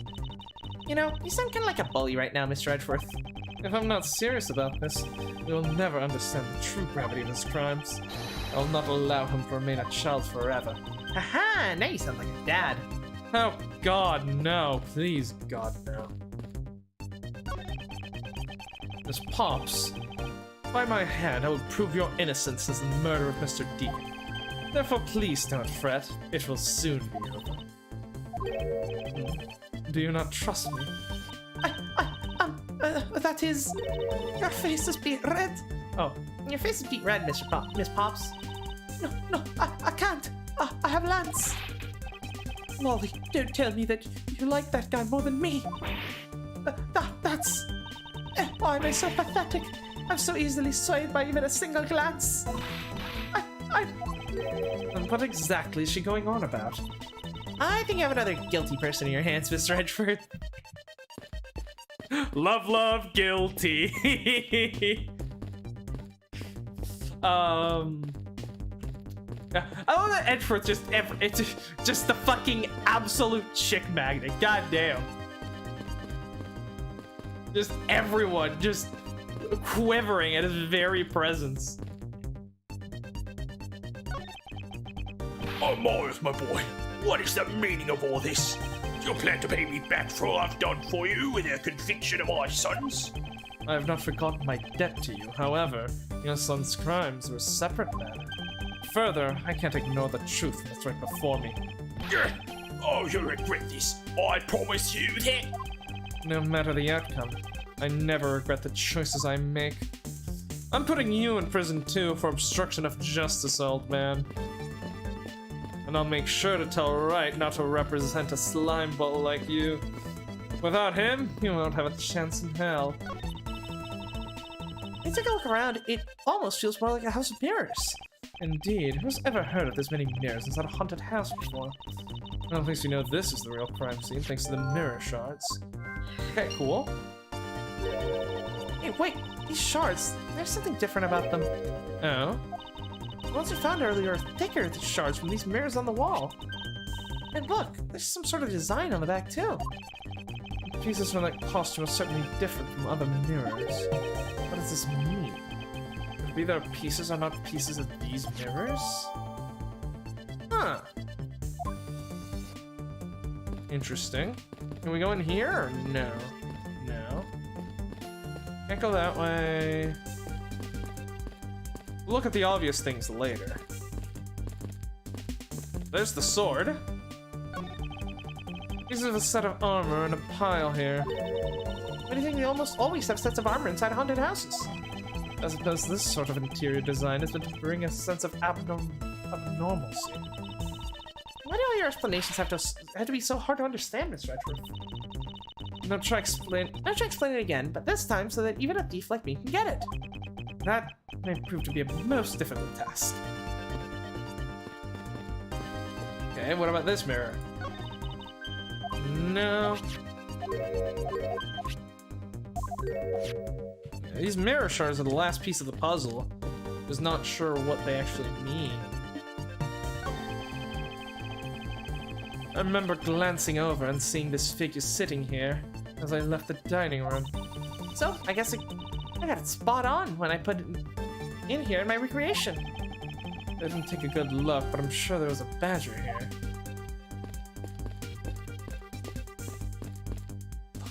You walking. Imagine this is how we snuck up on you. Oh, I meant this is how I snuck up on you. That gadget of yours can even replicate people's movements. No, it's used to plan heists, so of course it's gotta be able to simulate the police. It's definitely very well made. Perhaps too well made. Maybe we should confiscate it after the investigation. Probably a good idea. Also, do the Abbey Road thing. There you go. Now the important stuff. And recreate the weapon. Well, I can't exactly recreate something I know nothing about. But tell me, who were you hit with? The attack came from behind, so I have no idea. But I doubt it was someone's bare hands. Okay, where were you hit? I was hit on the right side of my head, just above my temple. There was a bit of blood, but it wasn't anything serious.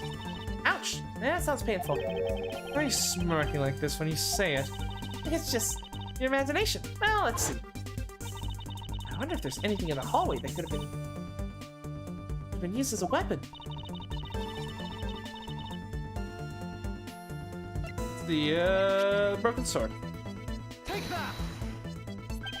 I have it. There was indeed one such object lying here in this hallway. A prop sword. Are you talking about this thing here? Yes, although we did find it at the kidnapper's hideout. Right, yes, it's possible the culprit took it with her after using it on me. To leave no evidence behind, right? Correct. It may be worth a more thorough examination yet. Yes. This you around on the sword. We're so back, boys. We're so back, boys. The culprit was wearing a costume at the time, so fingerprint analysis is useless. Let's run a luminol test. It's possible that some of my blood has found its way onto this. Agent Lang may ask for your cooperation in this matter. Huh, I got no choice. Sheena, call the lab boys. Understood. There, we're doing a luminol test and Emma isn't even here to do it without Emma's help? This is blasphemy. Truly, we are blasphemers right now. Except for a dab on the left side, it would appear that the blade is spotless. Right, because he swung it with his, well, I guess he could have swung it like this, and it still kind of would have worked. So it must have been the left side of the prop sword that hit you then, right? Okay, I'll update the recreation with this new piece of info.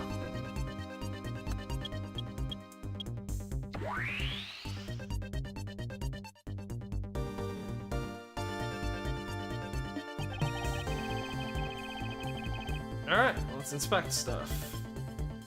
Look at that handsome man. It's me. I have to say, it's rather embarrassing to see myself like this. Oh, so what were you thinking about at the time? I don't recall, but I guess I was thinking about the kidnapping. Really? Because I don't think so at all. Your face practically screams, I'm about to be conked over the head. If I'd known that at the time, do you think I would have let myself be hit? I would have used the kung fu moves I learned by watching all 37 seasons of the Steel Samurai and spin-off shows, and I would have knocked that badger's head clean off. You know, the Bad Badger's pretty bad looking when you see him up close.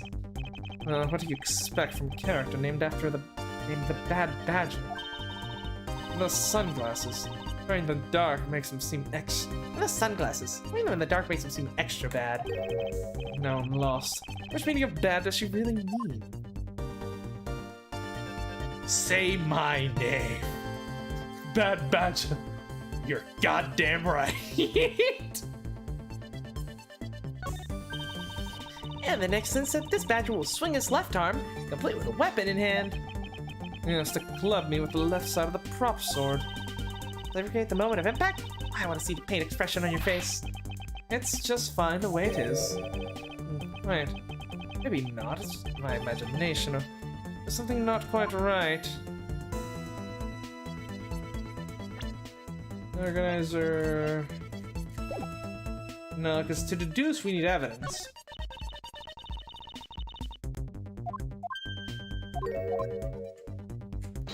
Alright, let's see if we can logic anything here. Not quite.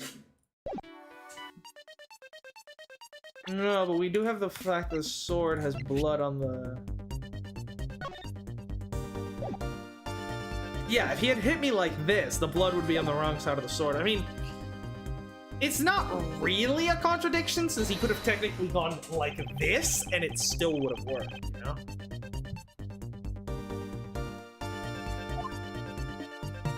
God, we are so low on health right now. Broken prop sword. Finally, I've found a clear contradiction of facts about this sword. Except for a bit on the left side, this prop sword is absolutely spotless. However, if the culprit had used his left hand, the blood would be on the opposite side. The opposite side? Huh. If the culprit had the sword in his left hand, the sword's right side would hit. I see, but the blood was on the left side of the sword, right? Which means that he used his right hand to hit you? Exactly. This prop sword has a large hand guard attached to the hilt. It would be impossible to hold it with two hands while wearing a costume with such big hands. Therefore, it couldn't be the left hand or both hands. It must have been the right. I'll change the data to reflect the right-handed swing. Not yet, Kay. There's no sense in changing anything yet. If you change the parameters to the right hand, it'll only create a new contradiction. Sword to the culprit's right hand would conflict with what? The prop gun! Take that!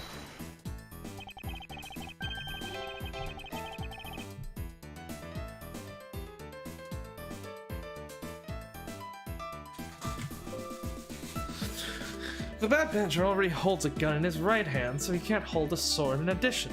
Which, yeah, means that then the person who was holding the sword must have been the Proto Badger, ergo, it's Lance. I'm just, how do the glass shards fit into this? So he can't hold a sword in addition. Hey, that's right. Then, what now? It wasn't his left hand or his right hand. It means that the one who struck me could not have been the Bad Badger. Are you paying attention, Lance? Mr. Deacon could not have been the one who struck me, which leaves only you as a primary suspect. Fine, it was me. I hit you. It appears that you lied to me yet again. Let's see how quickly they catch up to you, Lance. Wait, isn't Lance left-handed?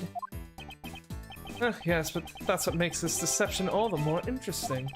He used his right hand to make it look like Mr. Deacon had been the one to strike me. But you see, firing a gun with one's non-dominant hand is difficult.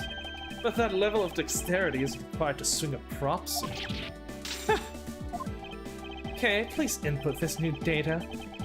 The one who hit me from behind was Lance. Or should I say the Proto Badger. So who was that random Proto Badger we ran into at one point? That's what I want to know. You got it. Here I go. I guess we'll never find out. Or maybe that will be like some big reveal for the big overarching mystery. It'll be revealed in like Trial 5, like the Proto Badger will burst into the courtroom with some objection or some shit. Oh god. No, we have a faithful recreation of the situation around the attack on me. All right. All we have to do is examine this new recreation and... And what exactly is so funny, Agent Lang? That amusing little gadget sure packs a punch, right, Sheena? Yes, it was all I could do to hold my laughter in. Hey, don't make fun of little thief. You mean a werewolf. He and Mr. Edgeworth bring out the best in each other. You've had your little fun, but now it's my turn. I've sat quietly by, listening. The crude conclusions you two keep spewing don't whet this wolf's appetite. There's no guarantee that your toy will always show the real situation at any given time. All it displays is whatever information you put in it, right? Well, when you put it that way. Your suppositions are wrong. It's not your fault, so I'm gonna let you in on this. There's a trick to this haunted house. And what may that be exactly? A trick beyond what your tiny imaginations can produce. Sheena. Oh, you're actually being helpful now. Here you are. Now then, what you missed, girlie, is written right here in the pamphlet. 7 Wonders of the Haunted House. The 7 Wonders of the Haunted House. The Disappearing Badger. What is this? I'd say that someone around here is fond of theatrics. And as you can see, they set a doll down at the end of the hallway for that purpose. Basically, the blue badger you saw was just a stupid doll. Then where did the attacker come from? You dum-dum? How could this be? Guess that throws your whole theory about it being your attacker right out of the window. But that can't be right. Maybe the culprit hid the doll somewhere. And then he laid down and pretended to be it instead. The criminal couldn't even hide himself in the hallway. How would he hide a giant doll? You get it now? Thanks to your presumptions? Your logic started off weak and led you to the completely wrong conclusion. Get off your high horses. Mr. Edgeworth, Okay, I wonder if you could please input the new information for me. You don't know when to quit, do you? Never have. I can't quit, not until I can declare when I've found the truth. Agent Lang, for the additional information, you have my thanks. There you go again. I'll see if I care. okay, I'm updating the recreation now.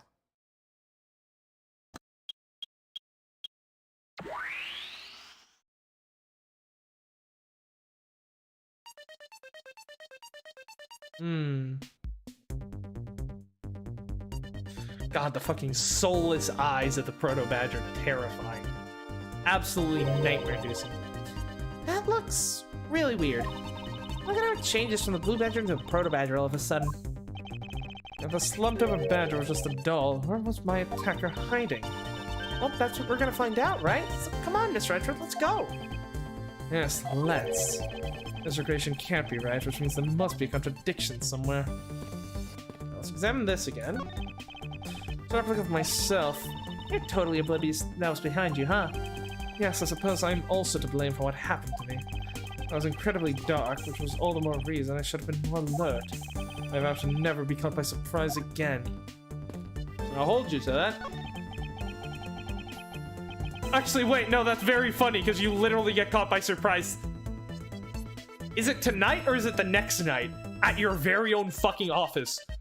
Possibly by Kay herself with a gun?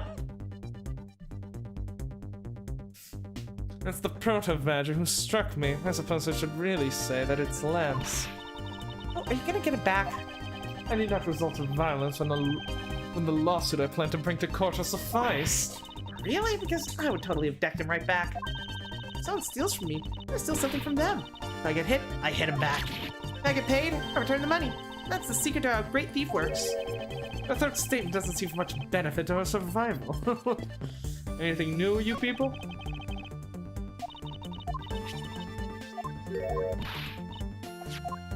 No. It's the same for all of you?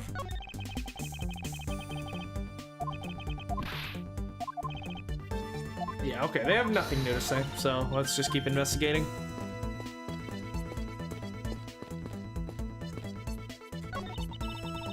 And so the proto-badger shows up in a recreation. Oh, that was Kay.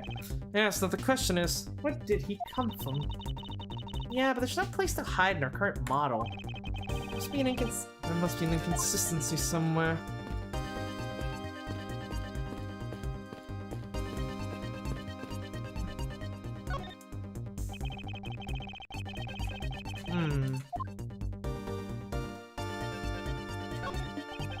This blue badger's the doll for using this haunted house. I bet the one who killed this blue badger was the bad badger, right? According to the Blue Badger Bible, it says that they're each other's worst enemy. Well, because one's an ally of justice and the other was a vile criminal with a gun.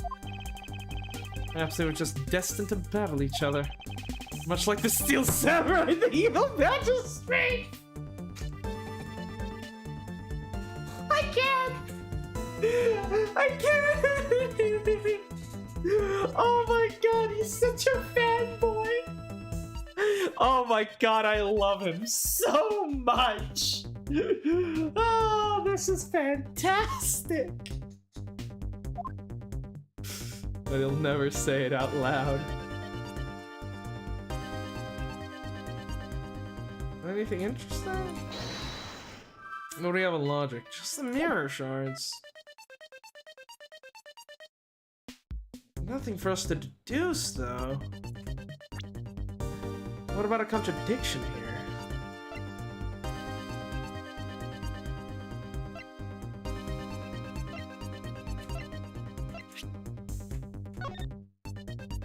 Well, it certainly looks like the Blue Badger. There's nothing wrong there.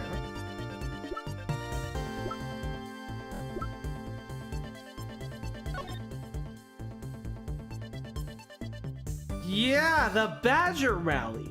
There's only one badger in the park at a time, which means they must have removed the doll for the sake of the Badger Rally. That's it. They removed the doll so that the Badger Rally could be held and people couldn't just come get the picture at the haunted house. That has to be it. God, we're so low on health. Hold on a second here. There's something wrong with this blue badger. Huh? Like what? The way the belt is on him is the opposite of how it should be. Did you make a mistake? Can't be input the image data exactly. Wait, the belt. Oh, yeah, it is wrong.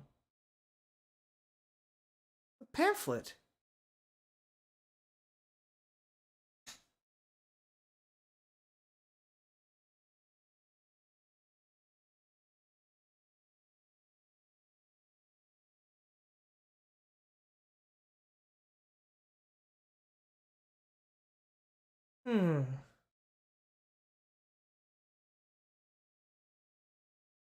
Is it a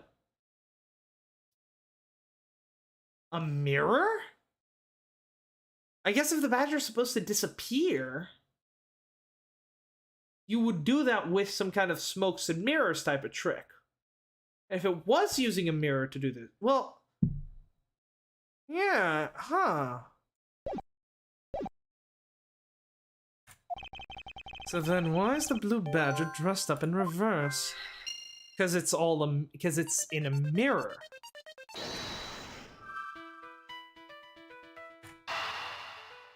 The blue badger isn't real, it's just an illusion. Ergo, all that was needed to do to get rid of the blue badger was just shatter the mirror. Okay, do you remember what you said earlier? What I said about what? About how this building might as well have been a house of mirrors. A house of mirrors? Oh, that would explain the reversed or mirror image. Yes, this blue badger might be nothing more than the reflected image of a real one. Then was the blue badger you saw just a reflection? When I looked down this hall, I thought it was perfectly straight. However, if there was a mirror... Oh, there would actually be an L shape, right? Precisely.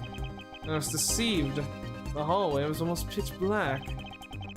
There was a beam in the way that obstructed my view of the other hallway. Wait, but why build this place like that? That's pretty pointless to me. For the sake of the disappearing trick. Okay, this house is just another attraction in an amusement park. They created a mirror wall for a very specific purpose, one I can point out to you. This is the reason they built a mirror wall. Oh, what now?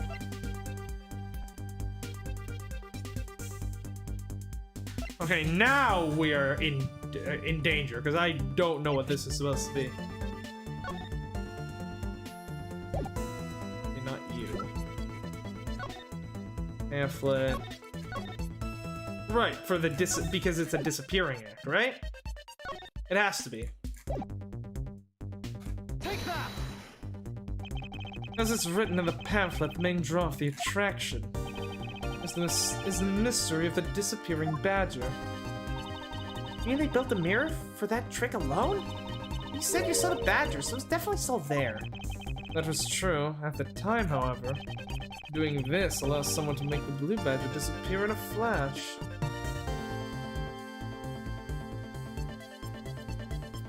Move the mirror wall.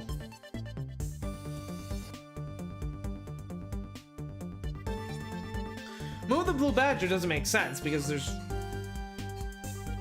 nowhere you can move it to. Dim the lamps, that you don't need mirrors for that. It has to be move the mirror wall. To remove the reflected image, simply move the mirror. First, the mirror was obstructed so that it could be constructed so that it could be moved. Then, beyond where the mirror was, an empty hallway had to be created. So when they wanted people to see the blue badger, they would open the mirror. And when they wanted to hide it, they simply had to close it again. This explains why the other side of the fragments have a design on them. Ah, if the pattern is the same as the walls in the hallway. Then when the mirror is close, it would blend in with the rest of the walls. This is the mirror trick that this haunted house employs. And this also proves the existence of the hiding place for the culprit. Huh? How so? Think about it, Kay. There's a place that was outside my field of vision. Kept out of sight by hiding here. Right. Behind the mirror. There was a very large blind spot, one I could not see beyond, and it was here. If my assailant hid on the other side of the movable mirror, and you wouldn't be able to see him. He didn't even need to do anything to the Blue Badger doll. And exactly all he had to do was wait for me on the other side of the mirror. Wait, hold on. I just thought of something. Yes. Well, shouldn't the mirror wall be broken right now, in reality? Since we have a few shards of it, we can probably assume it is. Yes, it most definitely is broken. The question is, when was it broken? If we found these inside the victim's costume, that would mean the victim was there when the mirror was broken. Wait, that sound. Leave the money and go now. That's what it was. That sound I heard was most definitely the sound of a mirror breaking. Okay, I'd like you to input some new information. Don't scare me like that. I'm sorry, but I need you to recreate something for me. Sure, whatever you read. Whatever you need. So, whatever you do need, sure, whatever you need. So, what do you need anyways? If you could first recreate this hallway just before I enter the dining room. You got it. Yeah, I'm really liking this case. There's a lot of there's a lot of moving parts and complexities to it. Very fucking cool. Now this, I believe this was right before I entered the dining room. Although at the time, I thought it was but a single straight hallway. And then I went inside. It was around then that I heard the sound of a mirror shattering. What? Then, Yes, I believe it was then the mirror was broken. okay, so then when you step outside into the hallway again, The mirror wall should no longer exist, Kay. Please recreate that. got it.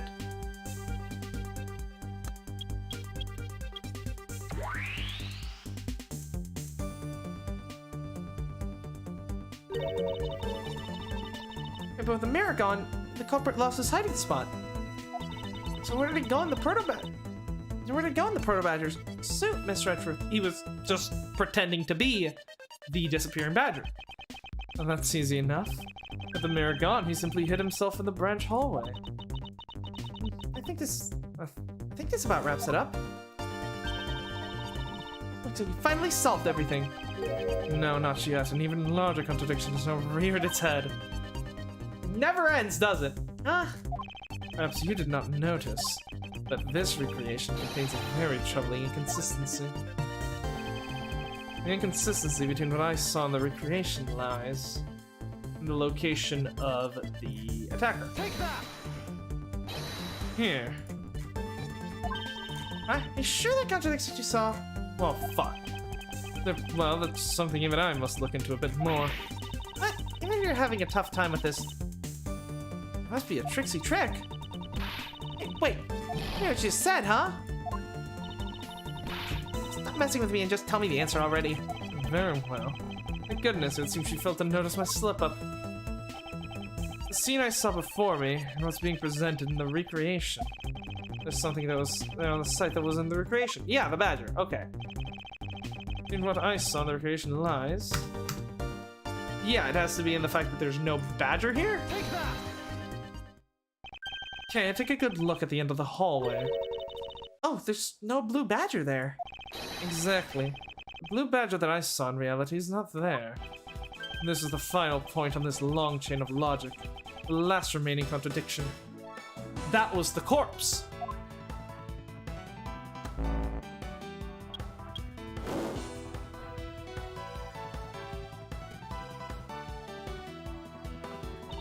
So, let me get this straight. When you came out of the dining room, you saw Badger, right?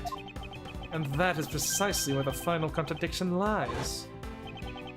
Something that shouldn't exist was there before me. Or what do you suppose it was? I believe this is the real identity of a mystery badger.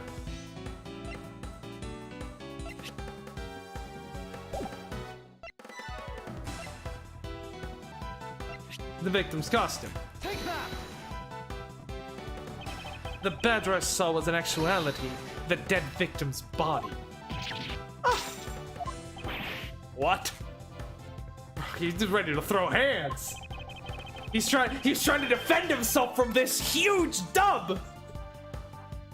Agent Lang, the entirety of my complete logic is my final decisive piece of evidence. The murder happened in the hallway of the haunted house at the time of the drop-off. You can consider the moment I heard the mirror breaking to be the real time of death of Mr. Deacon. No. Maybe it was due to their fighting, or perhaps it was the life-shattering bullet. But no matter what the cause was, the hallway mirror was broken. You're in the house at the time, right? Are you telling me that you missed the sound of a gunshot? There were a variety of sound effects playing at the time. All for the theatrics, I assume. The gunshot must have blended right in. I'm struggling to defend myself against this dumb boss, man. Now then, I would like you to recall something for me. Who was it that was at the victim at the haunted house? Who was the one who had the opportunity to rob the victim of his gun and use it on him? It was you, Lance Amano. Oh my god! There's some fake ass... There's some fake ass fucking, there it goes.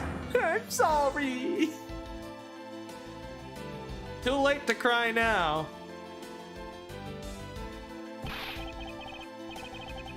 It's not like I had a choice. Oliver turned on me all of a sudden. He snapped and turned violent right after I hung up with you. He shoved me to the ground, straddled me.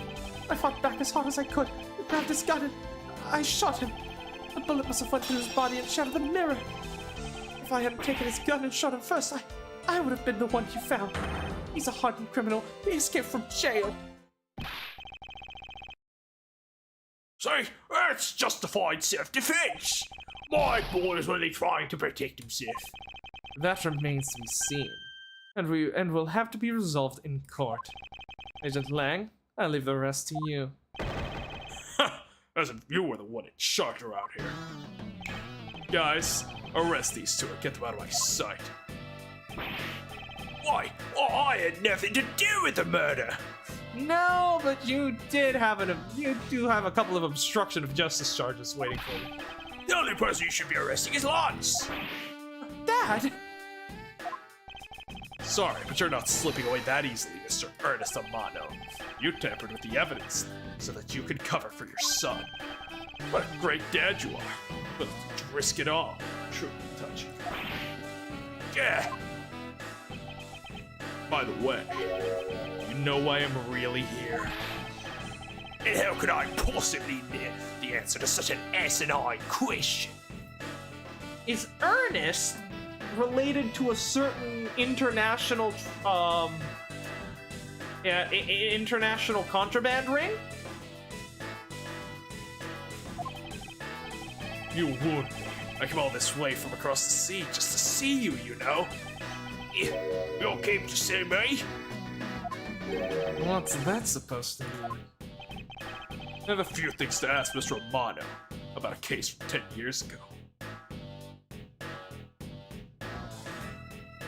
The same case? Wait, it's all coming together. How did I not piece this together sooner? The file that got stolen from my office, or will be stolen tomorrow, was from a certain case 10 years ago.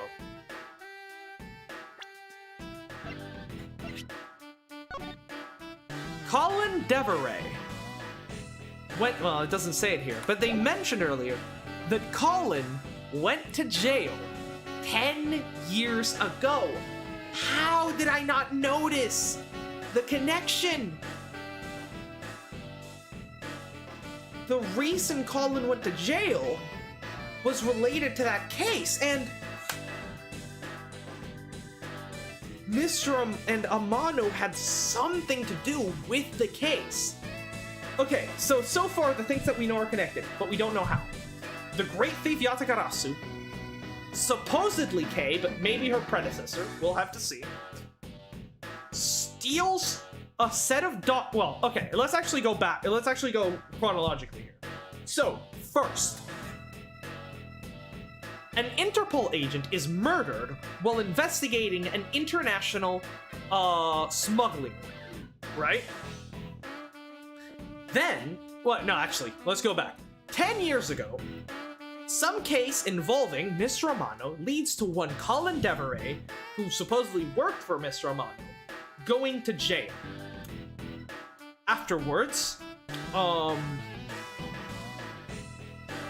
years later, an Interpol agent dies while investigating a international smuggling operation.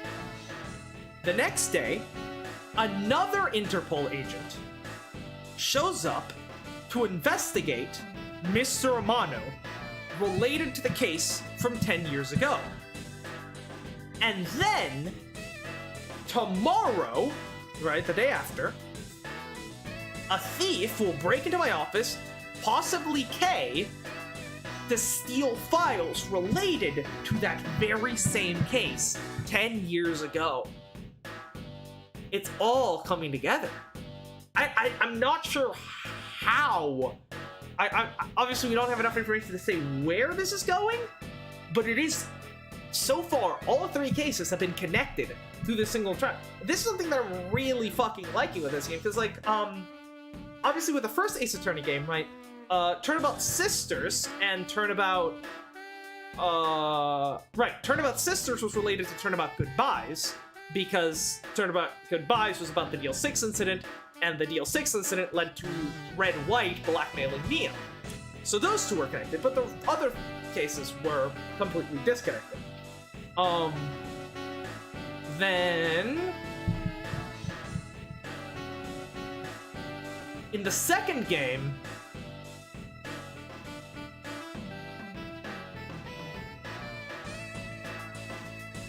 I don't remember any cases though. Yeah, there wasn't really any connection. There wasn't really any overarching storyline in the second game.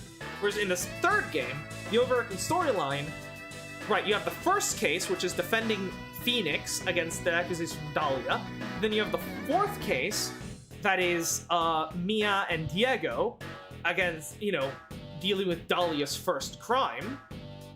And then Bridge to the Turnabout, which brings all of those together, and also then, you know, calls back to Reunion and Turnabout from the second game.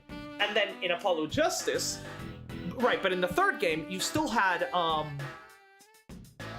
the second and third cases were unrelated to the overarching storyline.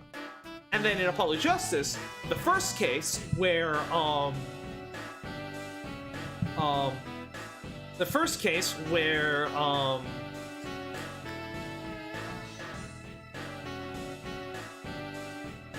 Kristoff is sentenced, where we first discover that Kristoff is a murderer. That's also connected with... Is there any connection with the second case? I'm trying to remember the second case. There's connection with that to the case with, well, to the final case, obviously. But then that's also connected to the case with Lamiror and the Gaviners. I don't remember. I don't remember the cases in Apollo Justice well enough to see if they were connected. But... No, the second case in Apollo Justice had no connection to the other ones, I believe, because that was the one with the fucking Yakuza lady. Yeah. But yeah, no, this is fucking, this is great. So far, all the cases are, like, giving little hints to this big interconnected storyline that will eventually, like, I guess all conclude in the final case, and that might be the next case, because I don't know, does this game have 4 or 5 cases? I don't remember. If it's 4, then that's all going to be resolved next time. If not, then next time we might, you know, next time might be just a case that's fully just set up for the final case, kind of like it was with with case 4 in Trials and Tribulations. But we'll have to see. Yeah, really cool. A case from 10 years ago. Oh, what's the name you used here for that case? Sheena. It's known as the KG8 incident. I believe I've heard that name before. Oh, you sweat. The KG8 incident. Oh, so you remember it. Good. You recall that the trigger in that case was the Amano Group scandal. Specifically, the charge of an internal smuggling ring. It is all coming together. So the Amano Group has been running, is actually just a cover operation for a massive international smuggling ring. And they tried to pin that on them a while, but I'm guessing they used Colin as their sort of, I'm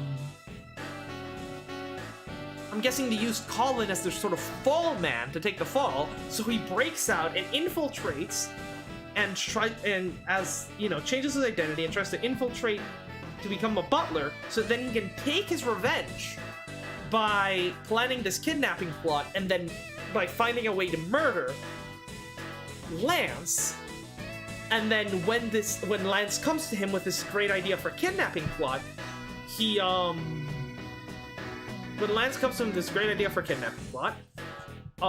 finds that it's the perfect opportunity to kill Lance as part of his revenge scheme, while also making off with a lot of money.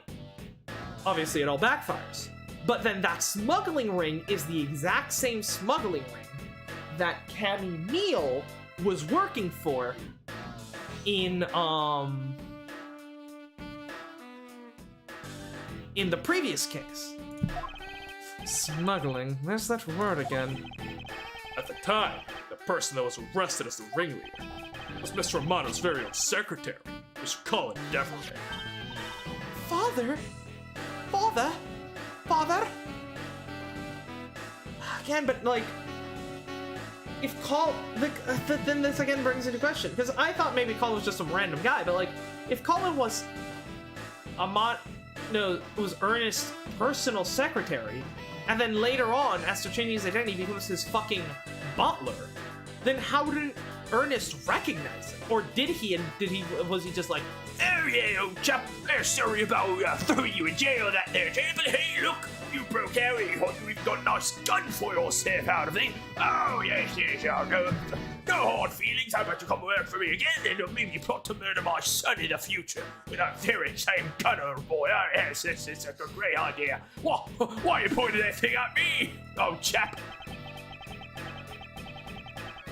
Even though you pushed the crime onto your dead secretary, Mr. Devereux, I suspected that you were involved in smuggling ring, Mr. Amano. Mr. Devereux was arrested and placed with you. Which is why, when he broke out, you hid him from the police, right? You hid him in exchange for silence on your dirty little secret. Ah, okay, so it was blackmail. No. Yeah, please calm yourself, Governor. I honestly have no idea what you're talking about. Ha, pretend to be ignorant on what? We're taking you down to the precinct anyway for a nice long chat.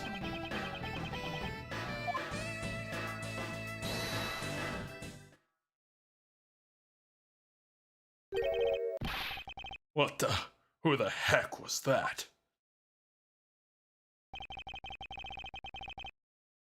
Jacques Portsman and Jim? I mean, I know that's not your real name. It's all coming together? I'll take him down to the precinct if you don't mind. And who the heck are you? I'm Jack Sportsman. I'm the prosecutor in charge of the case. Oh, Jacques! Why, thank goodness you're here! Don't jerk me around. This is an Interpol case, so keep your paws off my suspect. Sorry, but I can't comply. I got the backing of the prosecutor's office. See, in this country, we prosecutors work with the police to bring cases to court. So if you could please cooperate with me here, that'd be great. Now, how about a handshake to seal the deal? Sorry, but I hate prosecutors. The whole lot of you. You'd get along great with the right, I guess. Guys, arrest the two suspects. Sorry. Oh, I almost forgot. Prosecutor Miles Edgeworth, is it? I'd like to thank you. Thank me. Yeah, for working so hard to fulfill my goal. Hey, is that any way to thank someone? What the heck is that supposed to mean? You're so relentless with Lance that you forced Ernest to tamper with the evidence. Thanks to that, I finally had a legitimate reason to arrest him. How does it feel to bite the hand that feeds you?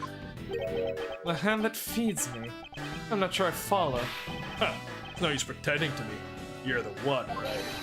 You're the corrupt prosecutor that's working for Mr. Romano and the smuggling ring, right? Is that why you've been so hostile towards me? I mean, no, it's obviously Jacques. We based on that interaction, I'm pretty sure it's Jacques, considering Mr. Romano seems to know him by name and seems to be on good terms with him. Yeah, that's interesting.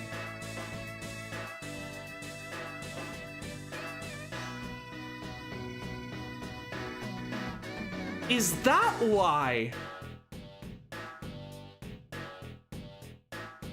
I mean, that explains why Lang has been so hostile to me and trying to, keep me away from the investigation.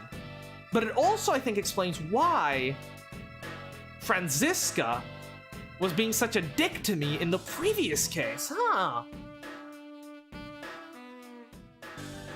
Wow, she wounds me so. How could my own stepsister believe that... adoptive sister, I guess, is more of the term? Could think of me as corrupt prosecutor, although...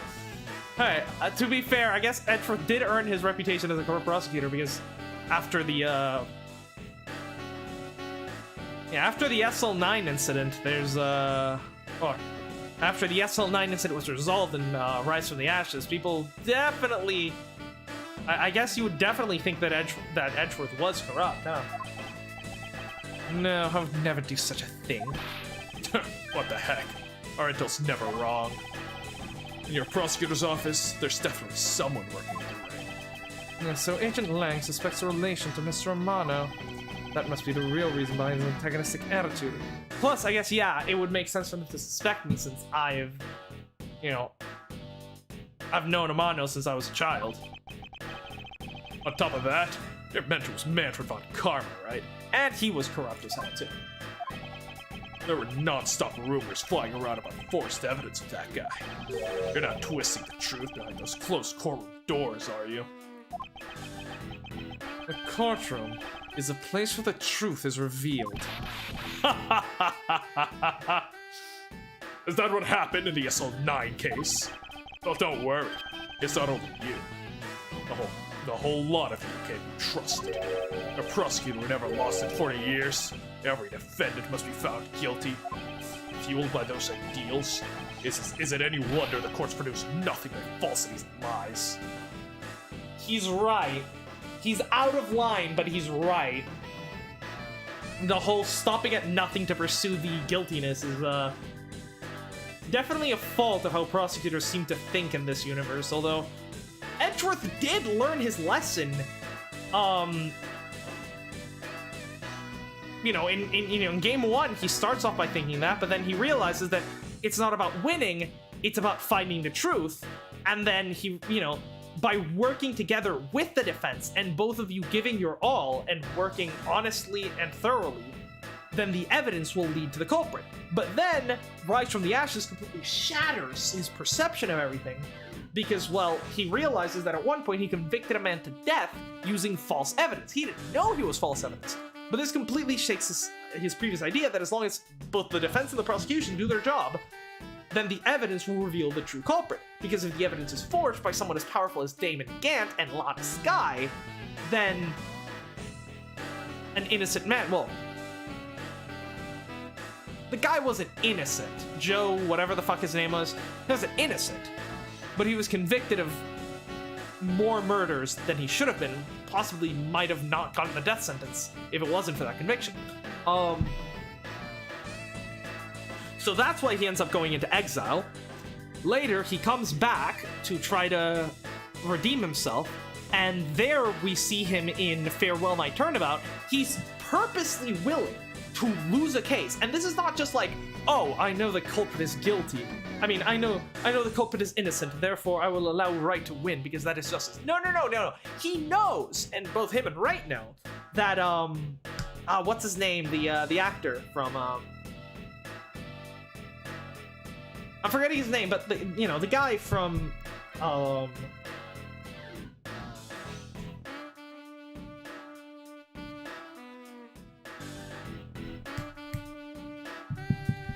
what's his face? The guy from Farewell My Turnabout. I don't remember his name, but yeah, he's like, Edgeworth knows that he's guilty, but he's still willing to let that guy go free in order to save Emma's life, which is a complete 180 from where he was at the beginning of the story. And then later, at one point in fucking Bridge to the Turnabout, he even acts as a defense attorney for like a day in court, So I think Edgeworth has very much learned his lesson in that respect, I would say. It would seem that this disdain extends beyond just me. Prosecutors of the courts, why is this man so angry with us all? Rest assured, the next time we meet, I won't be so forgiving. So don't you forget it. Oh, you got your assistant doing your hand motions with you now, okay? Okay, great, yeah. I can do that too with, Right, come over here. I know you're still hiding in that boat. You're hiding behind those bushes, looking at all this juicy drama. Come on, help me out. We'll do the point together. Someone ghost me as well. We'll do a triple whammy. She not kinda bad though. She kinda bad though. Please wait. Agent Sheena. Why does Agent Lang hate all prosecutors so? Lang is the head of the long-honored House of Lang in Zhangfa. The heads of all police-related divisions in that country were of Lang blood. Were? And what do you mean by that? Aren't they still? They were revered, but that was long ago. They don't hold any sort of sway anymore.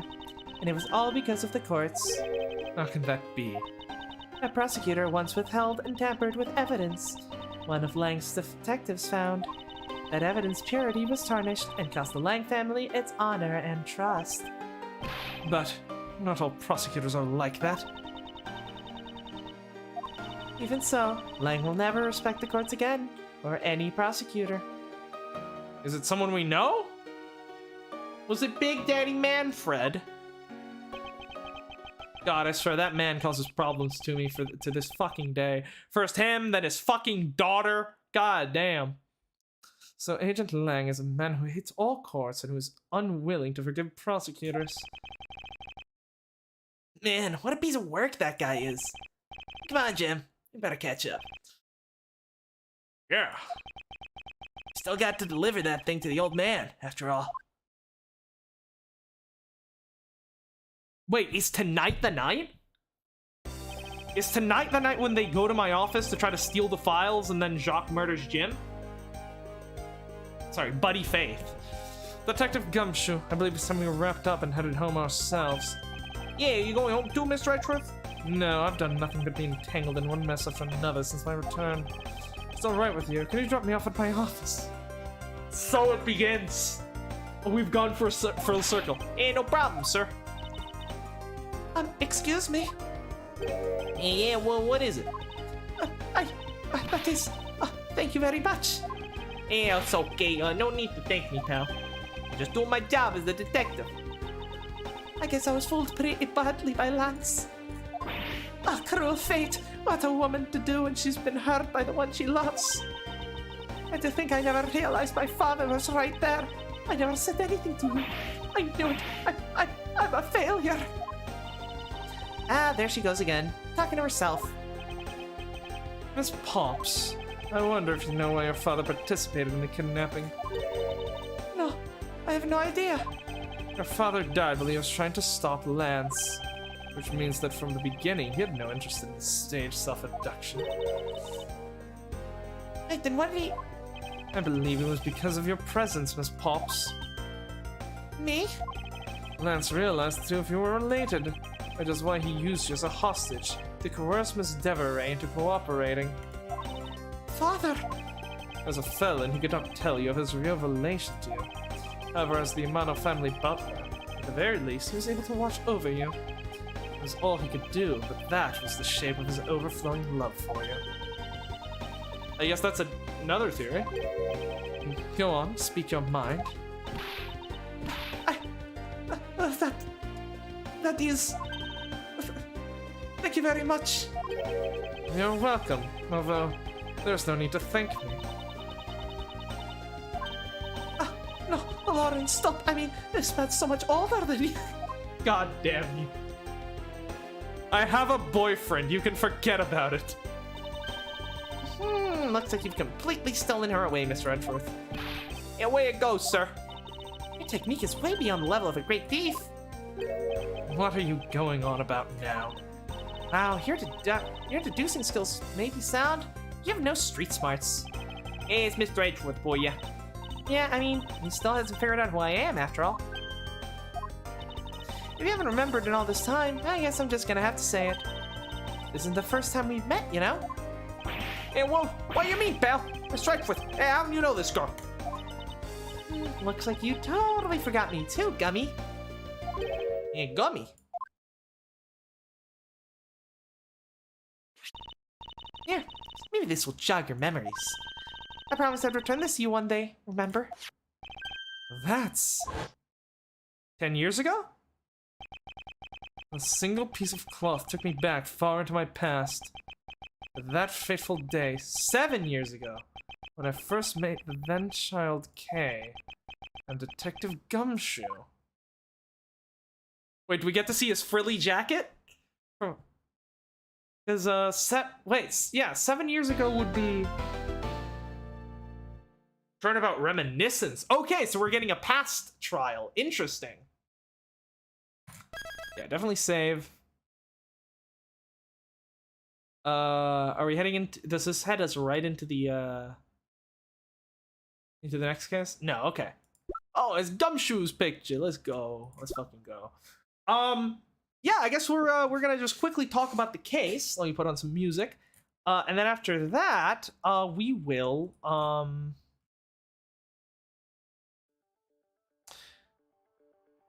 yeah, we're gonna talk about the case, and then after that, we're gonna,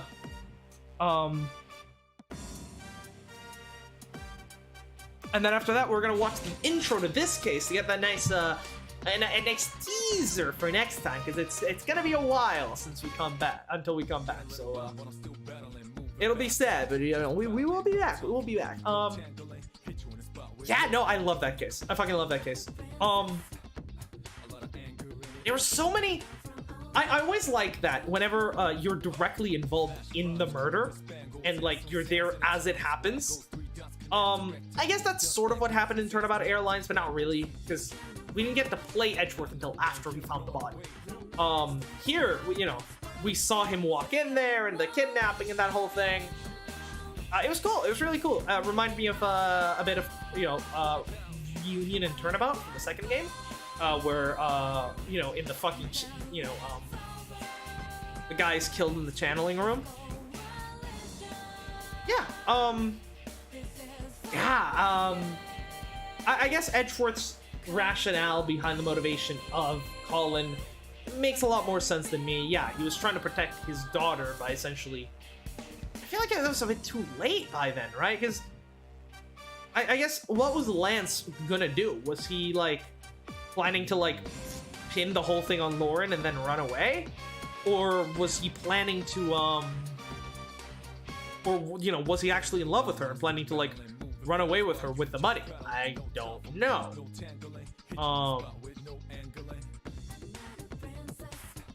I guess the assumption is that he was going to betray Lauren from the start, so he was trying to stop him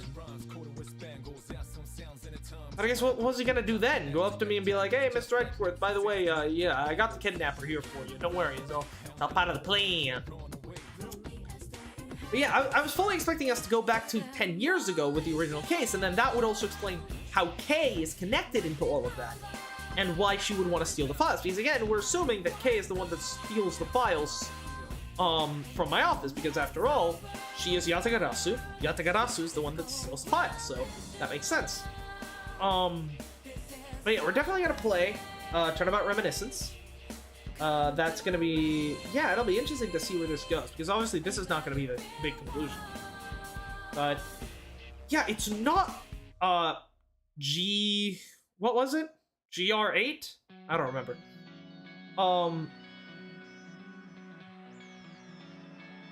But it was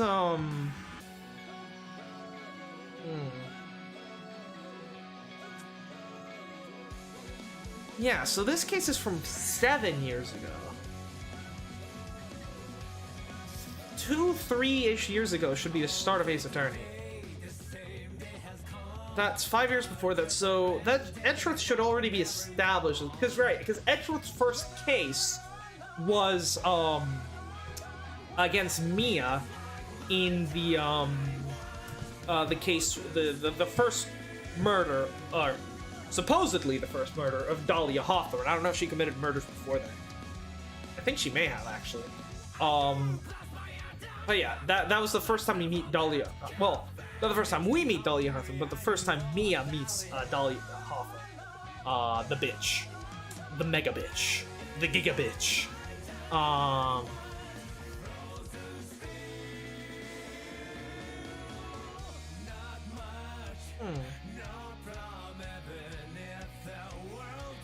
Yeah, so this is definitely after that. So who is... Yeah, I guess this is just, I guess we'll get to see how Edgeworth and Gumshoe first meet. That will be interesting. And apparently Kay has been here since the beginning, so I guess that's why she's been stalking Edgeworth, but like... The bigger question here is Kay actually connected to the case from 10 years ago? The case that's like the whole connected storyline of this game? Is this case, the 7-year-old case, connected to that somehow? You know, how is this gonna work? Because she needs some sort of motive to actually break into my office to steal those files, right? Obviously, we know Jacques is probably the one that's in the pocket of Ernest, which is why he breaks in to steal certain files, and Jim stops him, and that's why Jacques kills Jim, or something like that. I don't remember. I do want to replay the first case before we play the 5th case. So we're gonna play episode 4. But before we play the 5th case, I do want to go back and replay the first case real quick, just to figure out how. Because there's definitely got to be some connection.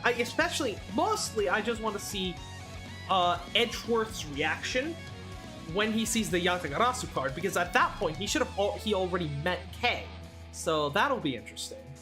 Yeah,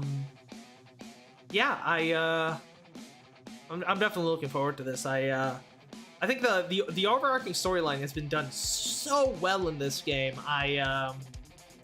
Honestly, so far all the cases have been great. I think. Yeah, the overarching storyline has been done great. As long as they don't fumble the bag in the final trial, like they did in Bridge to the Turnabout, this might become my favorite game in the series. I mean, that's hard because Apollo Justice is really good too, and like, I was about to say Apollo Justice is Emma, but this game also has Emma, but Emma didn't actually do anything in this game, whereas Emma is like the best in Apollo Justice. So,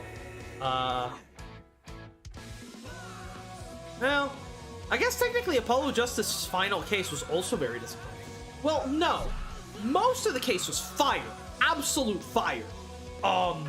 It's just the very end of it. It's just that Kristoff is just hype. The only problem I have with Apollo Justice, everything else I love about the game is just Kristoff. Well, I guess kind of a problem is maybe maybe we could have had another case with Kristoff before he gets arrested for murder. That way we can have a bit more connection with him, and so it's a bit more shocking when he gets arrested or something like that. But I don't think that's necessarily bad. I just think it could have been better, but I don't think it's a negative.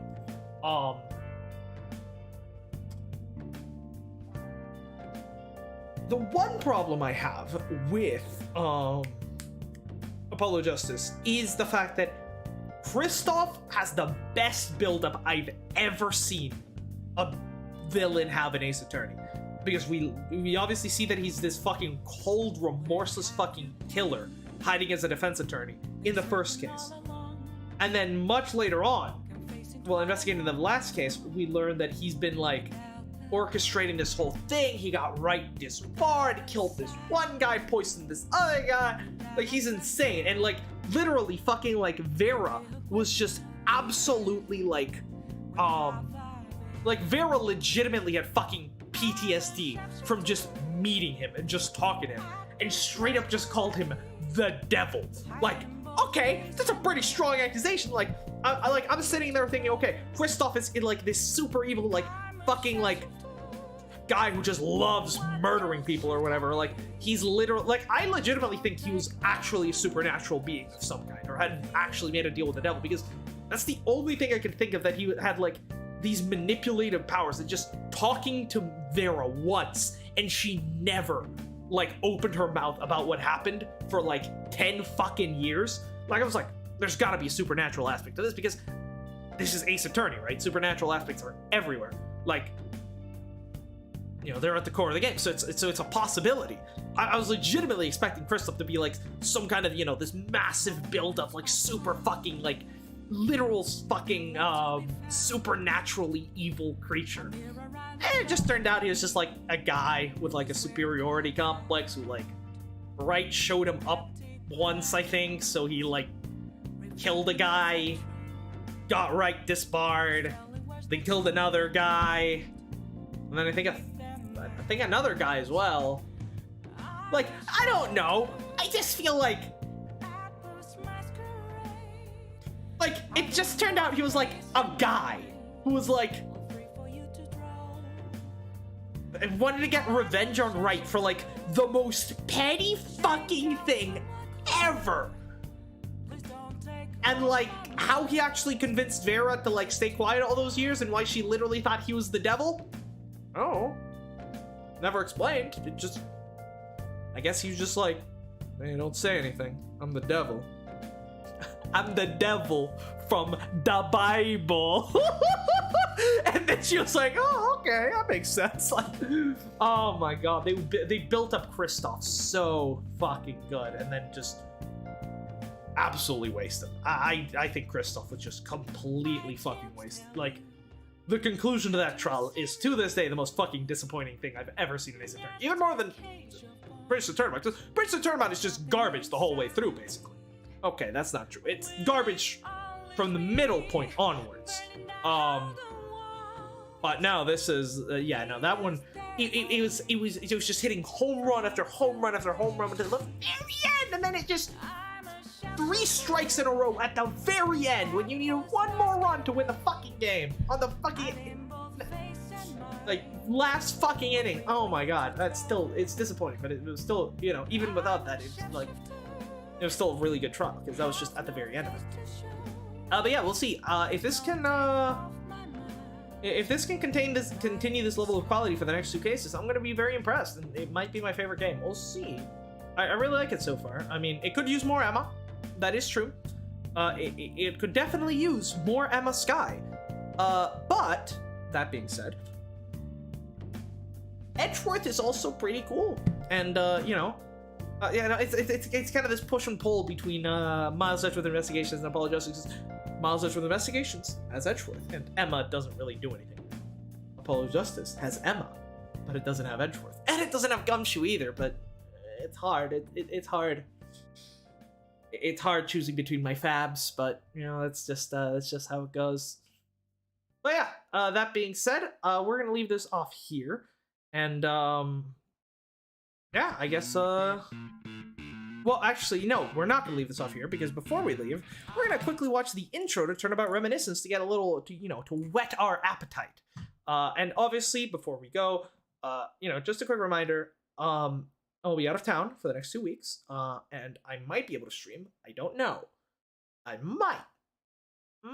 It's a big might. It's a capital M, capital I, G-H, the whole thing. Because I need to see if I can get a replacement for my laptop charger. If I can't, then we're gonna, I'm not gonna be able to stream the next couple of weeks, and we'll be back toward, at the end of August, thereabouts, and then we'll continue. If I can get my laptop charger fixed, I still won't be able to stream Persona 5 because my laptop can't run it, but I will be able to stream this. So keep an eye out on the channel, keep an eye out on the Discord. I'll try to keep you all updated. But yeah, let's watch Turnabout Reminiscence, and then that will be the end. Let's go.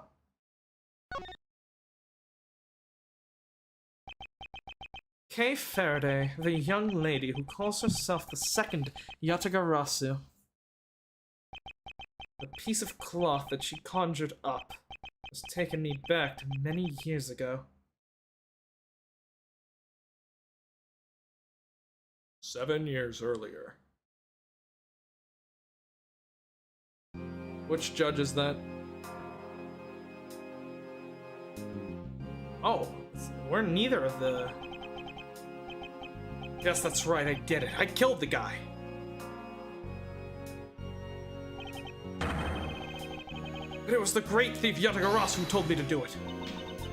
I asked the defendant, just what exactly are you trying to say? Don't you get it? I know the true identity of Yatagarasu.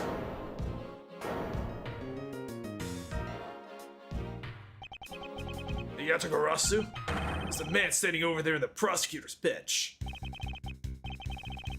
Are you saying that I'm the Yatagarasu? Don't you dare deny it. You told me to kill him when you snuck into the embassy. Yatagarasu Hudson. Are you claiming that Mr. Faraday? Mr. Faraday, what is going on? Mr. Rell, I think you heard just about enough. Your Honor, please listen to me. I'm telling the truth. You gotta believe me. What is going on here?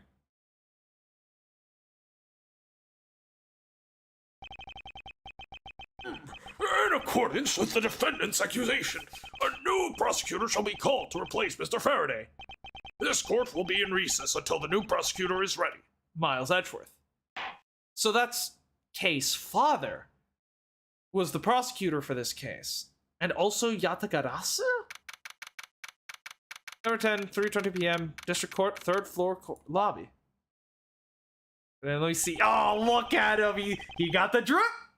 He got the drip. I don't know. Edgeworth, I gotta say, I don't know why you changed the jacket. This jacket has unmatched levels of drip. It's it's beautiful. It's so gorgeous. I don't know why you I didn't know you swapped that out for the boring one. I mean, it's still nice. It looks great, but this one looks better. All right, but yes, that's enough for now. We're gonna leave this off here. Oh, look at that little behind the scenes of how I actually lay out this fucking recording. Yeah, we're gonna end this here. I'm very interested to see how this plays out. So Kay's father was a prosecutor, and also possibly the great thief Yatagarasu, and so she's carrying on his legacy, and we tried to prosecute the case, and maybe he got arrested as a result of this guy's testimony.